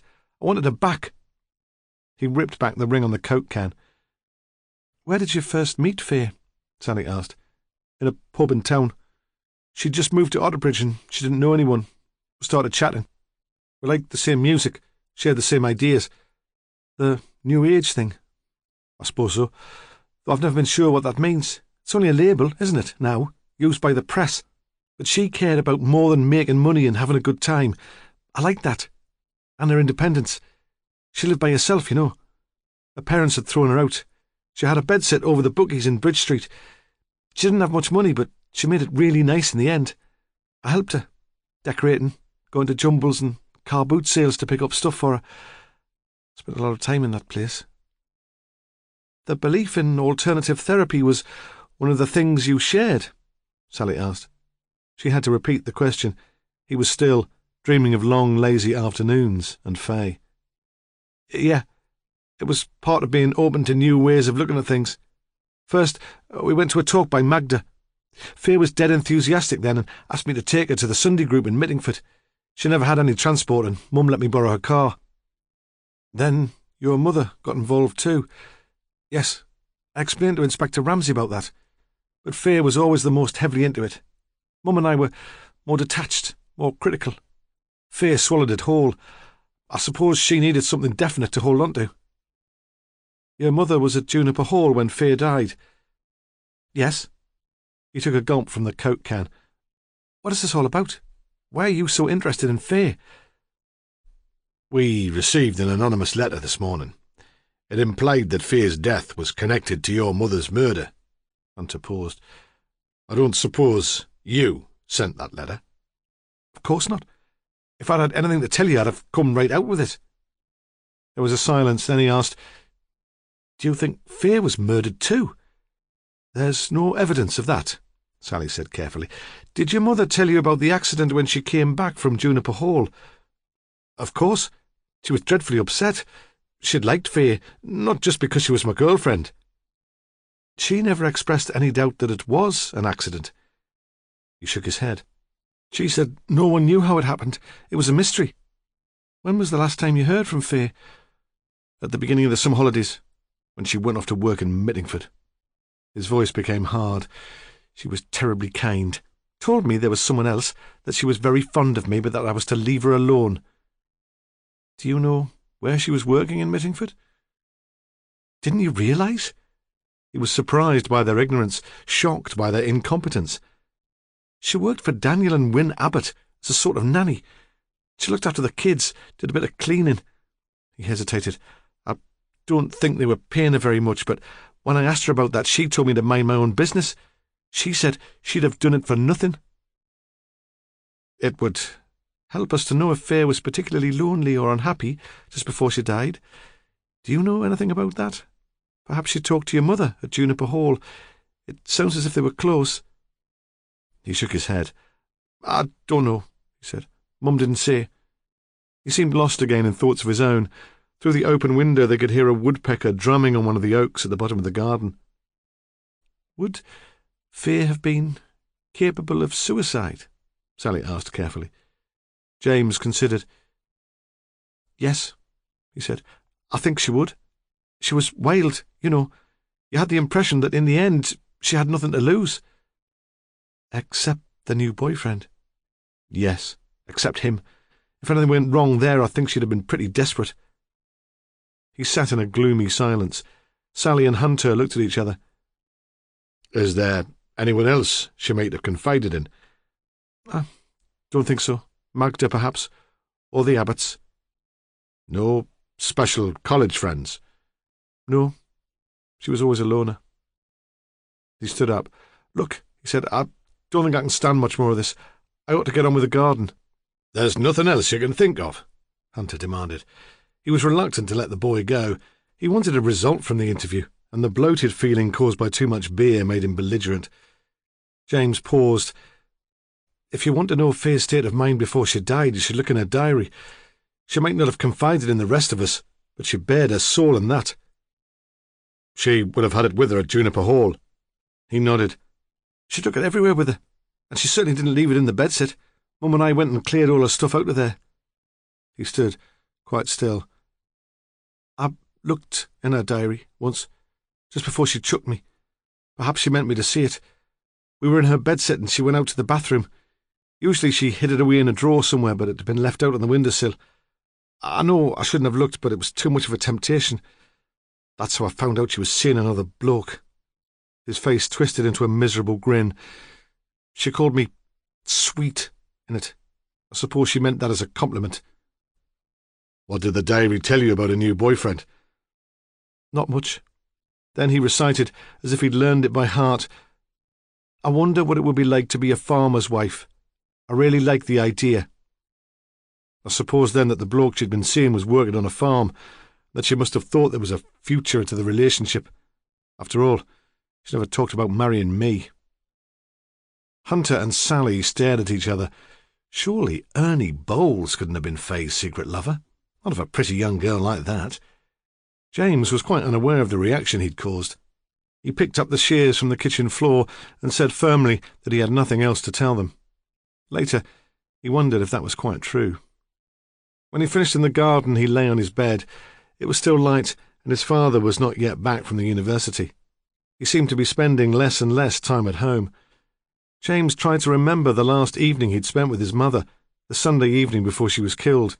The details were remarkably vivid. Charles had been sulking.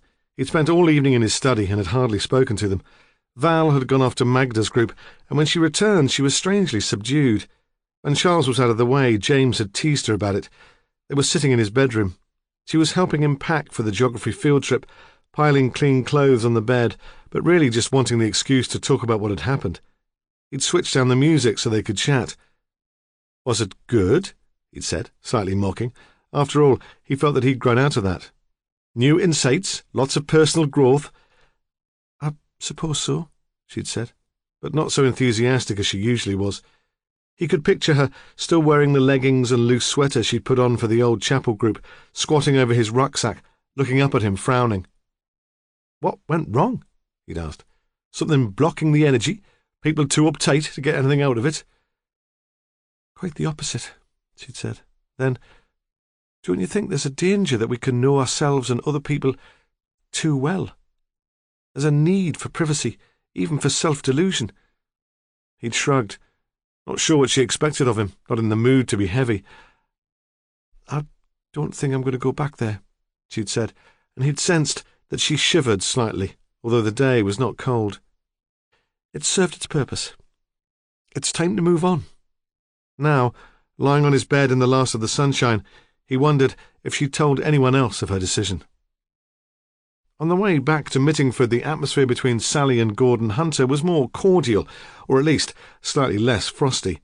There was a shared sense of achievement. They had valuable information to take back to Ramsay.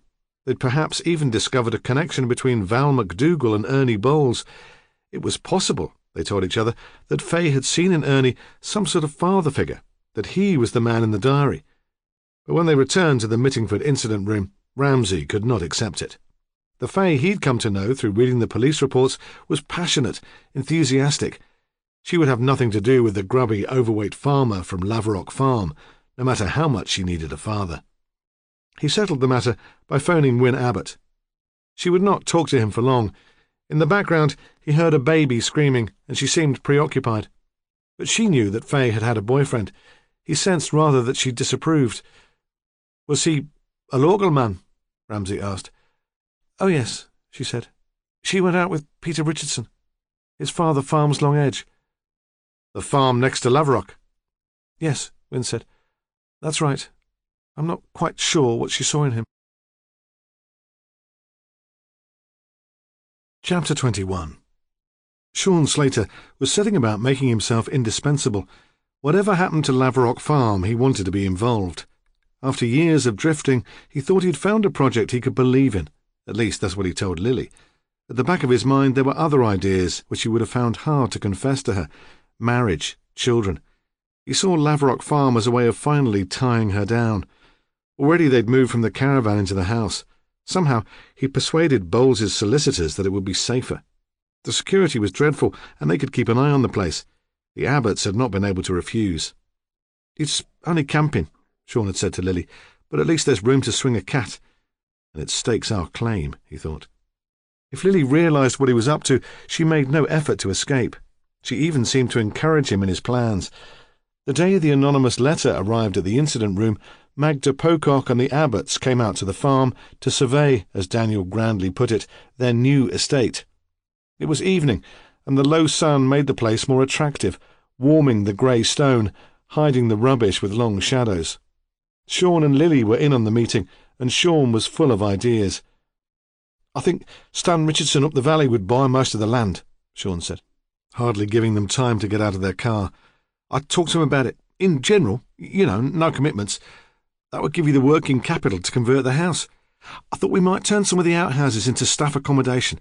That would leave the house for guest rooms and lecture halls. There's plenty of space." "You had no right to talk to Richardson," Magda said sharply. "The house has nothing to do with you." Lily was surprised by Magda's anger.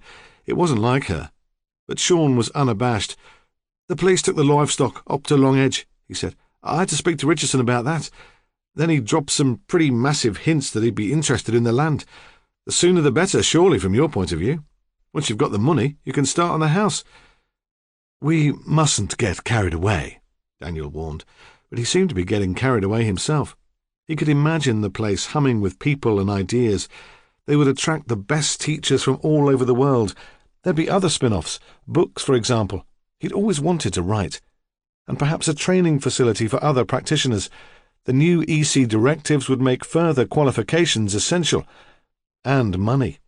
He had to admit to himself that he imagined the prospect of making money. "Still, I think Sean's got a point, don't you? It would be great to make a start." Magda said nothing, though Lily could sense her disapproval. "I thought an organic garden," Sean suggested enthusiastically. He was leading them across the farmyard. "To provide food for the centre. It shouldn't take long to get Soil Association approval. It's run wild since we've been here, and I shouldn't imagine any pesticides were used, even in Sissy Bowles's day. Look, it's a wonderful place." He pushed open a rotten wooden door in a high stone wall, and they were in an enclosed garden. Once there had been glass houses built against the wall, and paths and fruit trees. Now it was an overgrown wilderness. The panes of glass had shattered, and rotting vegetation lay everywhere. "It's sheltered from the north wind by the house," Sean said. "You could grow anything in here." "It would take a lot of work to get it straight," Daniel said.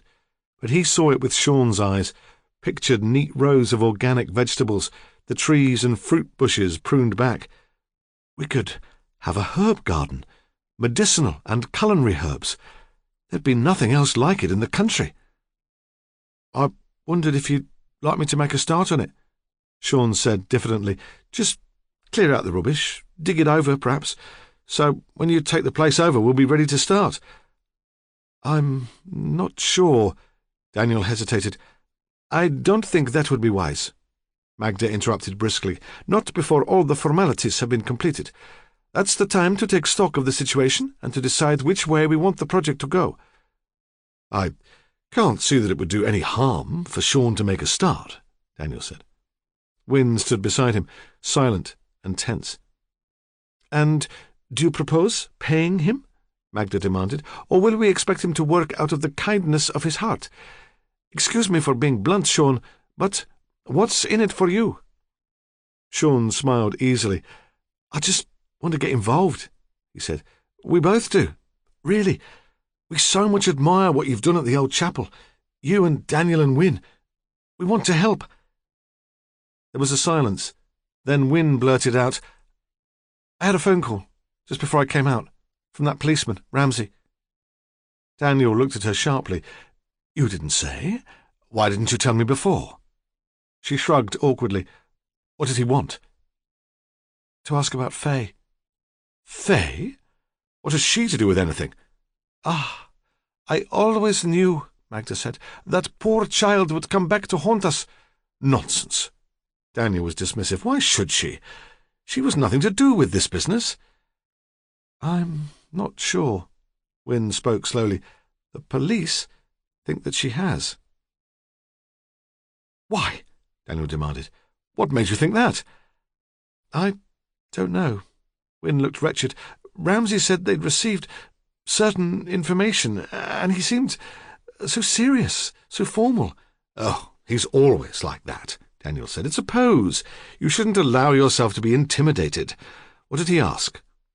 He wanted to know about boyfriends, Wynne said. Did Faye have a boyfriend? And, of course, you told him that she did. Wynne nodded. I said that when she was living with us she was seeing Peter Richardson, that she seemed very keen on him, though she never really discussed him. I said I couldn't see it lasting because they had so little in common. Her voice trailed off. That's all right, then. They can go up to Long Edge and bother young Richardson.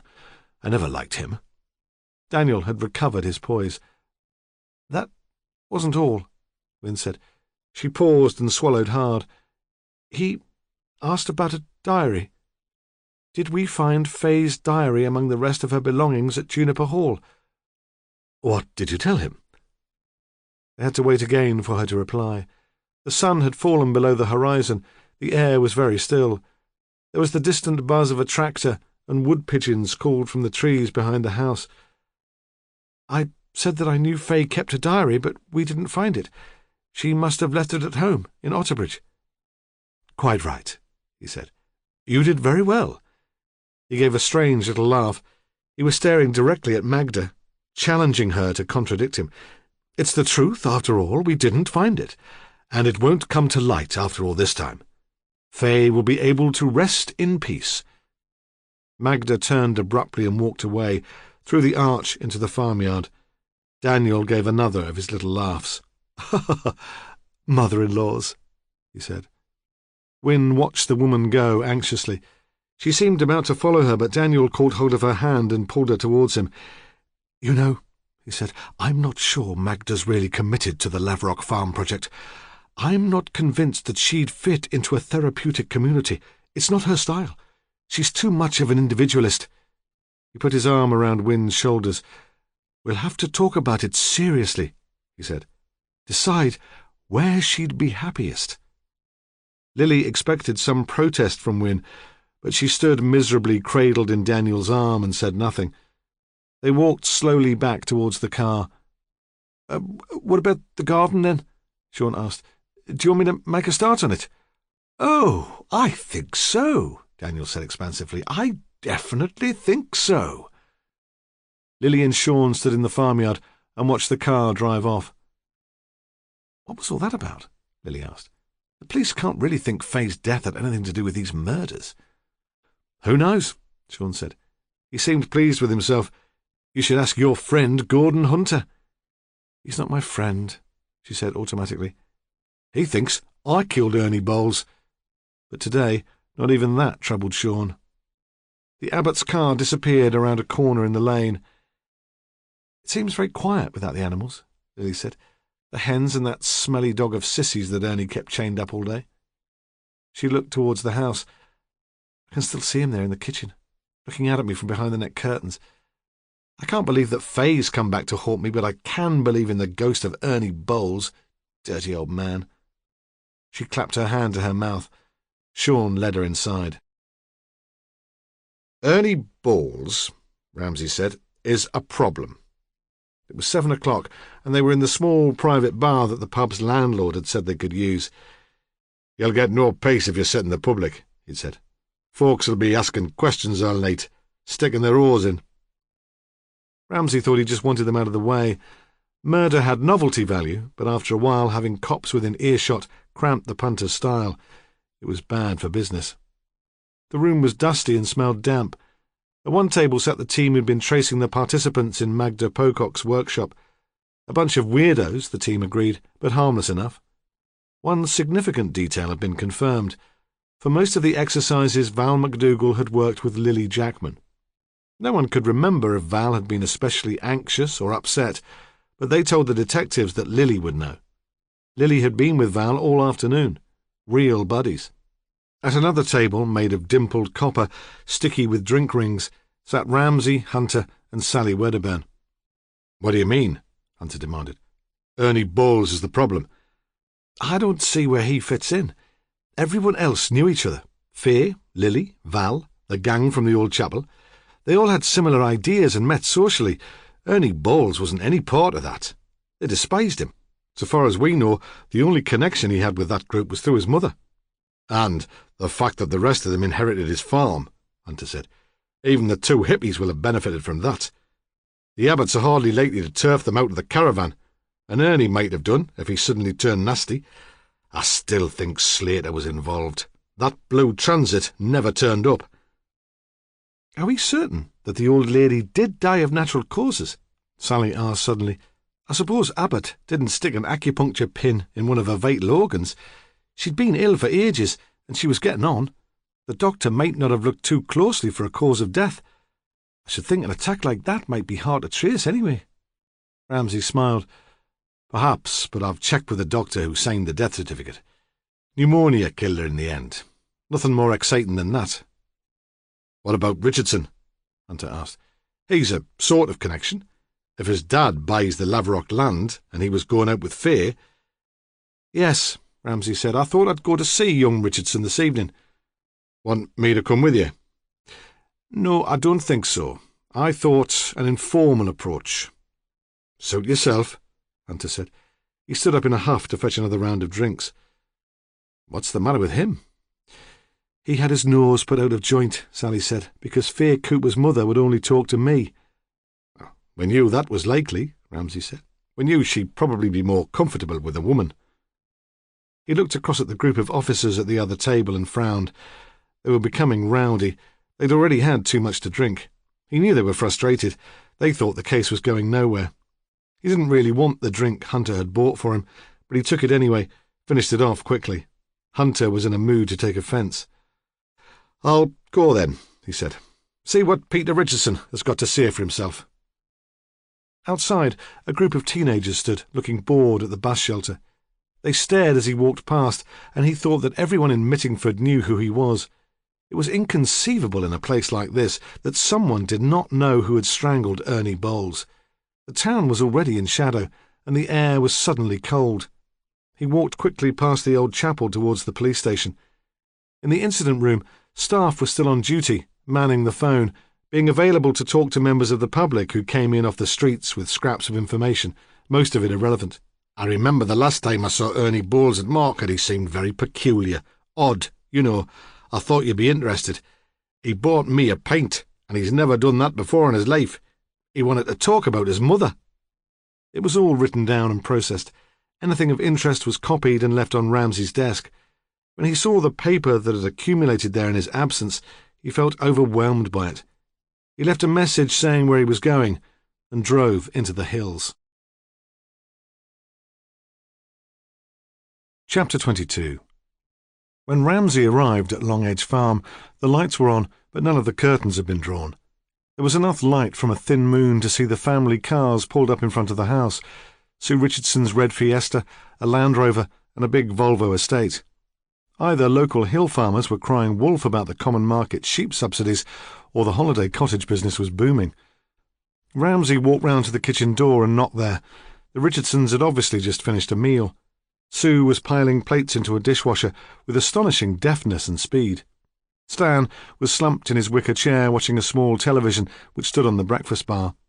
The smell of the meal, something spicy and oriental, which Ramsay guessed Stan would have turned his nose up at, lingered in the room and made Ramsay realise that he had not eaten. "Oh, that's you," Stan said. "What are you after now?" "A few questions," Ramsay said easily. "Is Peter in?" Sue turned from rinsing pots in the sink. "He's in the bath, just getting ready to go out." "You won't mind if I wait, then?" Stan gave a bad-tempered scowl, but Sue jumped in before he could speak. "Of course not. Sit down. Would you like a drink? Tea? Coffee?" Coffee, please. It had been a long day. He could do with a shot of caffeine to keep him going. Turn off the television, Stan, she said chidingly, as if he were a child. He grumbled under his breath, but did as he was told. Ramsay thought that despite his rudeness he always did. He was probably instructed to keep away from the paying guests, unless he could be polite.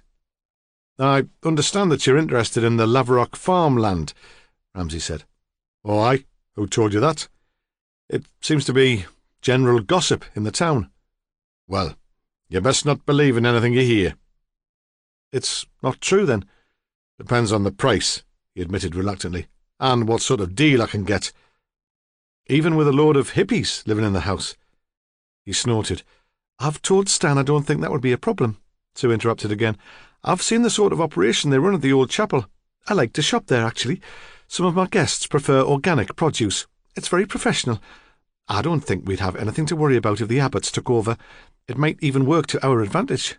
Some of our visitors might be attracted by the facilities they'd provide. Anything would be better than Ernie Bowles, with his smelly old dog, swearing at anyone who went near him.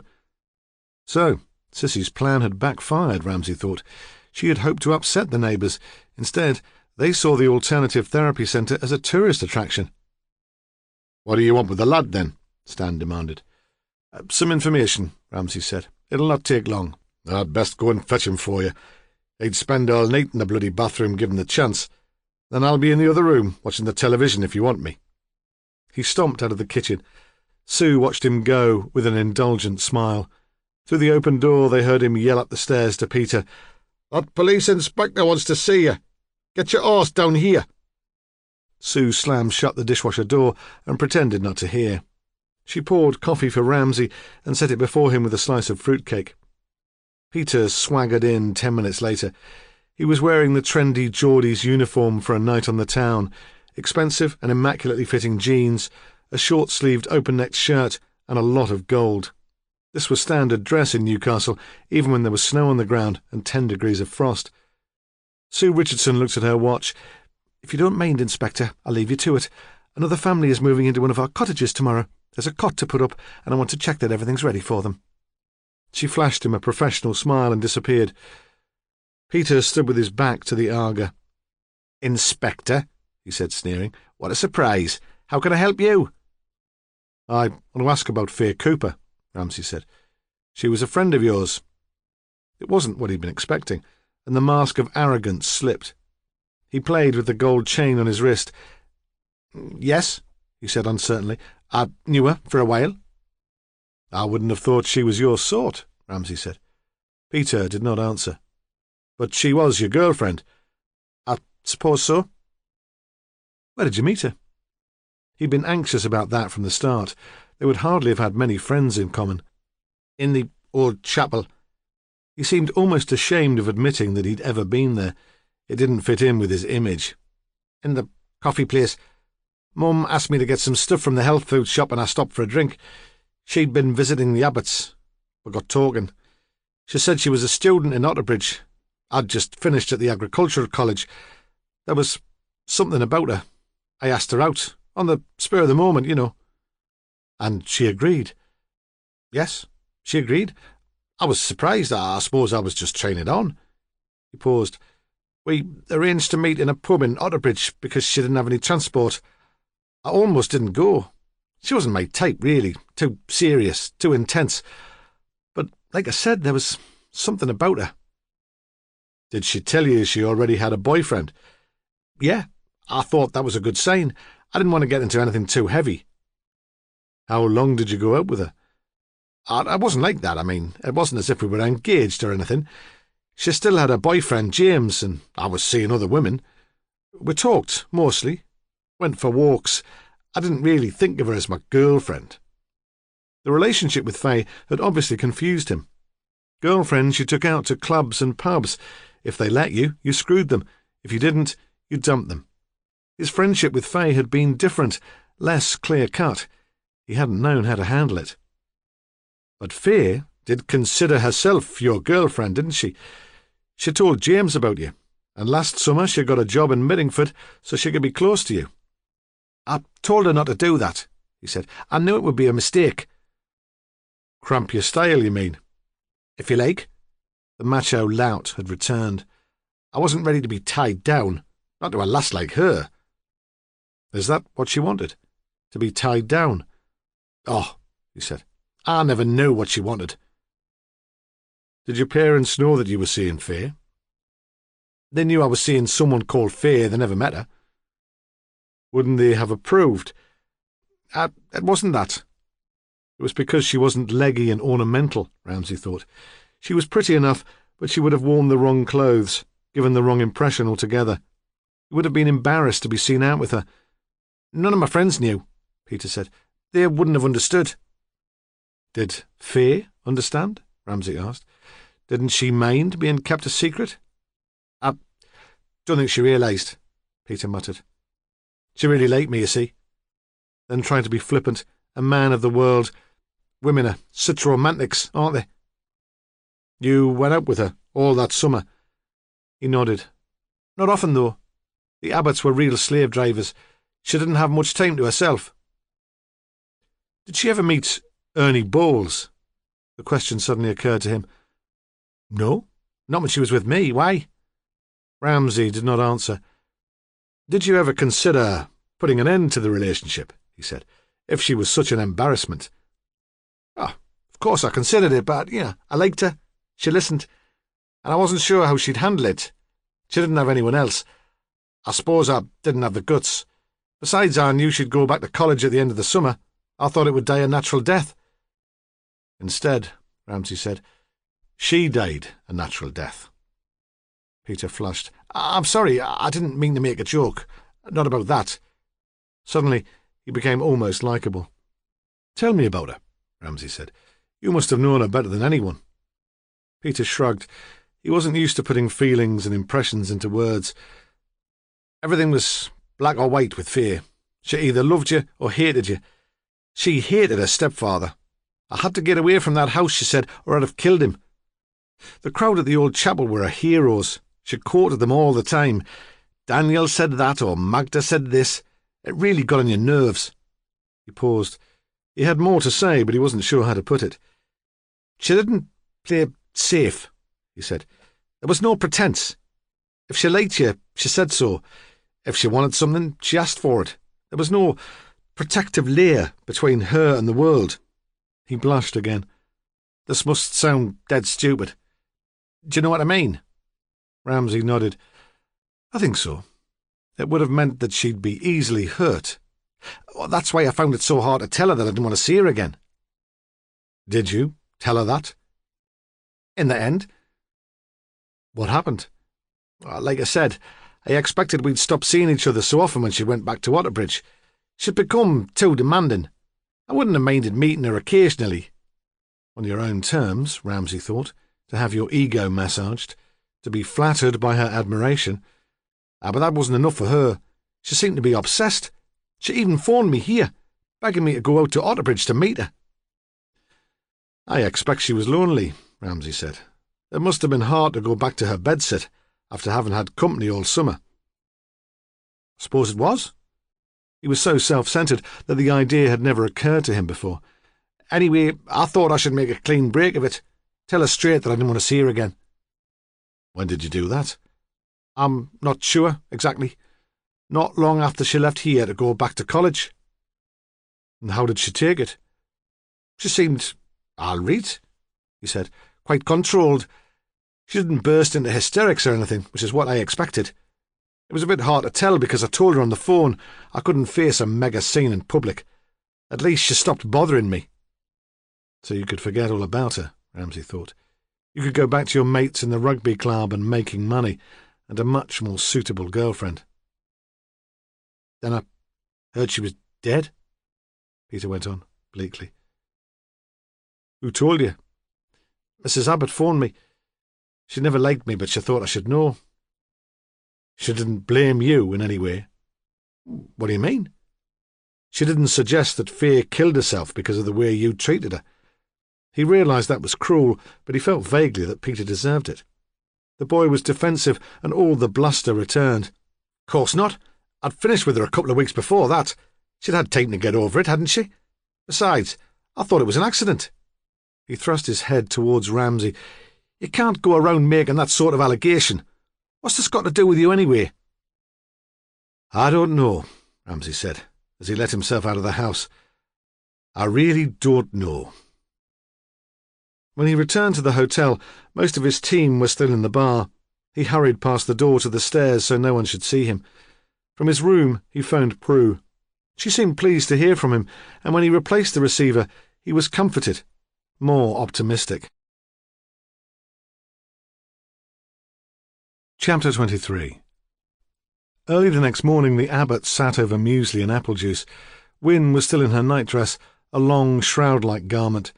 She looked faded. Her skin had the dusty, dried-out texture of dead leaves. Daniel felt a shudder of irritation, even of disgust. He'd never found her sexually attractive. Now her lethargy repulsed him, but not enough, he realized, for him to consider leaving her and risking all that they'd achieved together. The telephone rang. It was Ramsay, requesting an interview. "I'm seeing a patient at 9, Daniel said. "I must see you this morning." Ramsay was polite, but emphatic. "I could be free by 11:30, Daniel said. He replaced the receiver slowly. "He'll want to talk about Faye," Wynne said. She looked at him anxiously.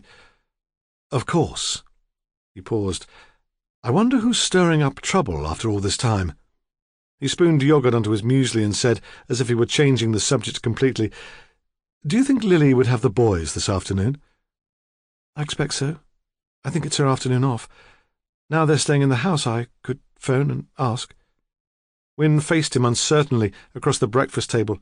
He realized she was frightened of him and felt an exhilarating rush of energy. "I was wondering if you'd go to see the lad, James, to express our sympathy. Someone from the centre should do it, and I'm busy." I don't know," she said quickly. "Surely he won't want to see us." "Why?" "Well, first Faye, then Val. I should have thought we were the last people." "Nonsense," he interrupted. "I think it would be a welcome gesture." Then, persuasively, "Val was very close to him, wasn't she? If she confided in anyone, it would have been in him. Find out if she talked to him before she died. You're good with kids." "All right," she said, "if you think it's a good idea." He smiled, because he'd known all along that he could make her agree. In the alternative therapy centre, his patient was already waiting for him. Daniel introduced himself and began mentally, almost automatically, the process of diagnosis. Rigid posture, he thought, firm grip, cold hand, all that could be relevant. "Just give me a couple of minutes," he said, and let himself into his treatment room. He put on a clean white coat. Other acupuncturists might practice in jeans and a sweatshirt, but he had never been comfortable with such informality. He looked at his equipment with satisfaction. He loved this work, cared more about it than anything else in his life. There was the plastic case of sterile, disposable needles, the akabani, the sticks which warmed the skin to test for an imbalance between the left and right side of the body, and the moxa, the herb which was burned on the acupuncture points to warm the energy.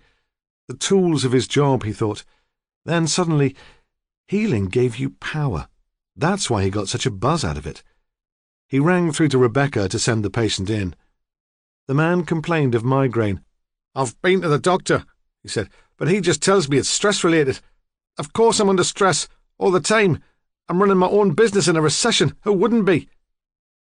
"Today I'll do a TD," Daniel said, "a traditional diagnosis. If I can help, we'll start the treatment in the next session." He already had the man down as a wood causative factor. He could even hear the shout in his voice. Woods could be rigid, over-independent, needing to control. Cissy Bowles had been a wood causative factor, though she had mellowed with treatment and became almost human by the end. "I'll take a personal history," he began. "I'd like to concentrate on the first 5 years of your life. Perhaps you could tell me something about that time." The businessman claimed not to remember anything, looked at Daniel as if he were wasting time. "That's not unusual," Daniel said, but probing gently he discovered that the father had been a merchant seaman, away a lot. The patient had spent much of his early childhood with his grandmother. "Now," he said, "what about your present family? There was a wife, apparently, who had a successful career in her own right, 2 teenage children. All the time, Daniel was looking for the secondary gain. What did this man get out of being ill? Attention, it seemed. The wife made a fuss of him when he had a migraine attack, and at other times dismissed him as a failure. In Daniel's experience, there usually was a secondary gain.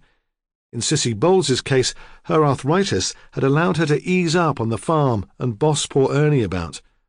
Poor Ernie. Daniel gave a little grin. The businessman looked at him suspiciously. "I'll ask you to undress now," Daniel said, trying to concentrate, "so I can do a physical examination." When he was waiting for his patient to strip, he went out to reception. Rebecca was opening the mail. She heard him coming, looked up nervously. "Yes, Mr. Abbott, is there anything I can do?" "I'm sure there is, Rebecca. I'm sure there is. But not just now." He walked round behind her so he could look over her shoulder at the letters on the desk. His hand rested on her waist. As he walked away, he tapped her on the buttocks. "Very good," he said. "What a fast little learner you are." Back in the treatment room, he completed his diagnosis. He took the pulses, 6 on each wrist. He waved the burning akabani over the man's fingernails and waited to see how long it took for the skin to feel warm. He took his blood pressure. "Now," he said, "we have to decide what to do next. I think we'll clear any polluted energy that may be in your system," Daniel continued, explaining the test for aggressive energy in the best way he knew how. "It's always safest to do that first. It involves 13 needles in your back, but you'll feel no real discomfort." The patient was impressed. Daniel felt the old satisfaction in knowing that he could help. He realized that he really was very good at this. After making a new appointment with Rebecca, the businessman hovered in reception.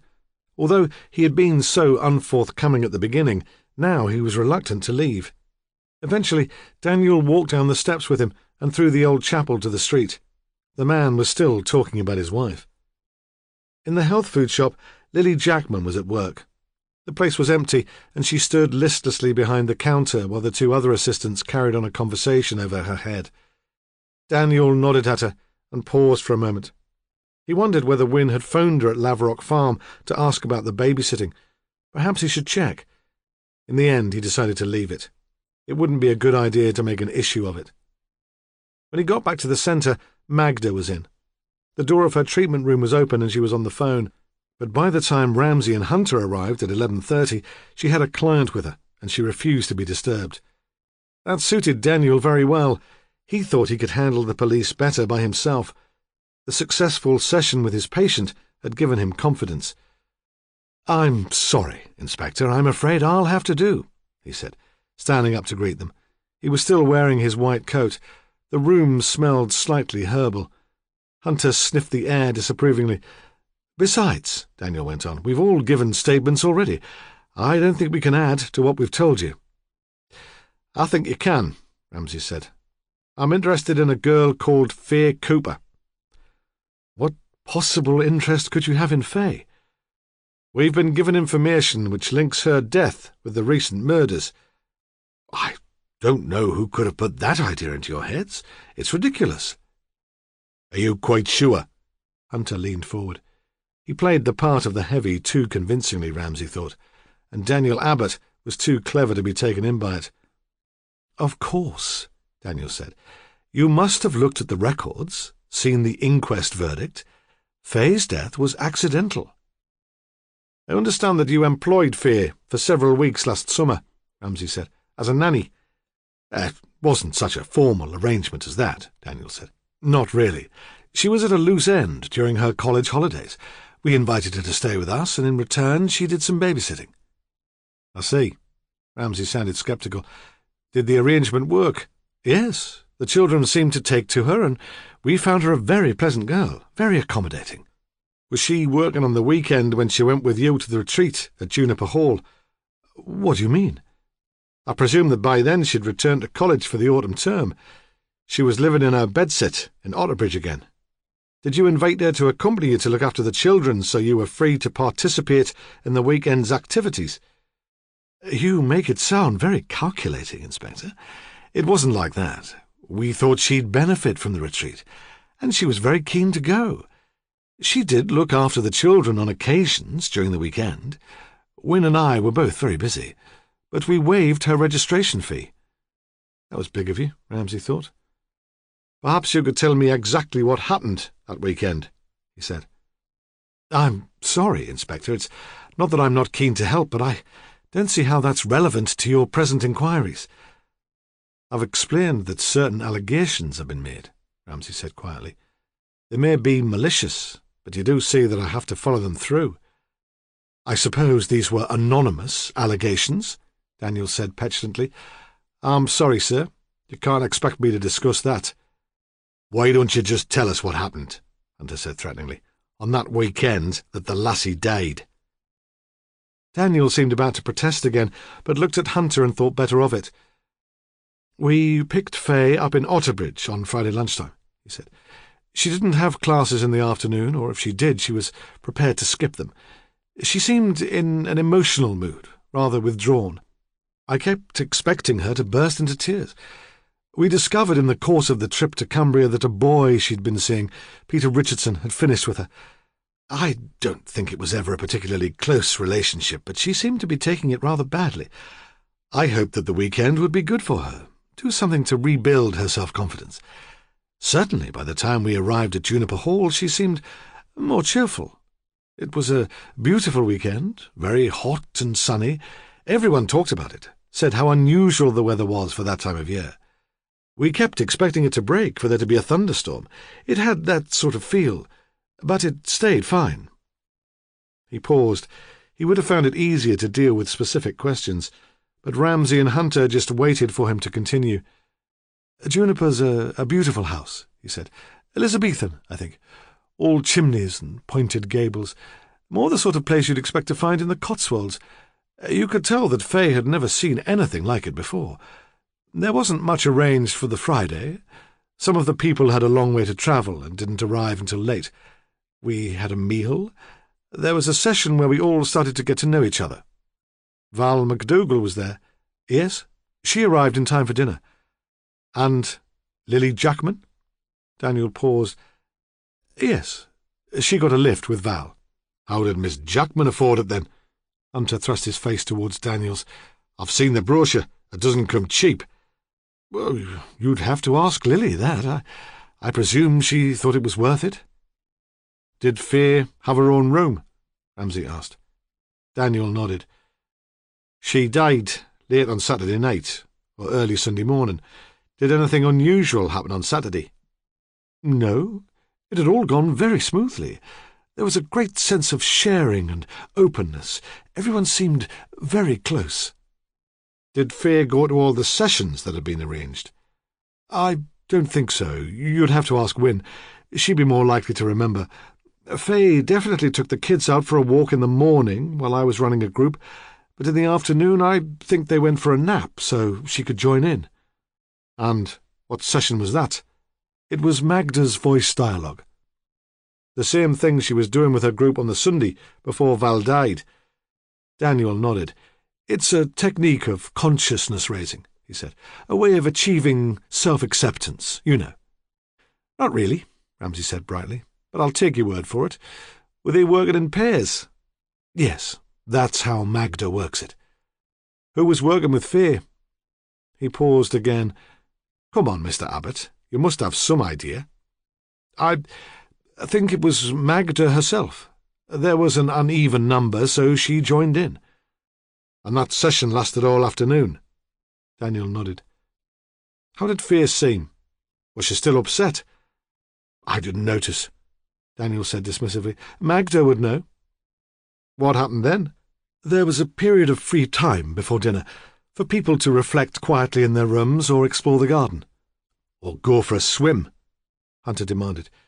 Yes, some of them went for a swim. But not Faye. She didn't swim until later, did she? No, Daniel said awkwardly. That's right. Tell us about that, Ramsay said confidentially. Tell us exactly what happened. I don't know, Daniel cried. I wasn't there. No one was. Take me through the evening, then. We Had dinner, helped clear up. That's part of the deal at Juniper. Everyone mucks in. After the meal there was a talk by a visiting speaker. He went on, rather. It was gone 10 by the time he'd finished. We had coffee, then most people drifted back to their rooms. Wasn't that unusual? Ramsay asked. What do you mean? Well, I get sent on conferences too.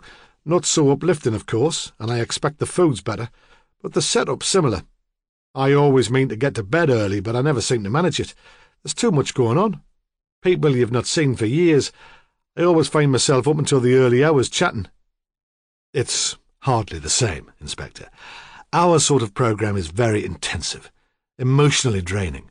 People need time to come to terms with what they'd learnt about themselves. They don't all go off to the pub then. We don't need alcohol, Sergeant. That's not encouraged.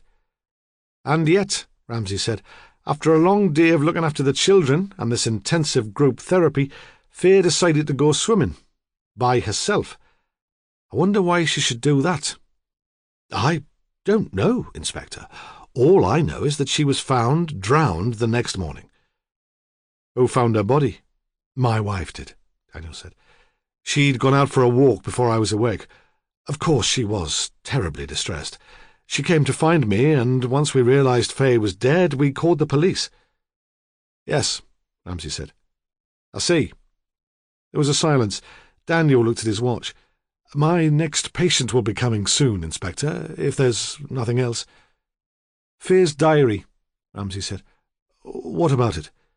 It wasn't among her belongings at Juniper Hall, not when the police arrived.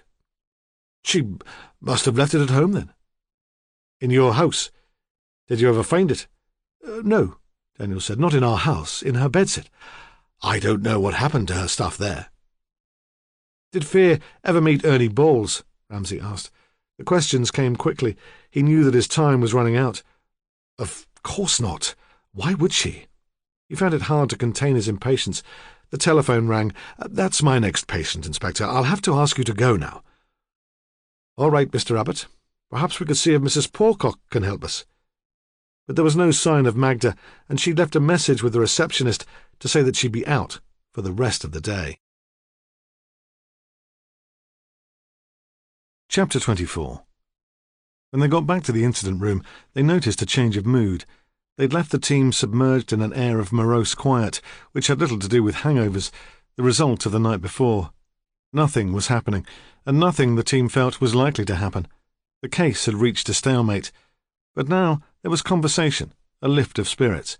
It was clear that they'd been waiting impatiently for Ramsay's return. Well, he said, what's been going on? We've traced those hippies, sir.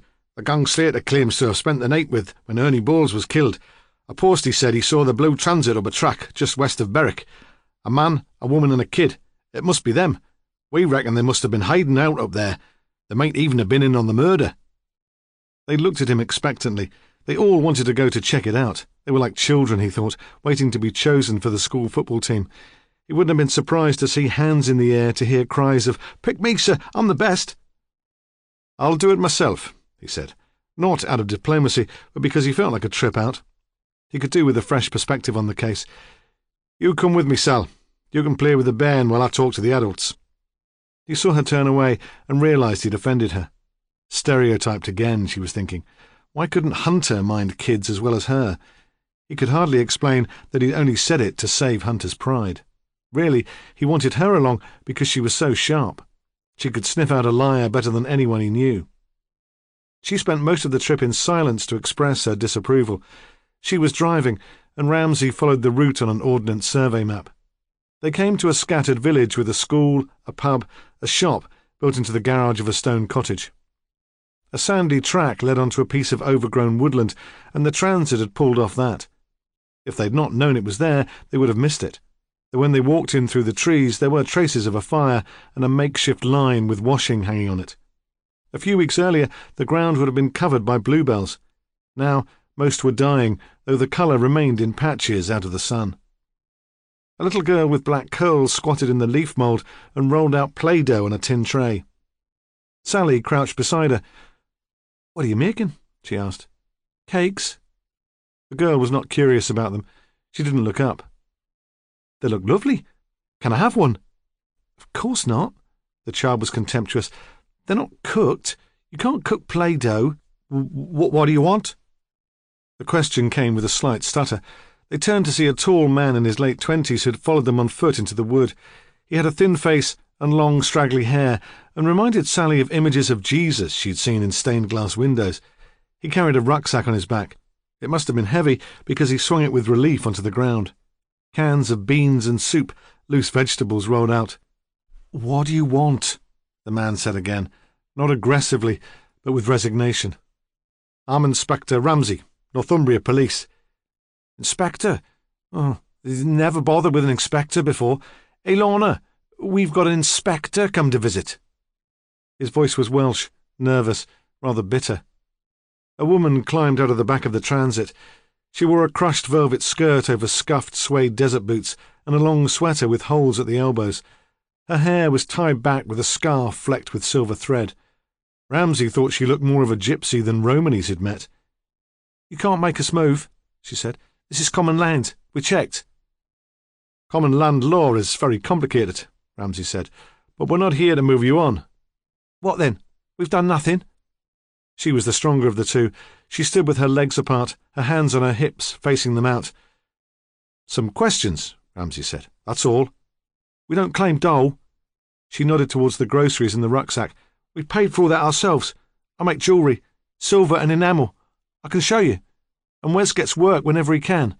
Though there's not much call for a classics graduate in rural Northumberland," Wes said. The stutter was more pronounced. "You're a classics graduate?" Sally looked at Ramsay to apologise for butting in, but she was intrigued. He nodded. "Then why do I live like this?" He finished the question for her, mocking. She nodded. "Because I'm happier." He paused. "I had a sort of breakdown. Stress disagrees with me. You wouldn't think there was a lot of stress teaching Virgil to 10-year-olds in a crummy prep school, would you? But it was too much for me." "So you dropped out," Sally said. "Or dropped in, depending on your perspective. Concentrated at least on the important things." "It can't have been easy, with a baby." "I don't think babies are ever easy, wherever you are. We'd like to find somewhere to settle now. Bryony's getting older, you see. She should be at playgroup soon. We could afford to pay rent, but no one wants us. Travellers don't make ideal tenants, apparently. Once we could have had a council house, but they've been sold off. Except flats on city estates, and that would make me mad again. So we're here, camping out on common land, doing no harm to anyone, hoping that eventually people will get to know us and trust us enough to rent us a place, even a plot of land to put a caravan." The phrases came in sharp bursts. Then he seemed to run out of steam and gave a lopsided grin to show he realised the hope was misguided. "How long have you been here?" Ramsay asked. "All winter. About 6 months." Sally caught Ramsay's eye. So Hunter was right, they both thought. Slater was lying all the time. "You can confirm, then, that you weren't on a road near Mittingford the week before last?" "Why?" It was Lorna again, suspicious. "Haven't you realised that we've been looking for you?" Ramsay demanded. "Don't you ever read the newspapers?" Wes shook his head. "Listen to the radio?" "Yes," Wes said, "but only Radio 3. "There was a murder. A farmer in Mittingford was killed. We think you may have been witnesses, but if you can prove you weren't anywhere near the place—" "We might have been there," Wes said. "On the Saturday night. We'd been to a show in Durham. Lorna sells her jewellery wherever she can. Agricultural shows, craft fairs. We'd driven down early on Saturday morning. We had a good day, and we were late, packing up. By the time we got to Mittingford, we were both shattered, so we decided to pull into the gypsy transit site. Spent the night there. What are we supposed to have seen anyway?" "Did you meet anyone that night?" "Yes," Wes said slowly. "A guy called Sean Slater." "Why?" "What time did you meet him?" They found it impossible to say. Perhaps it was just getting dark. He appeared there at the van out of the blue. They hadn't seen him for ages. They could have done with an early night, really, but Sean seemed keen to talk. They listened to some music, drank some wine. The inspector would understand. By that time, it was so late that they suggested Sean should crash out with them. There wasn't much space, but they'd managed to fit another sleeping bag on the floor. "What time did Mr. Slater go?" Ramsay asked. They considered. "Probably about 7, Lorna said at last.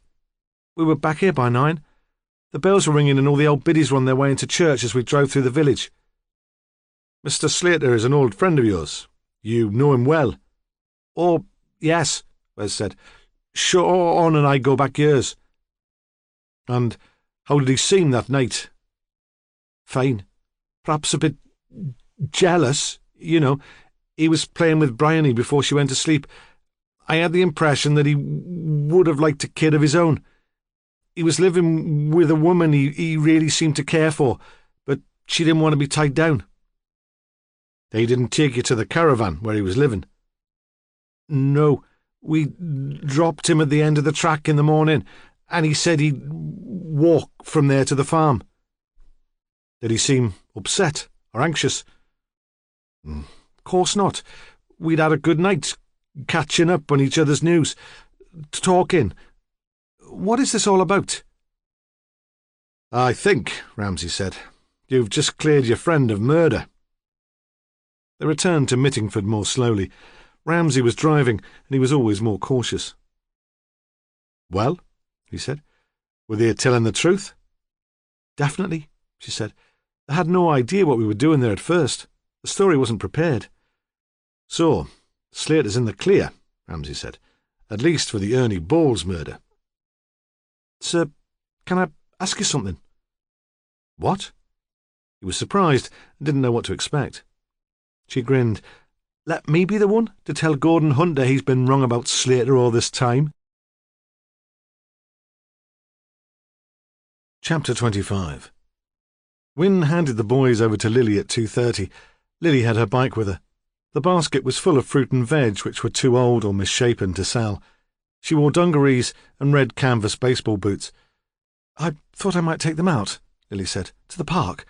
They always like the park. What do you think?" "Great," Wynne said. But Lily thought that nothing about Wynne seemed great. She looked harassed, tired, worn down. If that was what marriage and kids could do to you, Lily thought, Sean could bloody well think again. He hadn't spoken any more about marriage, but she could tell what was in his mind. He'd begun going gooey over kids lately, too, even the Abbott brats, and he'd told her more times than she could remember about the little girl who lived in the blue transit van, how she'd been really sweet and no trouble, really. Her parents were still on the road, weren't they? They hadn't sold out. That morning, Lily had left him working in the garden at Laverock Farm, and the picture of him bent over his spade had made him seem domesticated and suburban. It wasn't any different from his father, she thought. Next thing, he'd be wanting a semi on a new housing estate, weekly trips to a garden centre, and a shed to hide in when she was at the moody time of the month. She knew she should be grateful, but she couldn't settle for that. Not even for him.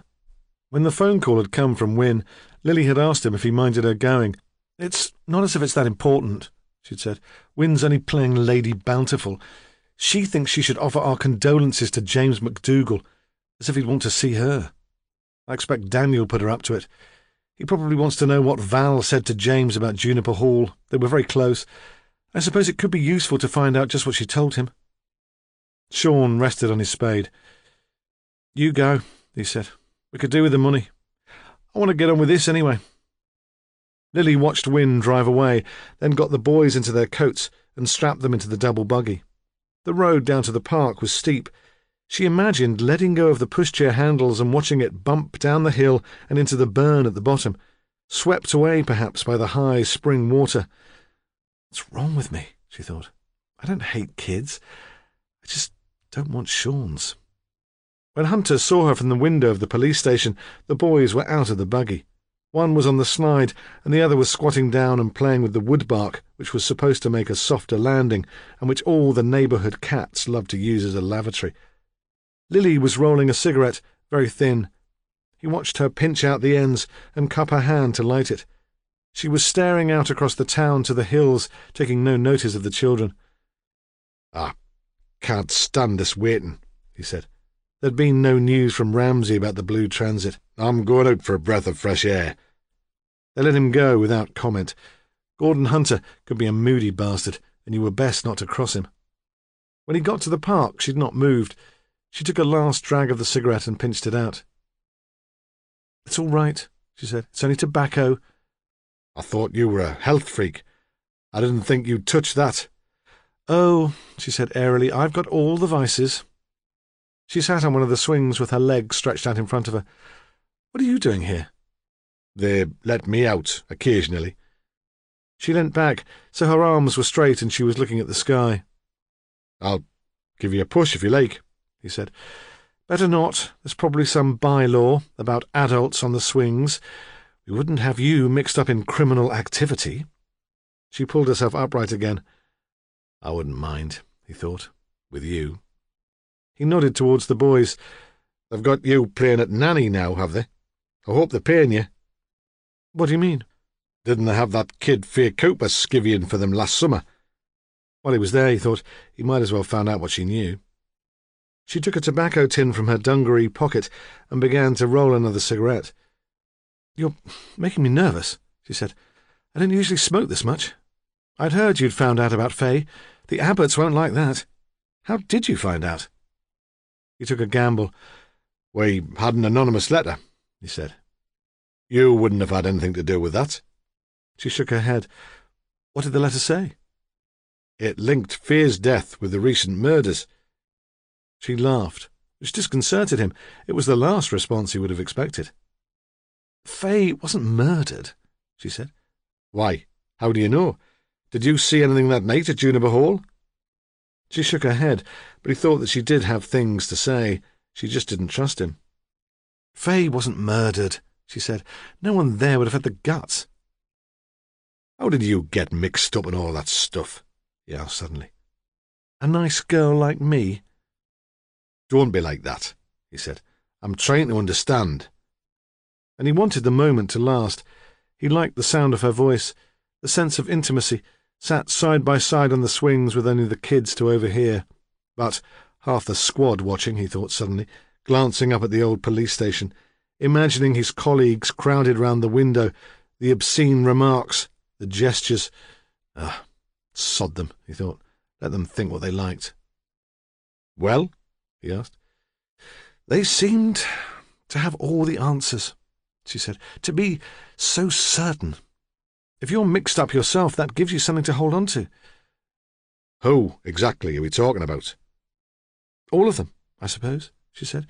"Then, no, it's Magda, really. She's the one who holds it all together. She was the one who attracted me in."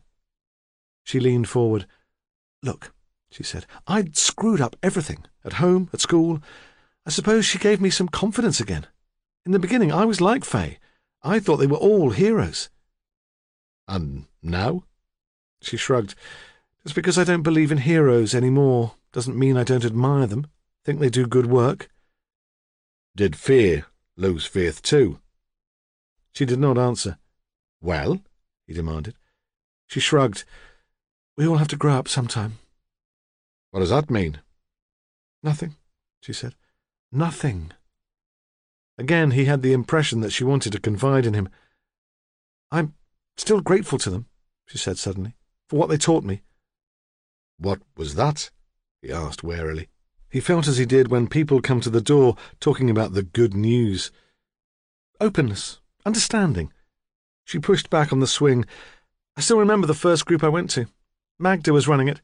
We were working in pairs. I still remember my partner. He was a dentist. That seems strange. I always thought dentists would be really straight." "Like policemen," he said. "Yeah, like policemen. I found myself telling him things I'd never told anyone before in my life. About my father and a shitty mother and blokes I'd known. And suddenly I found myself bursting into tears." It didn't sound a barrel load of fun, Hunter thought. "You get close to people very quickly," she said. "I suppose it makes you vulnerable, and you learn you've got to move on." Hunter wanted to say something intelligent, but the words wouldn't come.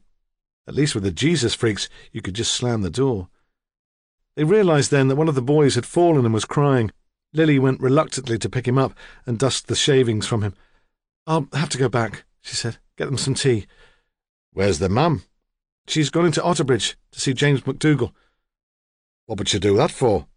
His voice was suddenly sharp. "Nothing suspicious." She was laughing at him. "A gesture of sympathy, that's all. I'm not expecting her to be long." She bundled the boys roughly into the buggy and fastened the straps. "Do you want a hand up the hill with that?"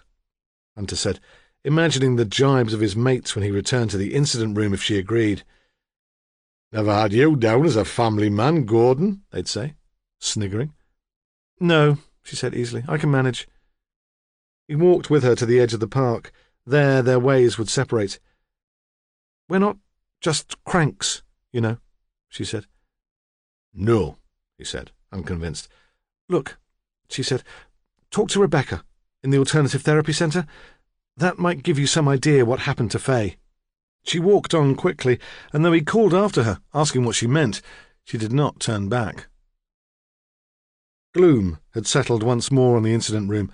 Ramsay was back and had reported in a clipped, detached voice on the interview with Wes and Lorna.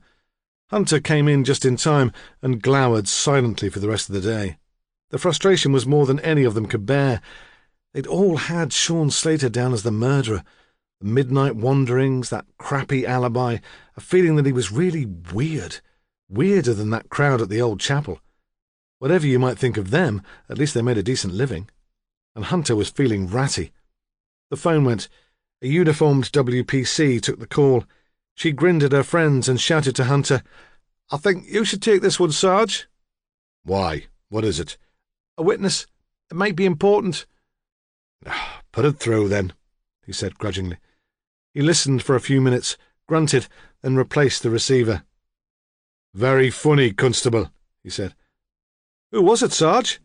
They sensed a wind-up, and they needed cheering up. "A lunatic," he said. "Some poor bugger who spent too long up here in the hills. He says he's just seen the ghost of Ernie Bowles in Mittingford High Street." They all laughed, and Hunter stomped out.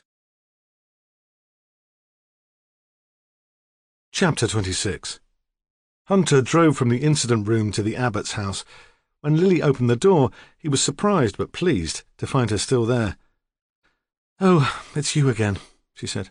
The confiding mood had gone and she was prickly, bad-tempered. "What do you want now?" "A few words," he said. "I've nothing more to say to you." But she stood aside to let him in. "I've been giving the kids their tea. I expected Wynne back by now." In the kitchen there was food on the floor and a smell of charred toast. A piece of mashed banana stuck to his shoe.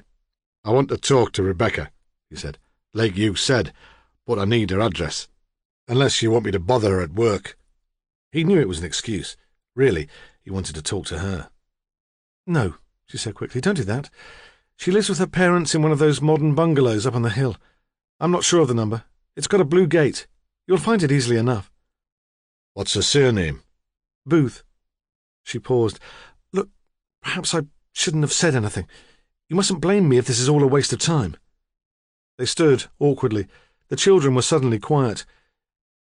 "It would be a lot simpler if you told me what's going on," he said. She shook her head. "I'd best go and talk to Rebecca, then," he said sharply.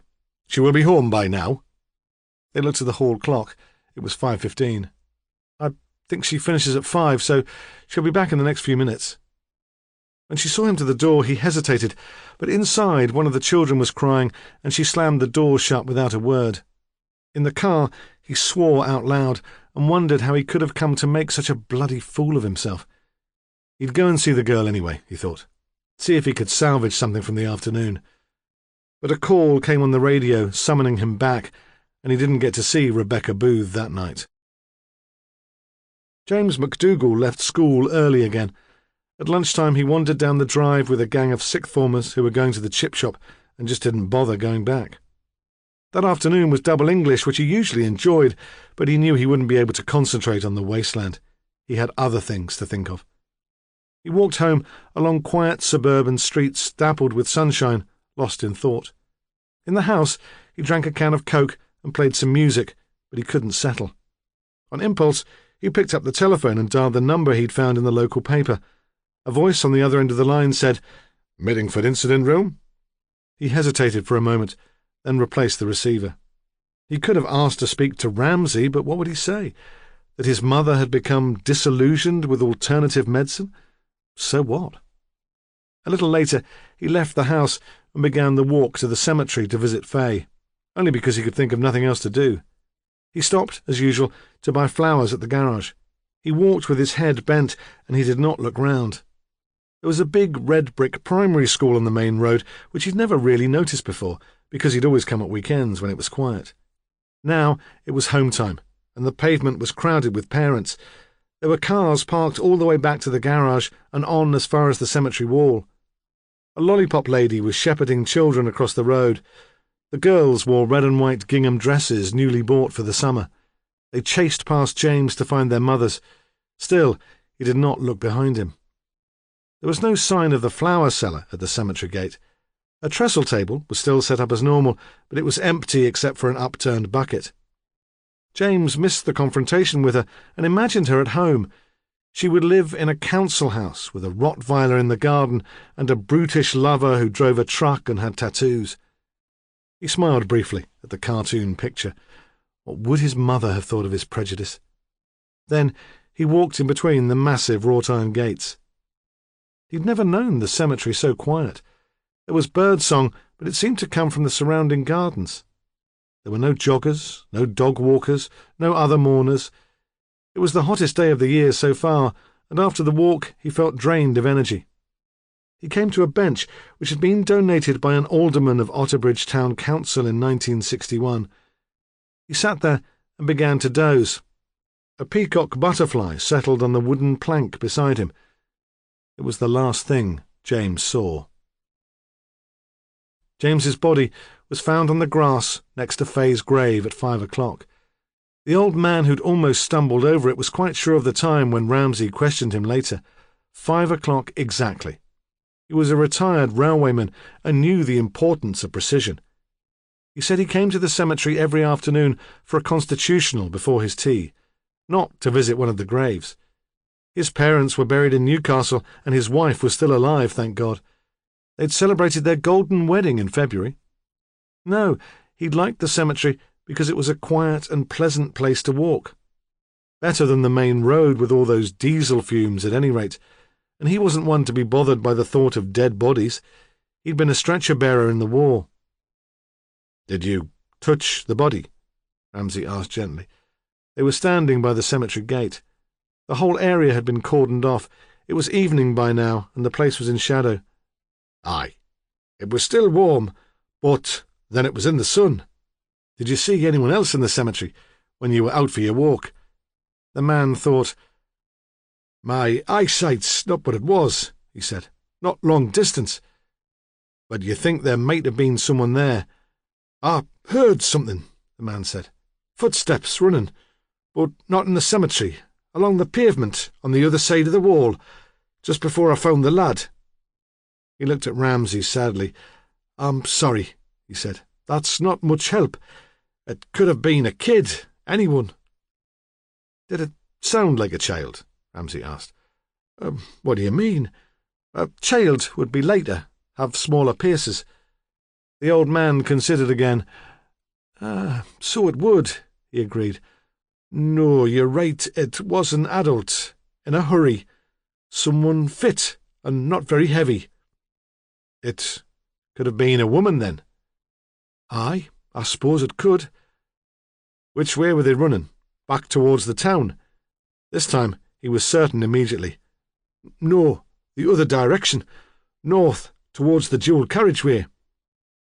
"And the footsteps just faded away?" "No," he said carefully. "There was a car. The footsteps stopped, and there was the sound of an engine starting." "Thanks," Ramsay said. "I'm sorry to have kept you hanging around for so long." "I don't mind."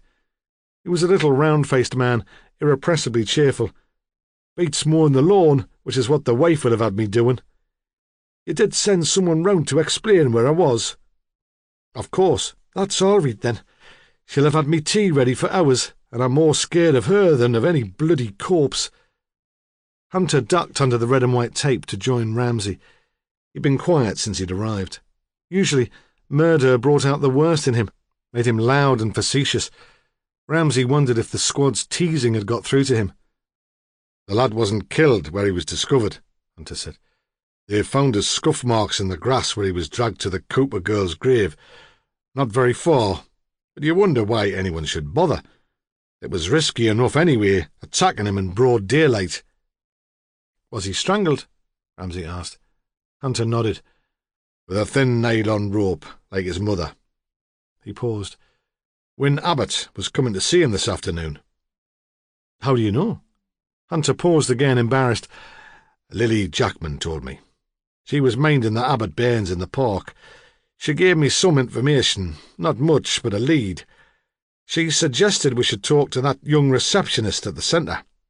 I went to the Abbott house later, hoping for more details, on the off chance Jackman would still be there. She was pretty fed up, because she'd been expecting Mrs. Abbott back sooner." "At least that puts Lily Jackman in the clear," Ramsay said. "You must have been there around 5. Hunter nodded. "Left at 15:15. He'd made the point he'd intended. Lily could have played no part in James McDougall's murder. "She was babysitting when Val was killed, too," Ramsay said to himself. "I suppose that's a coincidence." He looked up. What was Mrs. Abbott going to see the lad about? Jackman said it was a gesture.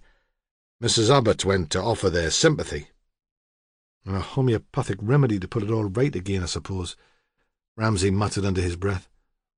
"What was that, sir?" "Nothing.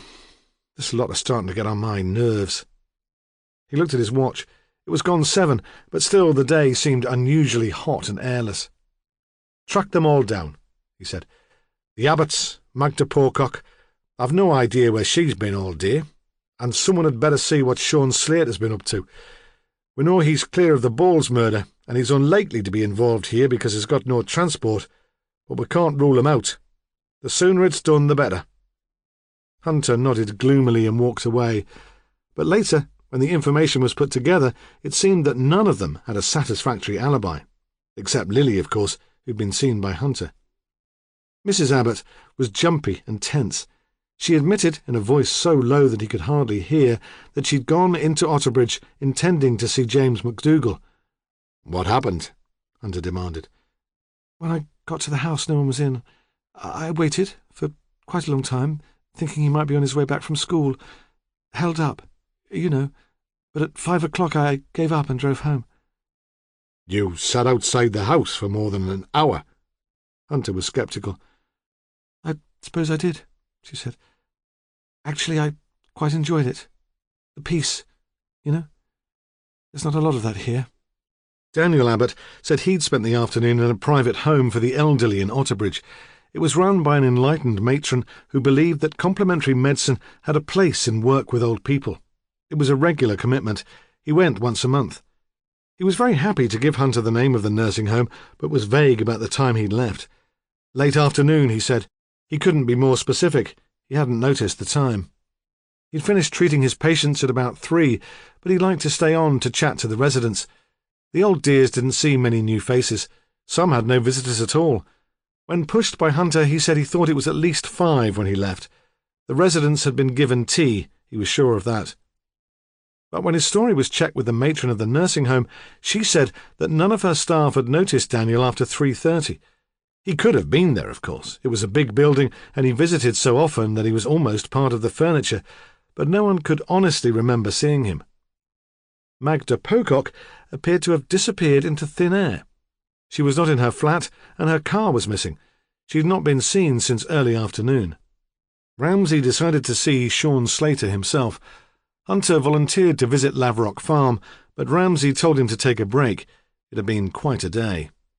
He found himself unusually moved by the death of the boy. He rarely knew the victims of the crimes he investigated. He could remember James alive, imagine the conversation they'd had in his bedroom, and that made a difference. Lily was sitting on the kitchen step of the farm, her hands cupped around a mug of tea. She greeted him with amusement. I haven't been able to get away from your lot today. What have I done now?" "There's been another murder," he said. She looked at him sharply. "Who?" There were no hysterics. She didn't pretend to be shocked. "James. James McDougall." "No," she said quietly.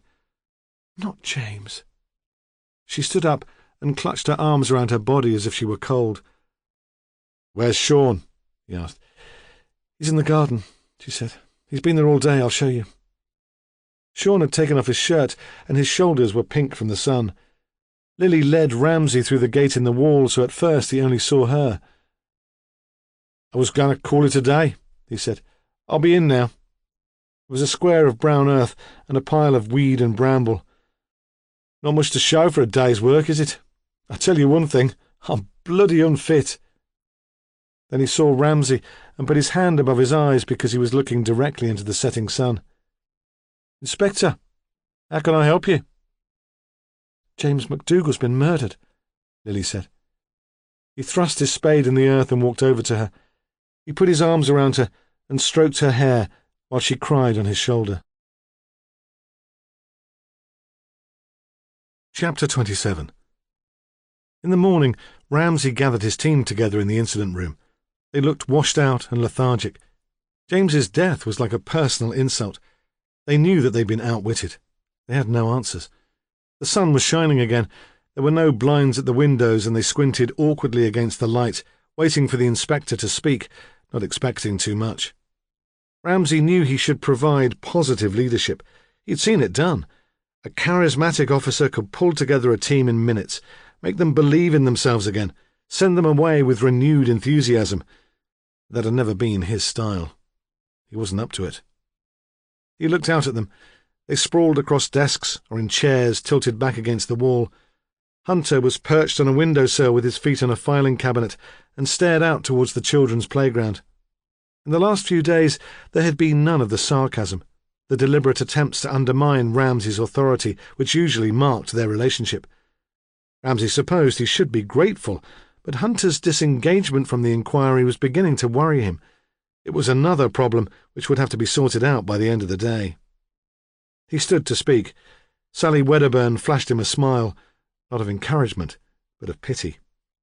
He began by giving them the details of James's death in a flat, matter-of-fact voice.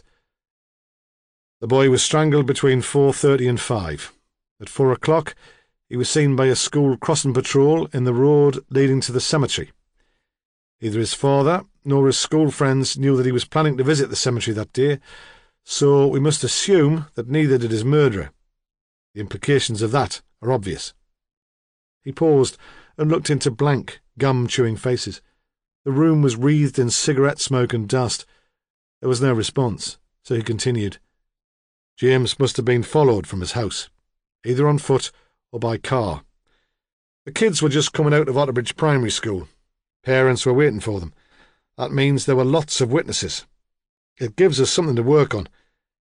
Sally, I want you outside the school at home time today. Talk to the mums. Take a photo of James. Was there a car travelling particularly slowly? A pedestrian nobody recognised? She nodded. James was strangled several metres from where he was found. He'd been sitting on a bench. The ground was dusty, and the footprints of his trainers were quite distinctive. Then he was dragged to Faye Cooper's grave and left to lie there. Any ideas why? There was a silence. A hand was raised at the back of the room. It was Newell, an ex-public schoolboy and graduate entrant whom no one could quite take to. He had an army haircut and a home counties accent. The general opinion was that he was a pompous prat. It didn't help that he came from the south and knew nothing about football. Ramsay felt some sympathy for Newell, but knew that to intervene would only make matters worse. To make a point, sir. What sort of point? Well, sir, if the murders are motivated by revenge for Faye's death, there would be more satisfaction in making a show of it. There's always an element of ritual in revenge, isn't there? He might be an arrogant young sod, Ramsay thought, but he was brighter than most of them. That's certainly possible, he said. Any other explanations for moving the body? Someone's trying to piss us about. It was Hunter, contemptuous. Like that anonymous letter. All the evidence is that the girl's death was accidental. It's an attempt to distract us and waste our time." "Why would anyone do that?" "To lead us up the bloody Gordon path. I think it might have been to divert us from the real motive," Ramsay said. "But we can't ignore fear. Even if the letter and the moving of James's body is some sort of elaborate game, it's significant. The murderer must have known her, known that there was some uncertainty about her drowning, so we'd waste time investigating it." "Are you saying that the murderer was at Juniper Hall?" Hunter said abruptly. "Either that, or he was close to someone who was there. It narrows the field, doesn't it?" He paused, turned back to Hunter. "Didn't you say you had more information on Faye Cooper?" It's not much," Hunter said reluctantly. "A hint, that's all. Lily Jackman suggested that I talk to young Rebecca, the lass who does the clerical work in the alternative therapy centre. I thought I'd catch her at dinner time. Apparently she usually goes home." Ramsay nodded his agreement. "We need the Abbott's alibis checked again, properly checked. Talk to the McDougall's neighbours. Was Mrs. Abbott's car really there as long as she claims? And what about another strange car? If James was followed to the cemetery, the murderer must have been hanging around somewhere. It was a fine day. People will have been in their gardens. It's an area full of retired people and housewives. There will have been folks about." He sensed that the mood in the room was changing slightly. It wasn't quite optimistic, but they started to realise there might be a way forward. "I'll talk to Magda Pocock," Ramsay said. He knew Magda was important. He saw her as a big spider who'd attracted them all into her web, trapped them and controlled them. "Above all, we need publicity," he said. "The murderer didn't get to Laverock Farm and the McDougall house on a magic carpet. Someone must have seen him, seen his vehicle. We'll prepare a request for information and try to get it out on the television tonight." They began to file out of the room, not enthusiastically, but at least with a sense of purpose. Rebecca Booth clip-clopped up the hill in a pair of platform sandals which she'd bought with last week's wages. Hunter, sitting in a car outside her parents' house, watched her. When he was young, he'd made stilts from cans and pieces of string, and he thought she looked as if she were balancing on those. Otherwise, she was smartly dressed in a sleeveless black pinafore dress and a white blouse. It could have been a school uniform. She looked that young. The house was a small detached bungalow with big plate-glass windows and wood cladding on the gable, which had been built in the 60s. There was a steep terraced garden with little stone walls separating immaculate lawns. She let herself into the bungalow, opening the door with a key. Hunter hoped that meant both her parents were out. If he knew anything about young girls, she'd say nothing in front of them. He rang the bell. She opened it nervously, just a crack. She'd been well brought up, told not to talk to strangers. "Oh," she said, relieved. "It's you? You're the policeman?" She opened the door wide to let him in, and he saw that she was barefoot and there were plasters on her heels. "Are Mum and Dad in?" he asked. "No, Dad's working. He's the postmaster." She was proud. "Mum's a community nurse. She usually works evenings, but she's gone into Newcastle shopping. For me sister's wedding." She blushed. You don't want to hear all this." "Do you always come home for your dinner?" he asked. It wasn't far, a 10-minute walk up the hill, but this was her first job. You'd think she'd want a bit of independence. "Yes," she said. "Mum gets a bit lonely on her own all day." It sounded lame, like an excuse. "Is that the only reason?" he asked.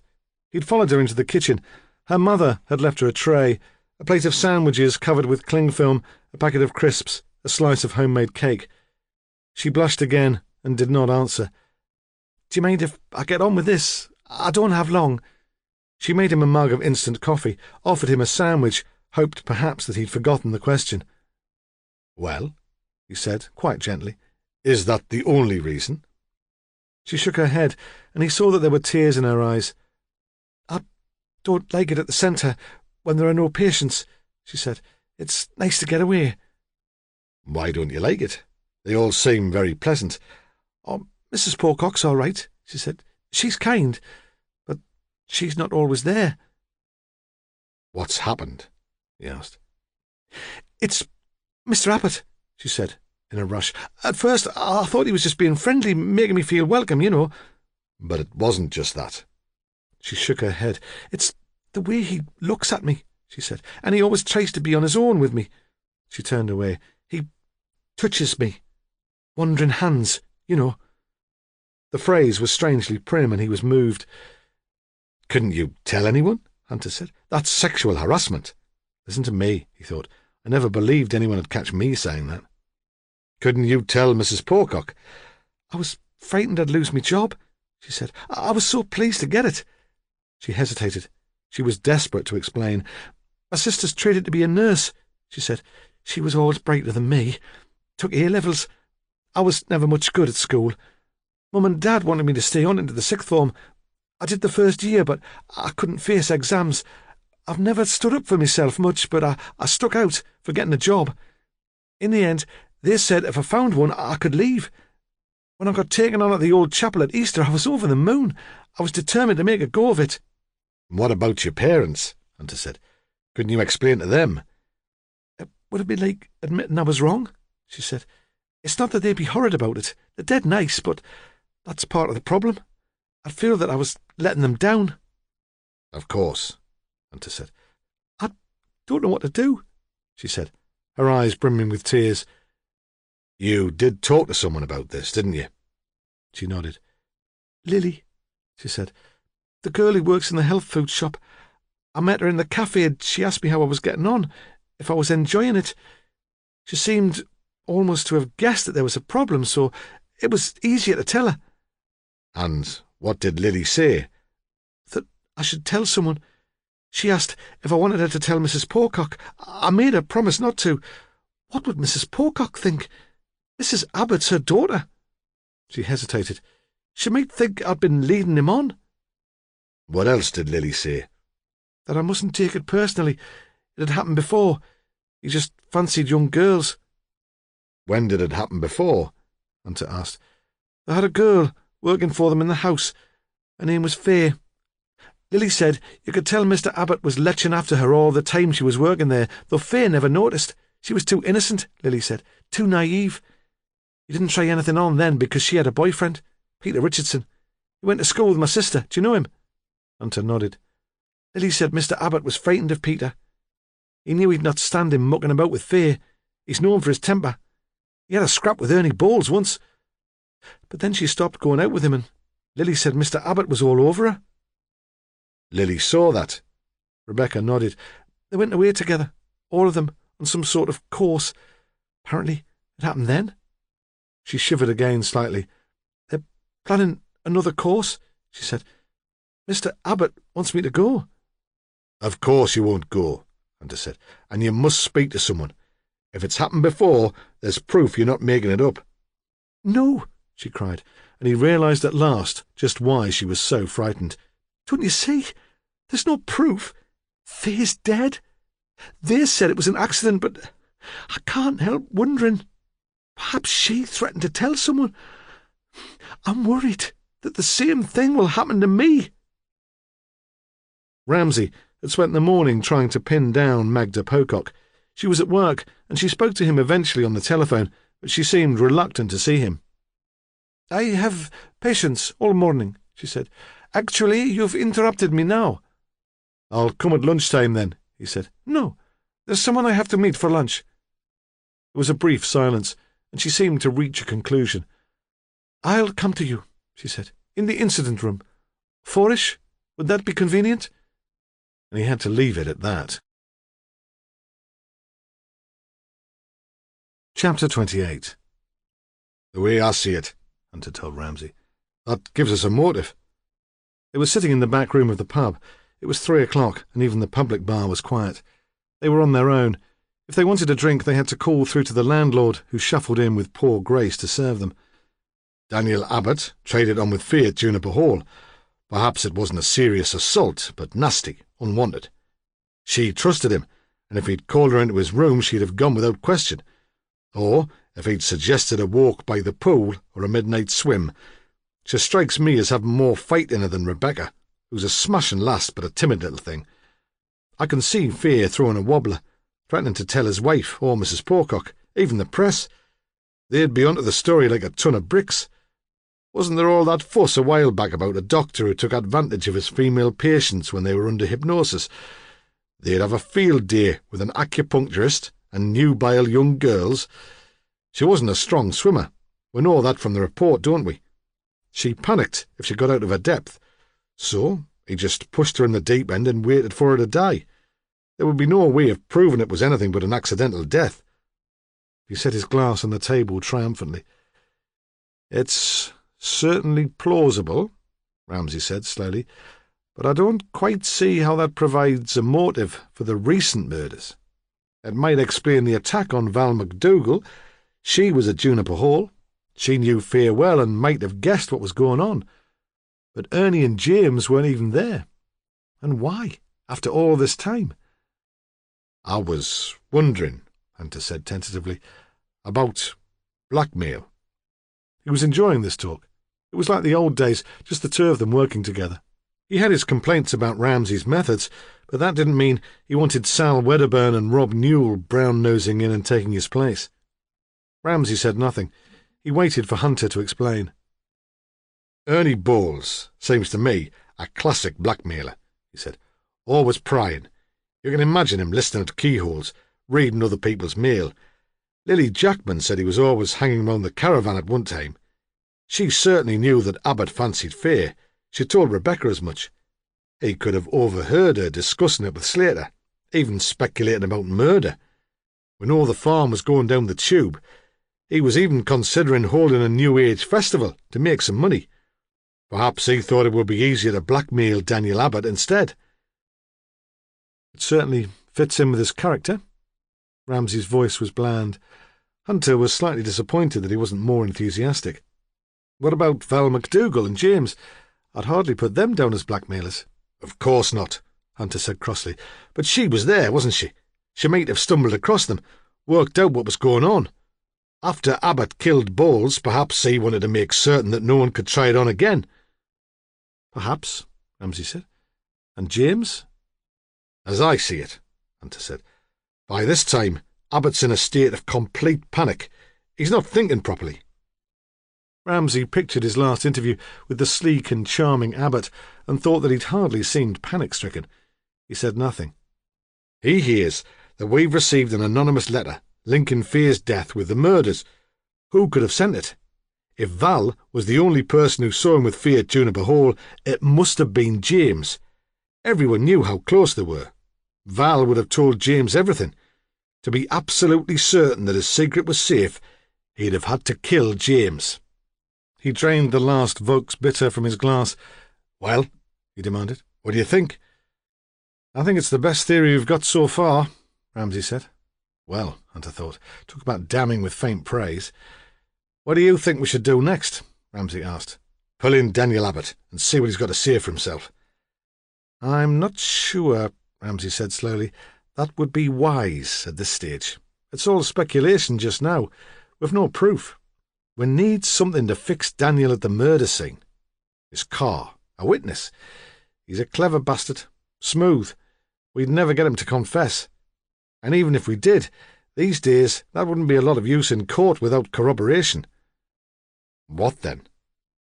Mrs. Abbott has given him an alibi for the night of the attack on Val McDougall.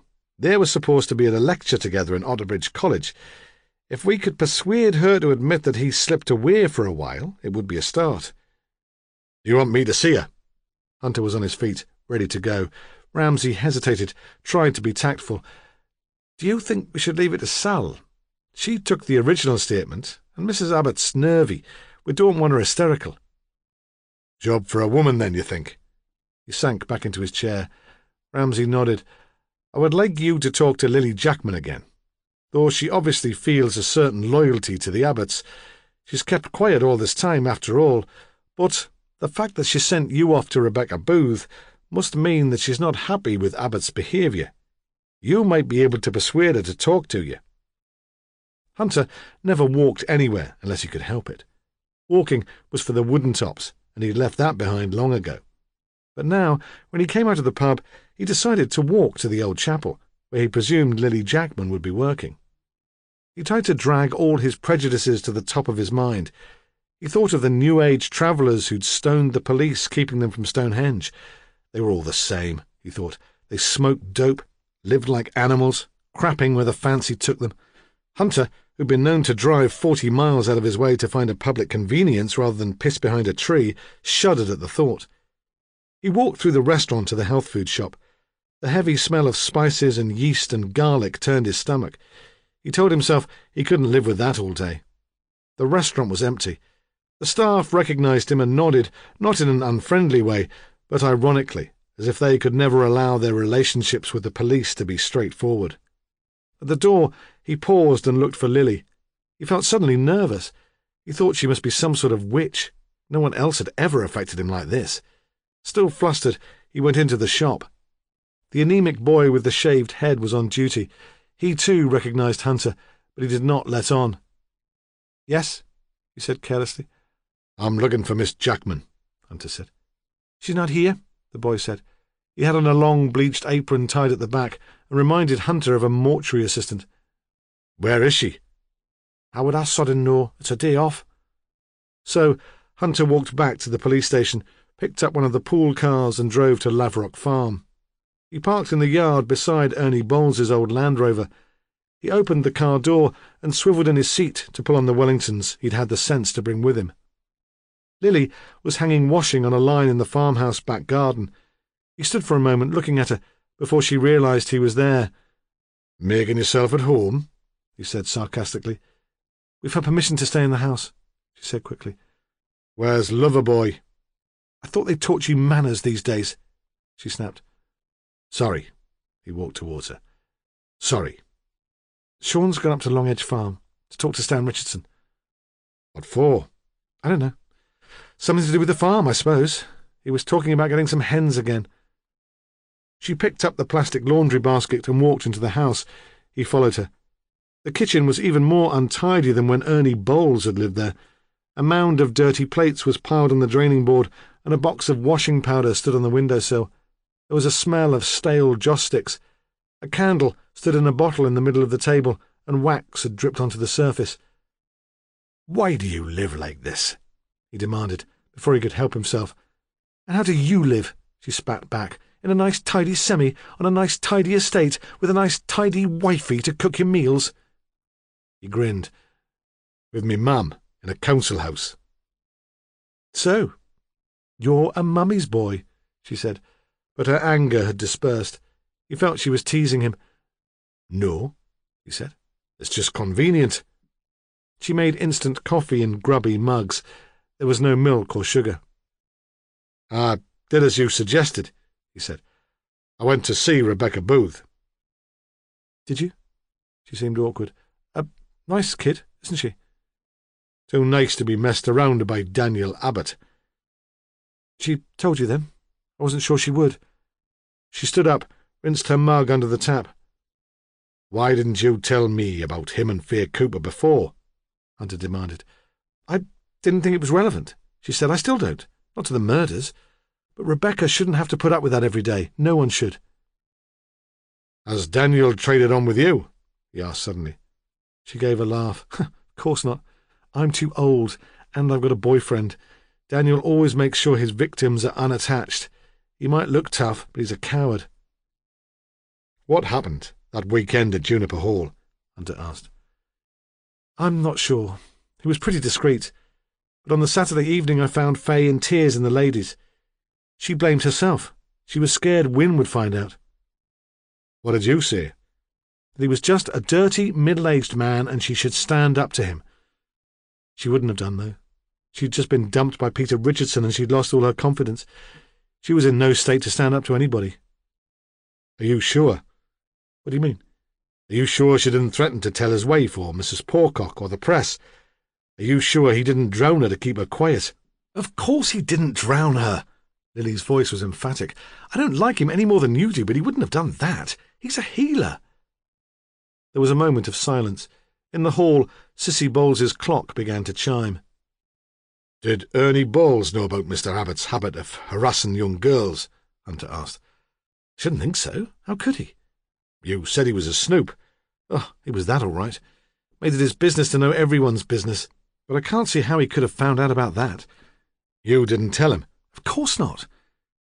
Did he have any reason to go to the alternative therapy centre? When Sissy could still get about, he used to take her in the Land Rover for her acupuncture treatment. He used to sit in the waiting room while she saw Mr. Abbott. I suppose he could have overheard something, but Faye wouldn't have been around then. And when Sissy was bedridden? She was taking some homeopathic remedies prescribed by Wynne. Ernie collected the tablets from the centre. I offered to get them for him, but he seemed to like going himself. She returned to the table and sat down again opposite to him. He thought she seemed unusually restless. He could tell that her concentration was wandering. We think Ernie could have been a blackmailer, he said, hoping to hold her attention. Did he ever try to blackmail you? She laughed. What would be the point? I've no reputation to lose anyway. But he would be capable of it. Oh, Lily said, he'd be capable of anything. We all are, aren't we, in the right circumstances, put under enough stress? What do you mean? She paused. He had the impression that she was weighing him up, deciding how far she could trust him, wondering even if she should ask him for help. She seemed about to speak when the door opened and Sean Slater walked in. "This is very cosy," he said. He stood in the doorway with the sun behind him, breathing heavily as if he'd been running. Something had annoyed him. He was spoiling for a fight, but Hunter had just enough sense not to be provoked. He knew Lily Jackman wouldn't be impressed by fisticuffs anyway. "I'm just asking Miss Jackman a few questions," Hunter said. "I thought you'd be leaving us alone now," Slater said. "You found my friends in the Blue Transit, didn't you? You know we couldn't have killed James McDougal, so why do you keep tormenting us?" "I'm not tormenting you," Hunter explained reasonably. "And you'd soon know about it if I was," he thought. "I'm asking for information." "Or is there another reason for your interest?" Sean said nastily. "Another reason for you sniffing around here all the time?" Hunter pretended not to understand. He stood up and walked out of the house. Slater leaned against the frame of the door and watched until his car was out of sight. Chapter 29. Wynne Abbott had been crying. She pretended at first not to be in. Sally Wedderburn rang the doorbell over and over again, but there was no reply. She could have given up and gone back to the station. Why should she always be the one to deal with nervy women anyway? But she was too persistent for that. An alley at the end of the terrace led into a footpath which ran along the back of all the gardens. Beyond that there was open hillside, bracken and sheep-grazed grass. Most of the gardens had a gate onto the footpath. The Abbotts had stiff bolts, presumably to prevent the children from escaping. Sally gave up trying to shift them and climbed over. She pulled a thread on the pair of Benetton trousers she'd bought in the sales, but was rewarded by a glimpse of Wynne's terror-stricken face at the kitchen window. "Mrs. Abbott," she called, knocking on the kitchen door. "Please let me in."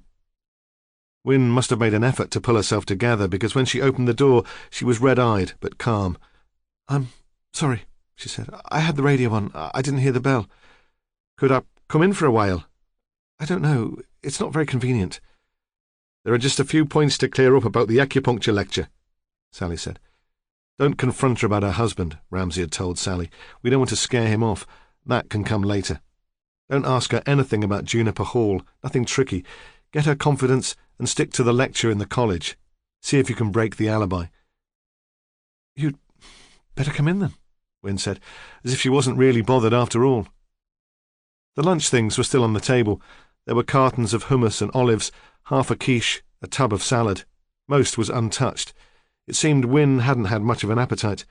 It looked as if everything had been bought specially, not the sort of snack a woman would rustle up for her and the kids. Wynne saw Sally looking at the table. "Magda was here for lunch," she said. "My mother, you know. She brought the food. The restaurant at the old chapel do a carry-out service. If you're hungry, just help yourself." Sally shook her head. She wondered what the meal had been about. Some sort of peace offering, perhaps. "Where are the boys?" she asked. "Upstairs, having a nap. I couldn't face their noise today." She had a feverish burst of activity, clearing plates, snapping lids onto plastic cartons, then stopped quite suddenly before the job was finished. Sally thought she was close to breaking point. It was just as well she thought that they hadn't sent Hunter. He'd push her right over the edge. "Are you married?" Wynne Abbott demanded. Sally shook her head. "Thinking about it," she smiled. "Would you recommend it?" "Yes," Wynne said very quickly. "Of course." She leaned forward across the table towards Sally. "I couldn't regret marrying Daniel. He's a great man, you know. He has a gift." Her eyes shone with fanaticism. "You can't expect gifted people to behave in ways we understand." She knows her husband likes chasing young girls, Sally thought, and she's going to do nothing about it. Selfish bitch. "I was very ill as a child," Wynne went on. "It took someone like Daniel to make me well again. Now he's helping other people.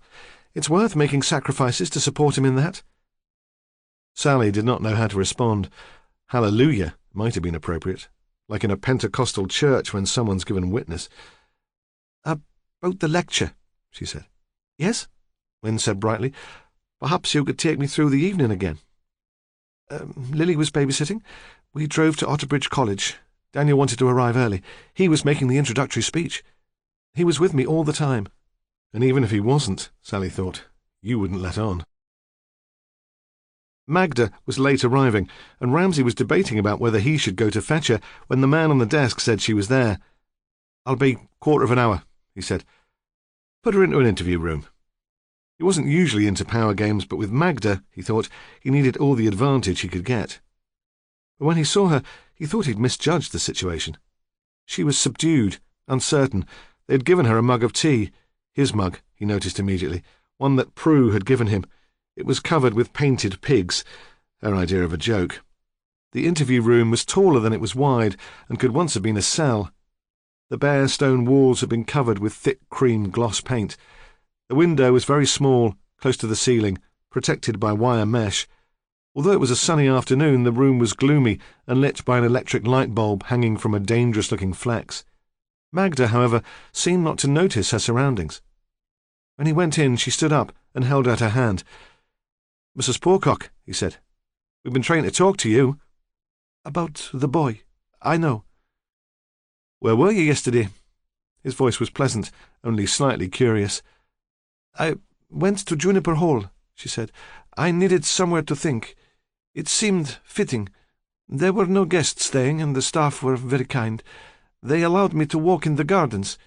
It was quite late when I got back, and then Wynne phoned me and told me about James. I think I had decided to give you this anyway, but I couldn't keep quiet after that." From her bag she took a notebook. It was A4 with hard covers, the sort which might be used in an office as a ledger. "Faye Cooper's diary," he said. "Yes. Faye's diary." She paused. "Don't expect too much, Inspector. I don't think it will solve your case for you. This hasn't been a conspiracy to protect a murderer. I really don't see that it can have anything to do with the attacks on Mr. Bowles or the McDougalls. That's what I've been telling myself, you see. That's why I didn't come forward before. Then I thought you were an intelligent man. You would use the information wisely, and that any information, even of a negative kind, would be of use to you. Was my judgment correct?" He nodded. "Was Faye Cooper murdered?" he asked. "No," she said. "Not technically.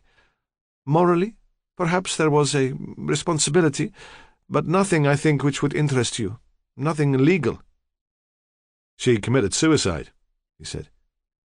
"You guessed?" She was surprised, rather impressed. "I thought it was a possibility." "She committed suicide," Magda said. "It's quite certain. She makes her intention very clear in the diary. She wanted the record set straight." "But it wasn't, was it? Not publicly, at least, because you stole the diary. Why did you do that?" She shrugged heavily, and he was reminded again that her mother had been a foreigner. "For a number of reasons," she said. "None of them were very well thought out." "To protect Daniel?" "Him? No. To protect my daughter, perhaps. She must have guessed at his proclivities, but she would not admit it even to herself. Perhaps it was my fault. I brought her up to believe that those who can heal are special. She's still infatuated with him, at least the idea of him. I went to see her at lunchtime, to show her the diary, to explain what I had to do. She wouldn't even read it. She had persuaded herself that he was just showing these young girls kindness. Perhaps when the story is out in the open, she will not find it possible to maintain this self-deception. I hope that is the case. I would like her to leave him. We could make a life for the children. She paused and looked up at him. And then, she said, I was protecting myself. I had a part in the girl's death too. Tell me what happened, Ramsay said. I'll read the diary, of course, but I'd like to hear it from your point of view. She sat back in her chair and shut her eyes. It was such a hot weekend, Inspector, and such a beautiful place. The leaves had started to change colour, but otherwise you'd think it was high summer. The tone of these weekends is usually set very quickly, depending on the people who are there, and how they respond to each other. On that occasion it was affected, too, by the weather.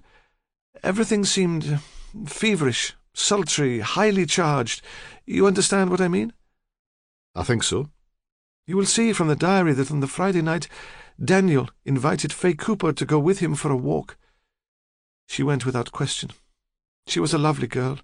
No parents to speak of, no boyfriend. If anything, Daniel was for her a father figure. I'm not sure precisely what happened on that walk. The diary is not specific. An unwanted advance, at least. A forced kiss. Perhaps something more serious. She hesitated again, sat more upright. You can see how that would have affected her, Inspector.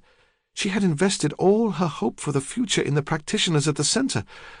We were her friends and her family. She was unbalanced anyway. You can understand why she took the option of suicide. She looked forward to a life of loneliness. But she didn't kill herself that night. No. It was the following night. The Saturday. You say that you feel responsible in part for her death. Why was that? On the Saturday afternoon I was leading a session. Voice dialogue. It's a form of therapy I've trained in. Fay Cooper was there, taking part. The others were all in pairs, so I worked with her myself. She told you what had happened? Using one of her voices. Her victim voice, yes. You were acting as facilitator. What did you say? Nothing during the session. I just asked Fay's victim voice questions so that she could more easily understand that part of herself. Afterwards, though, I don't know why. I think it was my own sense of frustration for her. I suggested that she had a responsibility to take charge of her life. Blaming others for her situation would do her no good. You blamed her for what had happened? No, she said. Of course not. I wanted to give her the strength to prevent it from happening again. But I can see that she might have taken it that way. She paused. Yes. If you look in the diary, you will see that she blames herself. She writes, Magda thinks it was all my fault. How did she seem after the session? Quiet. Listless. That's not unusual. It can be draining. She had a meal with you? Yes. I never saw her again. She wasn't at the talk after supper. She went upstairs. I presumed that she'd gone to help Wynne with the children, though later Wynne said that she hadn't seen her. She must have been in her room, writing her diary. Then, when the house was quiet, she went to the pool and drowned herself. She sat upright, very still. Did Daniel know you'd taken the diary from Fay's room? Yes, but he never read it. He did not know what it contained. Why did you keep it all this time? It would be wrong, I thought, to destroy it. She pushed the diary towards him and across the table in a gesture of relinquishing all rights to it. You see, Inspector, it's not so very exciting after all. Not so very important. There is no motive for murder here. Only the story of a sad young girl whose ideals had been shattered, and who could not face going on without them. Perhaps now you can leave Fay in peace. Her death has no relevance to your inquiries. She stood up to leave. At the door she stopped and turned back. Will you be talking to Daniel about these matters, Inspector? Oh, yes, Ramsay said. We'll have to do that. Good, she said. Good. I hope you scare him. She gave a quick smile at his surprised face and left. When she'd gone, he remained in the interview room to read Faye's diary. There'd be no peace in the incident room. Sally Wedderburn and Hunter would be back, vying for his attention. It was all as Magda had said. There was no doubt that Faye had committed suicide. There had been no trick with forgeries, no elaborate lie. The same handwriting had been used throughout. The same confused and unhappy voice described her disillusionment with Daniel Abbott, as noted her rejection by Peter Richardson. And yet, Ramsay thought, in one way Magda was wrong. Faye's death was relevant to his inquiries. He was beginning to understand the connections. He saw the case as the symmetrical patterns of a kaleidoscope, a series of mirror images like the warm-up exercises Magda Pocock got her students to perform. He was groping towards a solution. Chapter 30. They left a skeleton team in the incident room to man the phones. The rest decamped to the pub, where they persuaded the landlord to move a television into the private bar. There they gathered around to watch Ramsay appear live on the local news. The press conference was taking place in the entrance hall of the old police station. It was packed with journalists from all the local papers and some of the nationals, besides TV and radio. Usually, Ramsay avoided that sort of publicity, but today he had volunteered. Sniggering, the team in the pub watched him begin his spiel. He said he needed specific information. The McDougalls lived in Ferndale Avenue in Otterbridge. Did anyone see an unfamiliar car parked in that street between 8:30 and 10 p.m. on Monday, May the 10th? He was interested, too, in Ferndale Avenue on a more recent date, the previous afternoon. Perhaps the same vehicle had been seen. Did anyone notice the driver of these cars, or see anyone behaving at all unusually in the vicinity of number 32? The detectives in the pub waited for him to ask for information about vehicles seen near Laverock Farm, but Ernie Bowles was not mentioned at all. Ramsay continued, "We're planning a reconstruction of James's walk from the high school to his home, and then on to the cemetery tomorrow. Officers will be in position all along the route to jog memories and ask questions. I'm sure you'll be cooperative. In the meantime, will any member of the public who feels they can help call the Mittingford incident room?" There was a shouted question from a crumpled, middle-aged man at the back of the room. "I can take it, Inspector, that you're looking for one culprit for all 3 murders." "I'm not prepared to rule anything out at this stage." A young reporter from Radio Newcastle, with hair cropped so short that she looked like a baby seal, raised her hand, thrust a microphone towards him. "Yes," Ramsay said. "I understand that you've been investigating another death connected with Mittingford Alternative Therapy Centre," she said in a clear voice. "Can you confirm that?" Ramsay was obviously thrown for a moment. "We have been following many lines of inquiry," he said non-committally. "So far, none of the leads have been particularly encouraging." "Is it true that the person in question was a young girl called Faye Cooper, who drowned last year at a hotel in Cumbria? The inquest verdict was accidental death, but you believe there may have been foul play." The room was hushed, waiting for his reply. "I'm sorry," he said. "I'm not prepared to answer that question." "Why didn't he just deny it?" Hunter shouted to the assembled gathering in the pub. "I said all along someone was trying to piss us about. We now know that the poor kid killed herself." He fancied himself on the television. His mam would love it. She'd get all the neighbours in to watch. In the police station, the cameras were switched off, and the reporters began to gather up their equipment. Ramsay approached the young woman from Radio Newcastle who was checking her tape. "Where did you get that information about Faye Cooper?" he asked. "From her mother?" "No," the reporter said. "At least, I don't think so." She looked up sharply, smelling a story. "Why? Is it important?" "It could be." "There was a phone call to the newsroom this morning. Anonymous. No proof, of course, but I thought I'd just give it a whirl, see what response I got." "Was the caller male or female?" "I don't know," she said. "I didn't take it myself. I can probably find out for you if you like. Give you a ring here later this evening." "Please," he said. "Then there's no truth in the story, you know. It's not worth following up." "Why didn't you say that on air?" Ramsay didn't reply. He was not quite sure himself. When the team trooped back to the incident room, the phones were already starting to ring. Ramsay stood by his desk, accepting the cheers and the backhanded compliments. "You didn't do bad, sir. even if you're not the prettiest thing that's been on the telly this week. At least you didn't fall off the platform like that DCI at the press call in Newcastle." "Well, Gordon," he asked as Hunter came in, "what did you think?" "I was wondering why you didn't scotch the story that Faye Cooper was murdered." It was Hunter in his most truculent mood, graceless and offensive. "I think," Ramsay said, "I wanted to keep the murderer guessing." Hunter was not going to give his boss the satisfaction of asking what that meant. He mooched on towards his desk. The inspector called him back.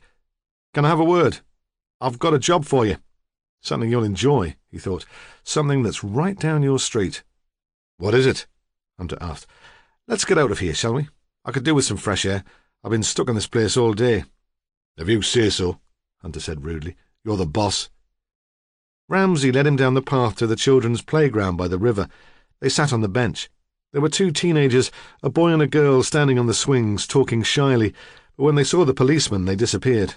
"Perhaps they recognised you from the telly, sir," Hunter said snidely. "You must be famous." Ramsay said nothing, though of course all the town knew who they were by now. They didn't need the television for that. "What do you want me to do, like?"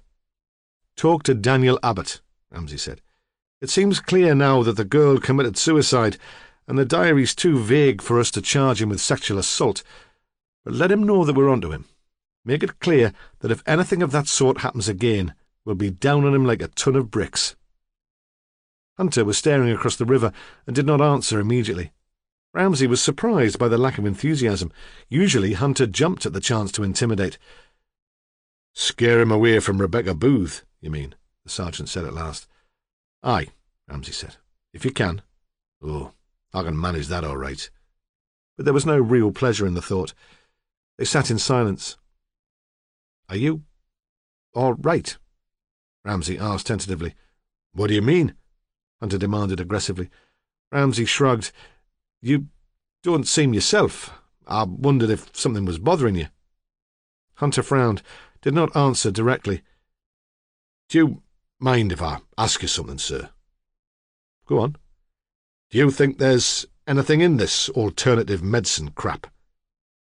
Ramsay was amused, but knew better than to show it. "I'm not sure.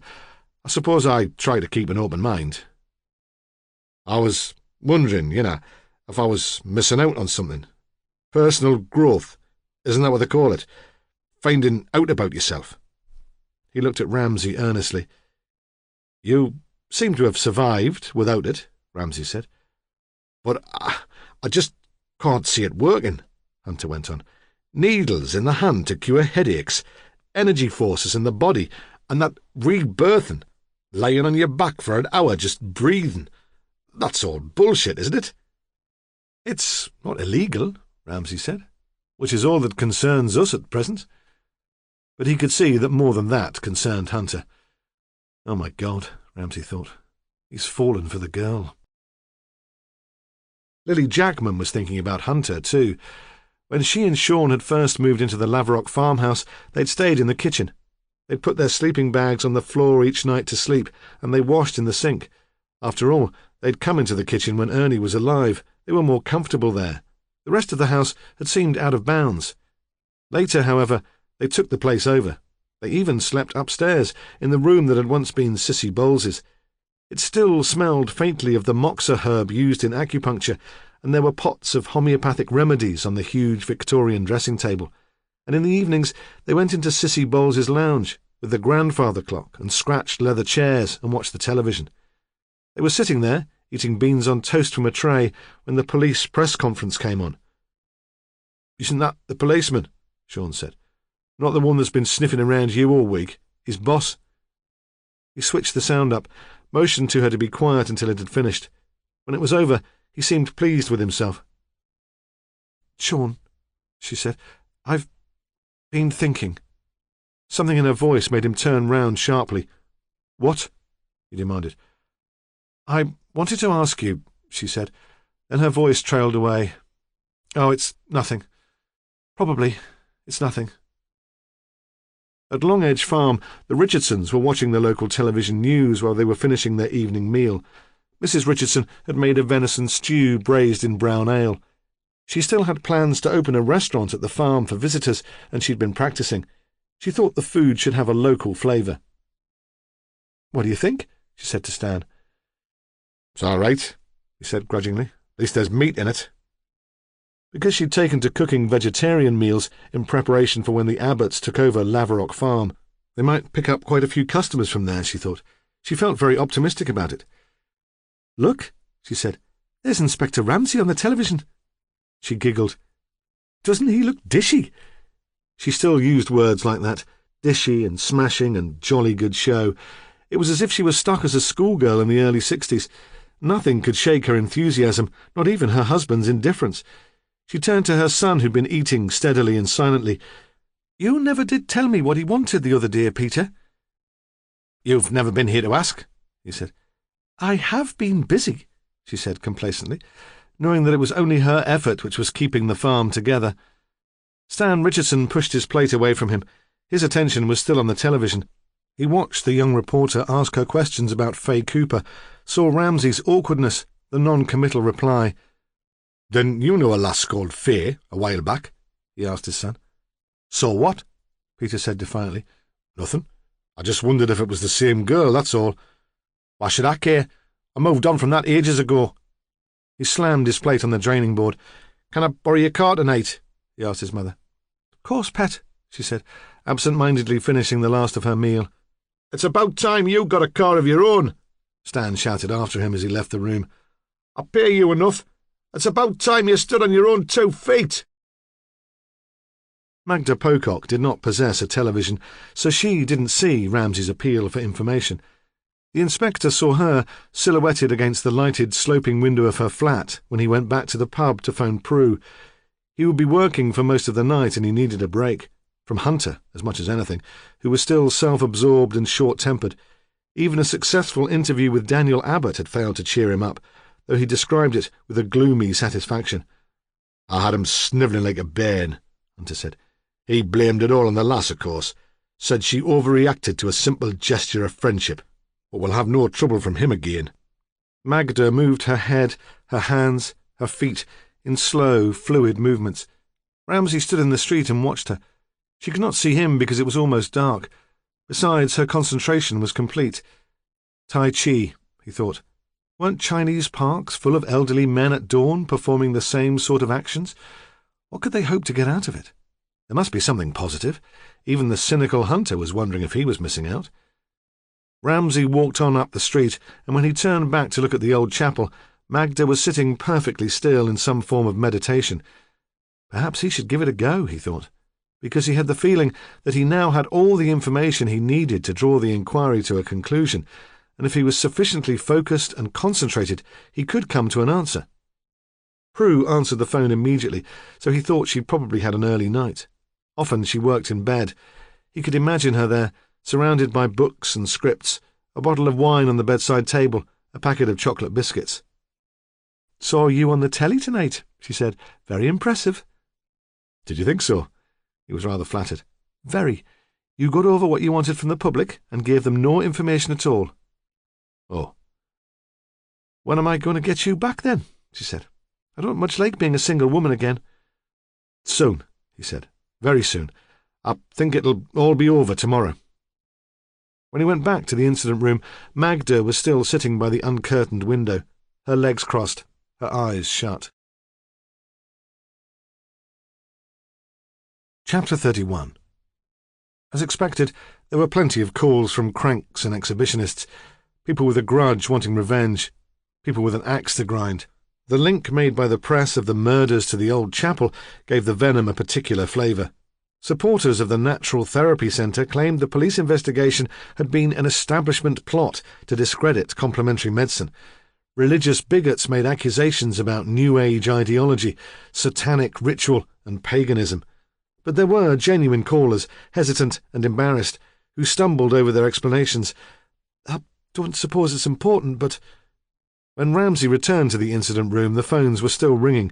There had been a quiet period after 8 o'clock, but the appeal for information had been broadcast again at 9:30, and there was renewed activity. Rob Newell was sitting at the desk nearest the door. He looked quite incongruous, dressed in a young conservative's idea of casual clothes, twill trousers, a shirt in Boy Scout khaki, and a tweedy tie. "Well," Ramsay said, "any pattern emerging?"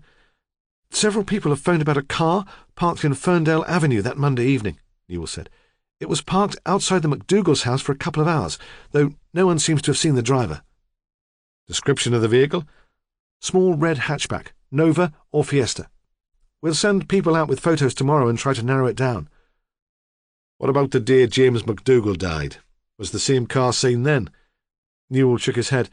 "We've had a disappointing response on that," he said, "though a neighbour confirms that Mrs. Abbott was there. Saw her from an upstairs window. Apparently there were residents at home, but none of them had any reason to go out into the street. It was early afternoon. Kids were still at school. The people who did venture out only got as far as their back gardens to sit in the sun." Ramsay allowed his impatience to show. He raised his voice so the whole room could hear. He wanted them to know how important it was. "Are you telling me that Ferndale Avenue was empty all afternoon?" he demanded. "Because I don't believe you. What about tradesmen? What about bin men, window cleaners? Find out what time the post box in Ferndale Avenue is emptied and talk to the postman. Find out if any charity envelopes or advertising junk was delivered in the area that afternoon. Do any of the elderly residents have home helps? You get the idea. Use a bit of nous and imagination." The impatience was real. He knew what he was looking for. He knew who'd committed the murders and how it was done. He only had to prove it. Newell was impressed by the list of instructions, almost happy. He was always more comfortable obeying orders than working under his own initiative. "Right," he said. "I'll start checking at once." "Sir," Sal Wedderburn called from the other side of the room, her hand over the telephone receiver. "Another witness has called about the red car parked in Ferndale Avenue on Monday the 10th. He's convinced it was a Fiesta. M-Reg. Do you want to talk to him?" The caller was a computer freak with his own consultancy business. He'd just landed a contract with a chain of travel agents, and, he told Ramsay, he was feeling pretty good that night driving home. That's why he remembered the date so well. The next morning there'd been police all over the place, though no one had asked him any questions. He'd left before the house-to-house inquiry started. He was never there, really. He worked all the hours God sent. "Why did you notice the red car?" Ramsay asked. "'Cause I'd never seen it before. That time it's mostly neighbours' vehicles on the street. What makes you so sure it was a Fiesta?" "I was thinking of getting one for the wife. She's always nagging about a car of her own. It's her 40th birthday next month. I checked it out, thought it was a smart little motor." By the time he'd replaced the receiver, Ramsay remembered where he'd recently seen a new Fiesta. He called to Hunter. "Come on," he said. "We're going visiting." "Where are we going, then?" Hunter asked when they were outside. He looked at his watch. It was only 10 o'clock, but the town was deserted. Like a bloody morgue, he thought. He'd treat himself to a Friday night in town when this was all over, in one of the pubs where the barmaids went topless. That was probably all he needed to sort himself out. A few beers and a bit of smut. "Long Edge Farm," Ramsay said. "Mrs. Richardson drives a car that matches the one in Ferndale Avenue." "You don't have her down as the murderer," Hunter said. "I can't see it myself. Not that I've met the woman, like. And wasn't it a bit daft to park right outside the victim's house for all those hours? You'd think she'd have moved it up the street a couple of 100 yards. Unless it wasn't premeditated, of course. But she was hardly just there for a chat." Ramsay cut through the rambling. "The lad, Peter, drives his mother's car," he said, "and he is a bit daft. But let's see what he has to say for himself." There was no Fiesta standing outside the farmhouse. A full moon had come up over the hills, and they could see quite clearly. The living-room curtains were drawn, and there was the sound of the television, rather loud, a burst of canned laughter. Ramsay led Hunter round to the back door. Through the uncurtained kitchen window they saw Mrs. Richardson. She was dressed in a fluffy pink dressing gown, and her hair was wrapped up in a towel. She was sitting at the table, obviously working on the farm's accounts. There was a calculator on the table beside her, and she pressed at the buttons quickly and efficiently. She was wearing pink-rimmed spectacles. Ramsay watched her through the window when Hunter knocked at the door. She remained seated, and still concentrating on the figures in front of her, called, "Come in." She sounded a little surprised to be disturbed so late at night, but not anxious. Perhaps she was used to the guests from the cottages turning up at all hours, but Ramsay thought there was more to her calm response than that. Owning land gave people confidence. It wouldn't have occurred to her to be frightened. He pushed open the door and walked in ahead of Hunter. "Inspector?" she said, and frowned. "What is it? It's not Peter, is it? There's not been an accident?" Still she remained quite composed. "No," he he said. "Nothing like that." "Can't it wait until the morning, Inspector? It's been a very long day." "I'm afraid not." You'd better sit down, then." She set the papers with their rows of figures aside and suddenly became more of her old self. "Would you like a drink? Tea? Coffee? Or could I tempt you to a whisky?" He shook his head. "Did you know Val McDougall?" he asked. "The teacher who was killed in Otterbridge? No, I don't think so." "She was about your age," Ramsay persisted. "Perhaps you met her before you married. Her maiden name was Brown. Or perhaps you came across her at Otterbridge College where she worked. They run courses for people setting up in the holiday business. I've checked." "I haven't been on any courses, Inspector," she said good-naturedly. "I never found the time. I've had to pick it all up as I went along." "Can you explain what your car was doing outside Mrs. McDougall's house, then, on the day she died?" It was Hunter, blunt and impersonal. She looked at him in surprise. People she invited into her kitchen didn't usually speak to her like that. "Of course not," she said, "because it wasn't." "Where is your car tonight?" Ramsay asked politely. "Peter asked to borrow it." There was a pause, while the implication of the words sunk in. "Did he borrow it on the night of Monday, May the 10th? "I'm not sure," she said uncertainly. "That's more than a week ago, isn't it? I'd have to check my diary, see what I was doing that night." "Perhaps you would do that for us, Mrs. Richardson." "Yes," she said, "of course." She was fumbling in her handbag for the diary when they heard a car come too fast down the drive, the squeal of brakes, the crunch of gravel. "I'd not let that lad drive any car of mine," Hunter muttered. "Oh, there's Peter," she said gratefully. "You'll be able to ask him yourself." The door opened, and Peter stood blinking and a little unsteady just inside the room. Ramsay thought it unlikely that he would pass a breath test, but that was hardly his concern now. "Peter," he said, "I'd like to talk to you." "Well, I don't want to talk to you." The boy was full of beer and mock bravado. "I'm off to my bed." He swayed slightly forward. "Unless you were planning on arresting me." His mother gave a nervous little giggle. "I'll do that too, if I think it's necessary," Ramsay said calmly. "Sit down." Peter sat. "Did you know James McDougall?" Ramsay asked. "He was Faye's boyfriend before you." "No." Peter was dismissive. "She told me about him. He was only a kid, wasn't he?" "And Mrs. McDougall? She taught at Otterbridge College." He shook his head, yawned in a parody of disinterest. "Do you often borrow your mother's car?" "Yeah," he said. "She doesn't mind." "Did you borrow it on the evening of May the 10th? "I don't know. I might have done. Why?"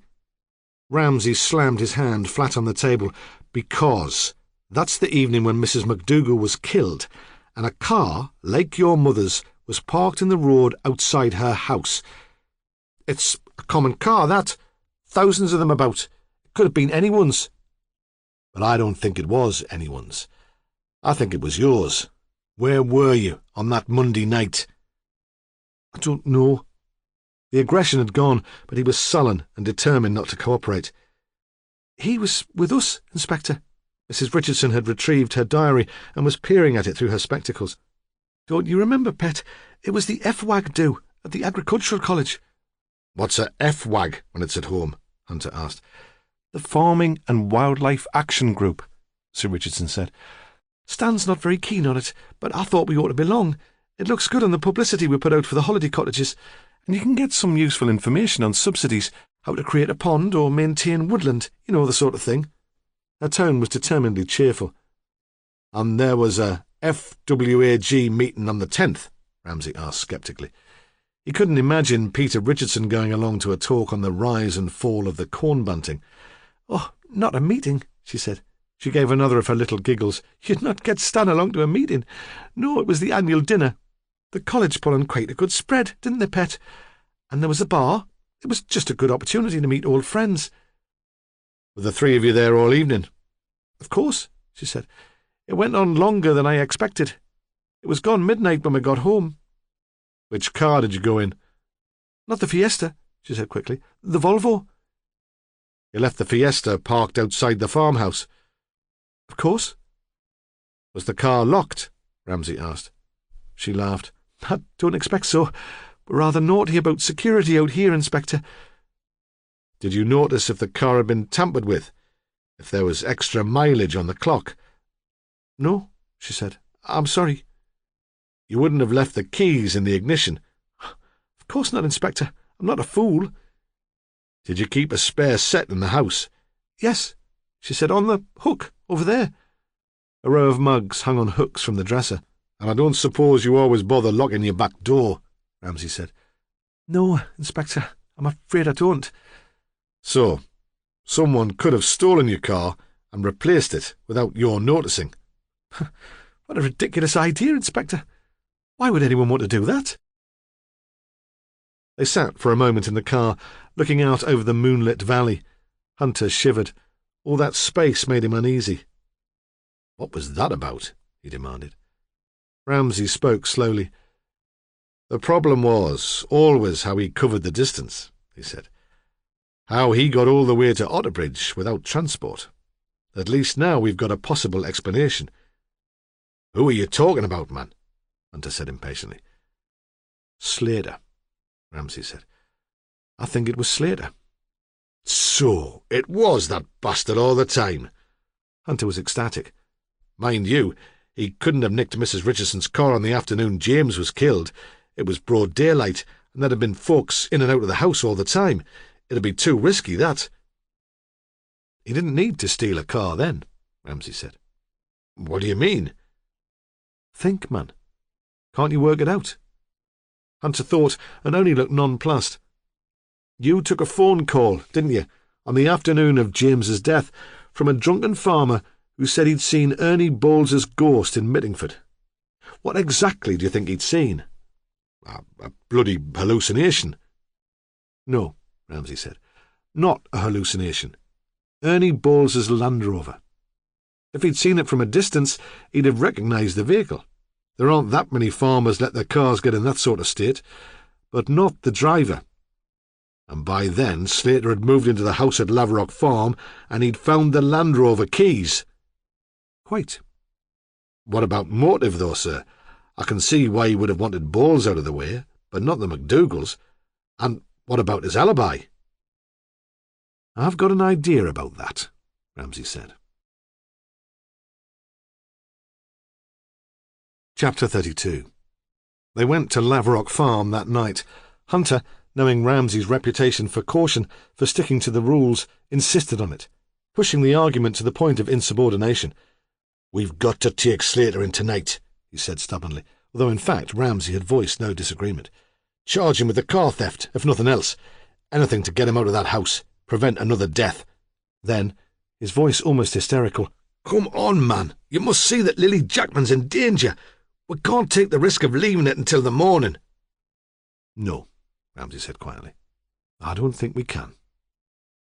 It was almost midnight when they got to Laverock Farm, and there were no lights on. Washing still hung from the line in the orchard, and a white sheet billowed in a sudden breeze like a sail in the moonlight. They parked in the farmyard and waited. There was a sudden noise in an upstairs room. Slater pushed open the sash window, and the sound of the creaking wood running up the cords was shocking in the still air. "Who is it?"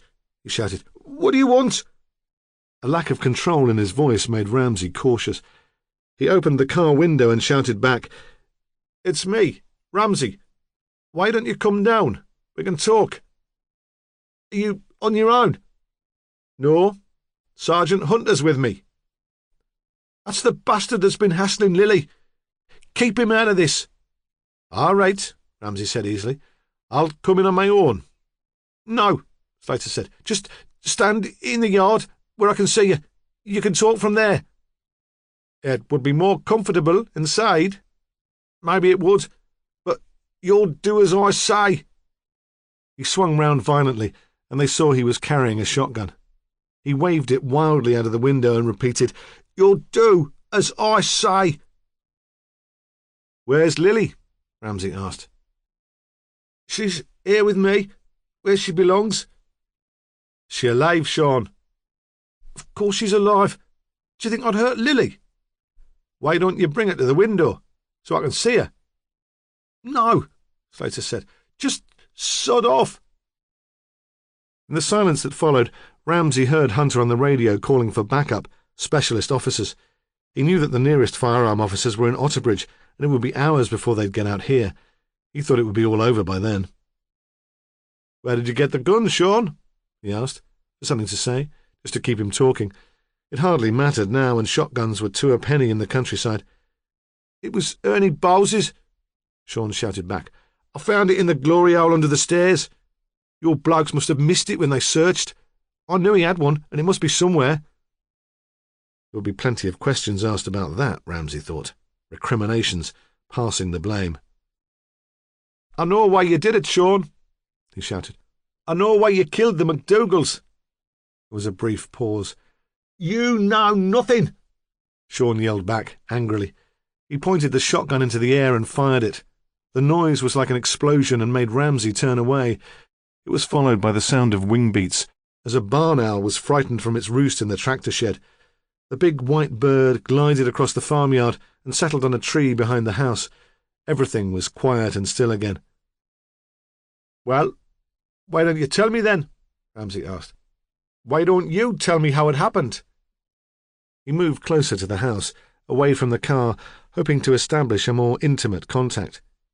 He stood under Slater's window and spoke in a lower, conversational voice. He'd gone once to a seminar on hostage situations, but he could remember nothing now of what he'd been taught. He didn't even know if this was a hostage situation. From where he was standing, he could not see inside the room. "Well, Sean, why don't we hear your side of the story?" "You wouldn't understand," Sean screamed. "You wouldn't bloody understand." "A mate," Ramsay said. "If you explained. Just put the gun down and tell me." He might have been speaking to a child throwing a temper tantrum. "They didn't think I was good enough for her." Sean turned his head so the light caught his face. Ramsay saw that he was crying. His voice became broken by sobs. "It's because I wasn't taken in by them, by their talk, because I wouldn't go to their bloody groups. Inner knowledge and inner healing. What does that mean anyway? I didn't need all that. I always knew what I felt. I bloody showed them." "But that wasn't why you killed them, Sean, was it?" Ramsay's voice was quiet, considered, interested. "I did it for her!" The words came out as a bellow and reverberated around the valley, sending the monkey-faced owl into the air once more. Hunter watched Ramsay move away from the car. When he was sure the inspector held the boy's full attention, he opened the passenger door slowly, then waited. There was no response from Slater. The car was parked sideways onto the house, and the passenger door was out of his line of view. Hunter rolled out of the car and into the shadow of the tractor shed. He lay still, breathing heavily. In the distance, he heard the conversation between Ramsay and Slater continuing. There was a smell of grain and old sacking. The floor was covered with dried hen droppings.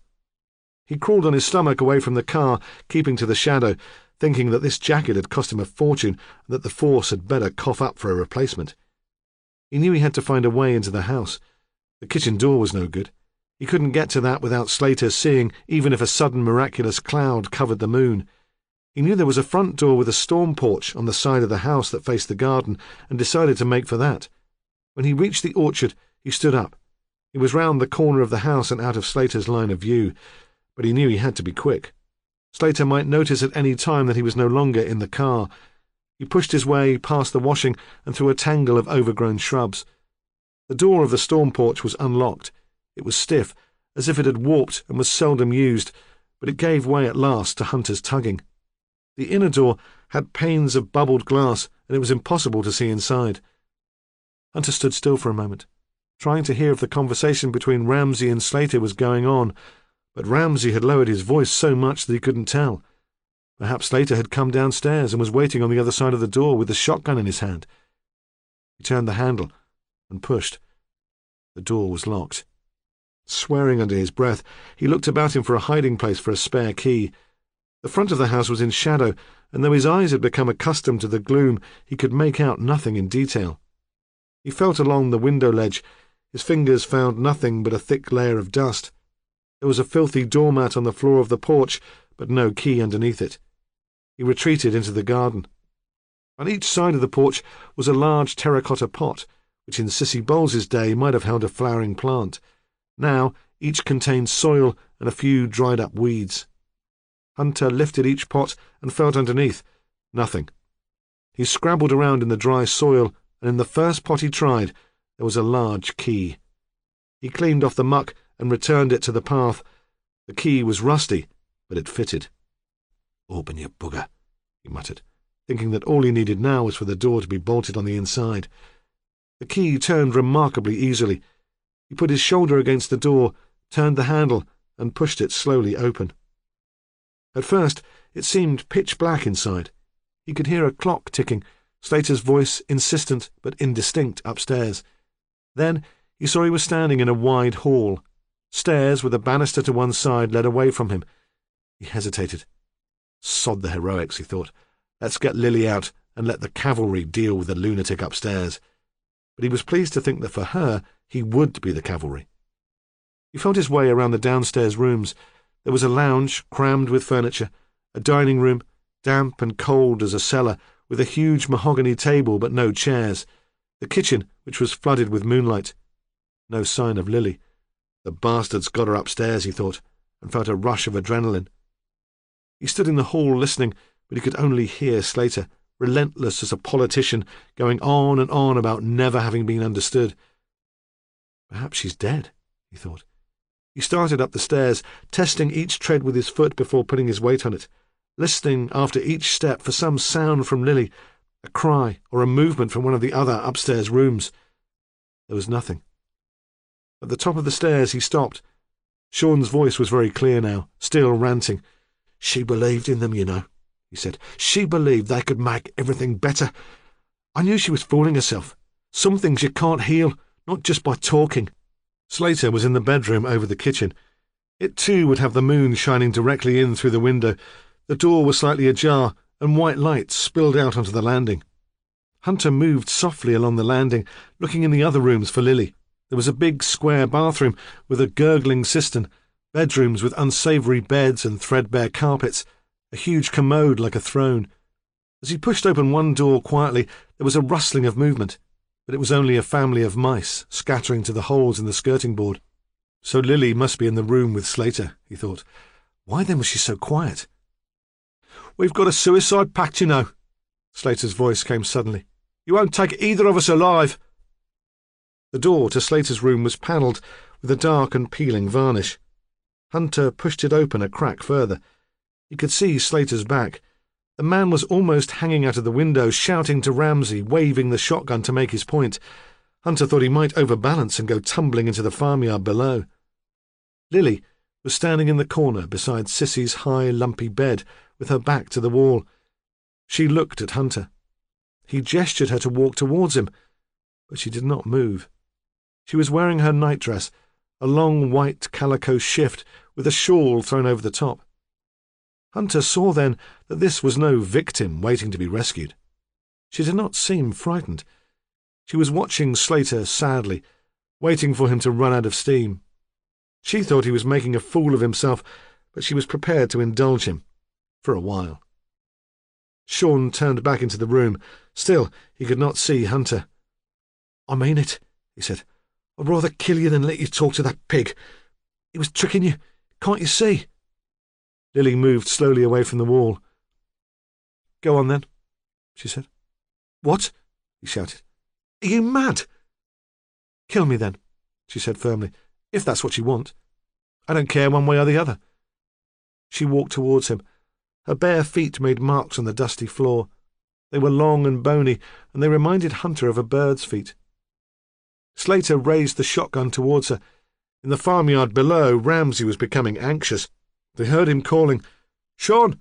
What's going on, Sean? Why don't you come back and talk to me?" Frustrated and helpless, Hunter stood very still. He knew that any movement might panic Slater into firing. Lily walked right up to him, so the barrel of the shotgun touched her chest. "Love," he said, "I only did it for you." "I know," she said. "I know." "I thought you'd realised," he said. She lifted the barrel of the shotgun so it pointed towards the ceiling. Then she took it from his hands, cradling it carefully in her arms like a baby. "I thought you'd be pleased," he said. She turned and threw the gun onto the bed. "Come on," she said. "Come on." She hugged him to her, so his head was on her shoulder, and looked over him at Hunter, who came into the room and emptied the gun. They did not move, even when Hunter went over to the window and shouted out to Ramsay, "It's all right, boss. It's all over." Later, back at the police station, Ramsay asked, "How did you manage that, then? The Indiana Jones trick? Disarming your man with a single blow?" Hunter paused. For a moment there was a temptation to lie. It would have been a much better story if he'd been more than an onlooker. He still felt cheated that there'd been no chance for action after all that build-up. "It wasn't me," he said. "It was Lily. She persuaded him to give himself up." "Ah, yes," Ramsay said. "Lily Jackman." Chapter 33. It was almost dawn when they sat round in the incident room, listening to Ramsay tell the story. Bleary-eyed and crumpled, they were too tired to interrupt, and they were surprised that he found the energy to keep going. He wanted to explain it, he said, though they thought that motive wasn't really important, not now that the case was over. They should be celebrating. "It was quite simple," Ramsay said. "Obvious, really, once you realised that the story about Faye Cooper was just a distraction. Slater sent the anonymous letter to confuse us, and because he's always resented the Abbotts and the time Lily spent with him. He moved James McDougall's body for the same reason, to make us think that the murder had something to do with Faye." His voice dropped so they could hardly hear. "And I suppose they did have a lot to do with the girl in a way." He paused and took a breath, not to make a drama out of it, because by now they all knew at least the basics of what had happened, but because he wanted the facts straight in his mind before he started. "Lily Jackman killed Ernie Bowles on that Saturday night," he said. "She was on her own in the caravan after she'd finished work. Slater, as we know, had wandered off and bumped into his hippie friends.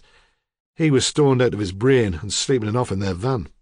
Perhaps that explains some of his feelings of guilt, something of what happened later. Lily wanted to make tea, but there was no water in the caravan. She took the plastic container to the farmyard to fill it up from the outside tap, just as Ernie Bowles arrived back at Laverock Farm from Otterbridge. We know what state of mind he was in. He'd arranged to meet a woman through a dating agency, and Jane Simmons wasn't at all the sort of person he'd planned. He'd expected sex, and that obviously wasn't going to happen. And then she'd had the nerve to leave him in the restaurant when they were still halfway through the meal. Ernie was disappointed, angry, frustrated. He wanted to lash out at someone. We know he'd had a fair lot to drink. We know, too, that he'd been sniffing round Lily Jackman for a long while. So, when he saw her, in the light of the headlamps, probably not wearing a great deal, bending over the tap in the yard, he thought Christmas had come early. Perhaps he didn't intend more than a bit of a grope. He put his arm round her, tried to give her a kiss, hoping to rescue something from the evening. She pushed him away, and that's when he really did get mad. He'd been rejected once that evening, and it wasn't going to happen again. He pulled her, struggling, into the kitchen. It was quite clear to Lily that he intended to rape her. But he was drunk, unsteady and unfit. She was taller than him, strong enough to lift the sacks of flour and grain in the health food shop, and she was desperate. She got her hands around his throat and she strangled him. He paused again and looked round at them. They idled across their desks, heads in their hands, but he had their full attention. "You see why I say there are similarities with the Faye Cooper case. Daniel Abbott attempted an assault on Faye, but she didn't fight back. She'd been told by Magda Pocock that she had to take responsibility for whatever happened to her, so she blamed herself. Lily Jackman did fight back and committed murder." "That wasn't murder," Sally Wedderburn said. "Not the way you've described it. That was self-defence." "Why didn't she call us in then?" Rob Newell asked. "If she'd called us at the time, explained, the most serious likely charge would have been manslaughter." "She panicked," Ramsay said. "You must remember that she'd had dealings with the police before, and she hadn't found them particularly sympathetic. She believed the New Age travellers' mythology. She thought we were all corrupt and brutal, that we wouldn't take her story seriously. It's not really surprising that she went back to the caravan and tried to pretend that it had never happened. Later, she came to discover that one or two of us are human, after all.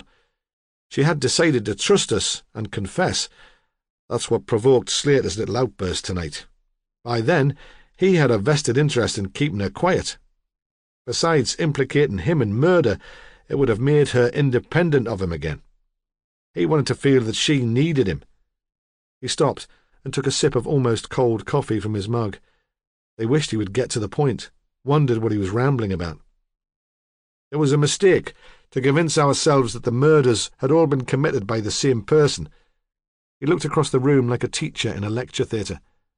I'm sure you've all worked out why Slater killed the McDougalls. There was no response. They were too tired to play his games. What did Lily do on the Sunday? He demanded. Come on, think. She had lunch with the Abbotts, Sally Wedderburn said, and then she went to Magda Pocock's Insight Group, where she worked in a pair with Val McDougal, Ramsay said. And that's another parallel with the Faye Cooper investigation. Faye went to a voice dialogue session at Juniper Hall. She found it impossible to hide her anxieties and guilt from Magda, who was working as her therapist. Lily had spent all Saturday night alone in the caravan, worrying about what she'd done. I don't think she'd even confided in Sean Slater at that point. In the emotional atmosphere of Magda's group, I think she'd have found it impossible to keep it to herself. Perhaps using one of the other voices, through voice dialogue, she told Val exactly what had happened. Why didn't Mrs. McDougal tell the police then? Hunter said. Someone tells you they've committed murder, you get in touch with the police. She might have been into all that New Age crap, but she was a teacher, a respectable woman.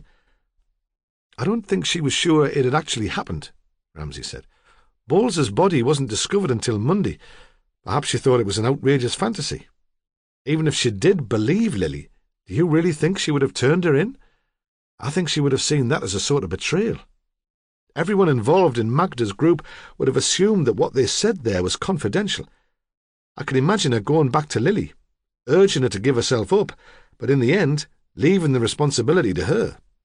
Of course, she never did contact Lily again because on Monday night, just as news of Bowles's death was coming out, Slater killed her. Outside, the sky was getting lighter, and there was a burst of birdsong. Hunter sat on his usual perch on the windowsill and looked out over the playground. Ramsay continued. Lily confided in Slater on Sunday afternoon, as they walked home from the group. He went to meet her. She told him that she'd strangled Ernie Bowles, and that Mrs. McDougal knew the whole story.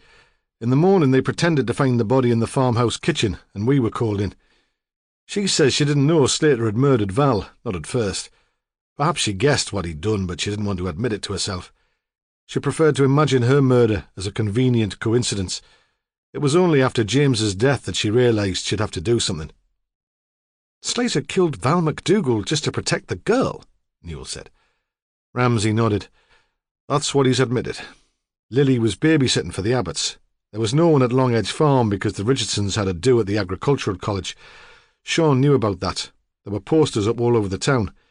Anyway, he was prepared to take a chance. We know that he's got a record for car theft, and there would have been other vehicles left outside the holiday cottages. He drove the Fiesta into Otterbridge and parked it in front of the McDougal's house. He wasn't concerned about anyone seeing the car. He didn't think it would be possible to trace it back to him. I'm not sure what he would have done if the family had been there. He would probably just have driven away. But the house was empty, so he waited. He went into the garden and found the nylon rope. When Val McDougal came back to her house, he was ready for her. He'd parked the Fiesta at Long Edge Farm and had walked to the caravan before Lily was home from babysitting. I think if she'd ever asked him if he'd murdered Val, he'd have told her, but she didn't ask. Later, he typed the anonymous letter which sent us chasing after the story of Faye Cooper. He'd heard all about Faye, of course, from Lily. The letter was franked to Newcastle because he gave it to a feed rep to post. That was just a coincidence. I don't understand why he didn't just leave it at that, Newell said. Why did he go after the boy? James didn't know that Lily had killed Bowles. But Slater couldn't be sure of that, could he? There was always a risk that Val had passed on Lily's story. They were close, after all. Everyone said that. More like friends than mother and son. And then he knew that Wyn Abbott planned to visit the boy. It would be an opportunity for James to pass on his suspicions, hints perhaps that Val had given. Sean convinced himself that Lily was in danger again. He was quite unbalanced, of course, more infatuated every day. It was as if he wanted to prove to Lily just how devoted he was. This time, he didn't bother to steal a car. He took the Land Rover instead. He was quite reckless and drove down Mittingford High Street, giving our inebriated farmer a shock on the way. Do we know yet where he parked in Otterbridge? Yes, sir. It was Newell, full of himself. He'd carried out the boss's instructions and got a result. What does he want? Hunter thought. A pat on the head. An old chap who works part-time as a gardener saw the Land Rover. It was in a little cul-de-sac, just round the corner from the McDougalls. Sean followed James for most of the way by foot, Ramsay said, until he realised where he was heading, and he came back for the Land Rover. When he got to the cemetery, it was empty, except for James, sitting on a bench, dozing. It couldn't have been easier for him. Ramsay's voice trailed off. For the first time that evening, he too was feeling tired. They looked at him, wondering if he'd finished, hoping they could go to their beds, but he continued, When I went to see him later that night, he was working in the garden at Laverock Farm.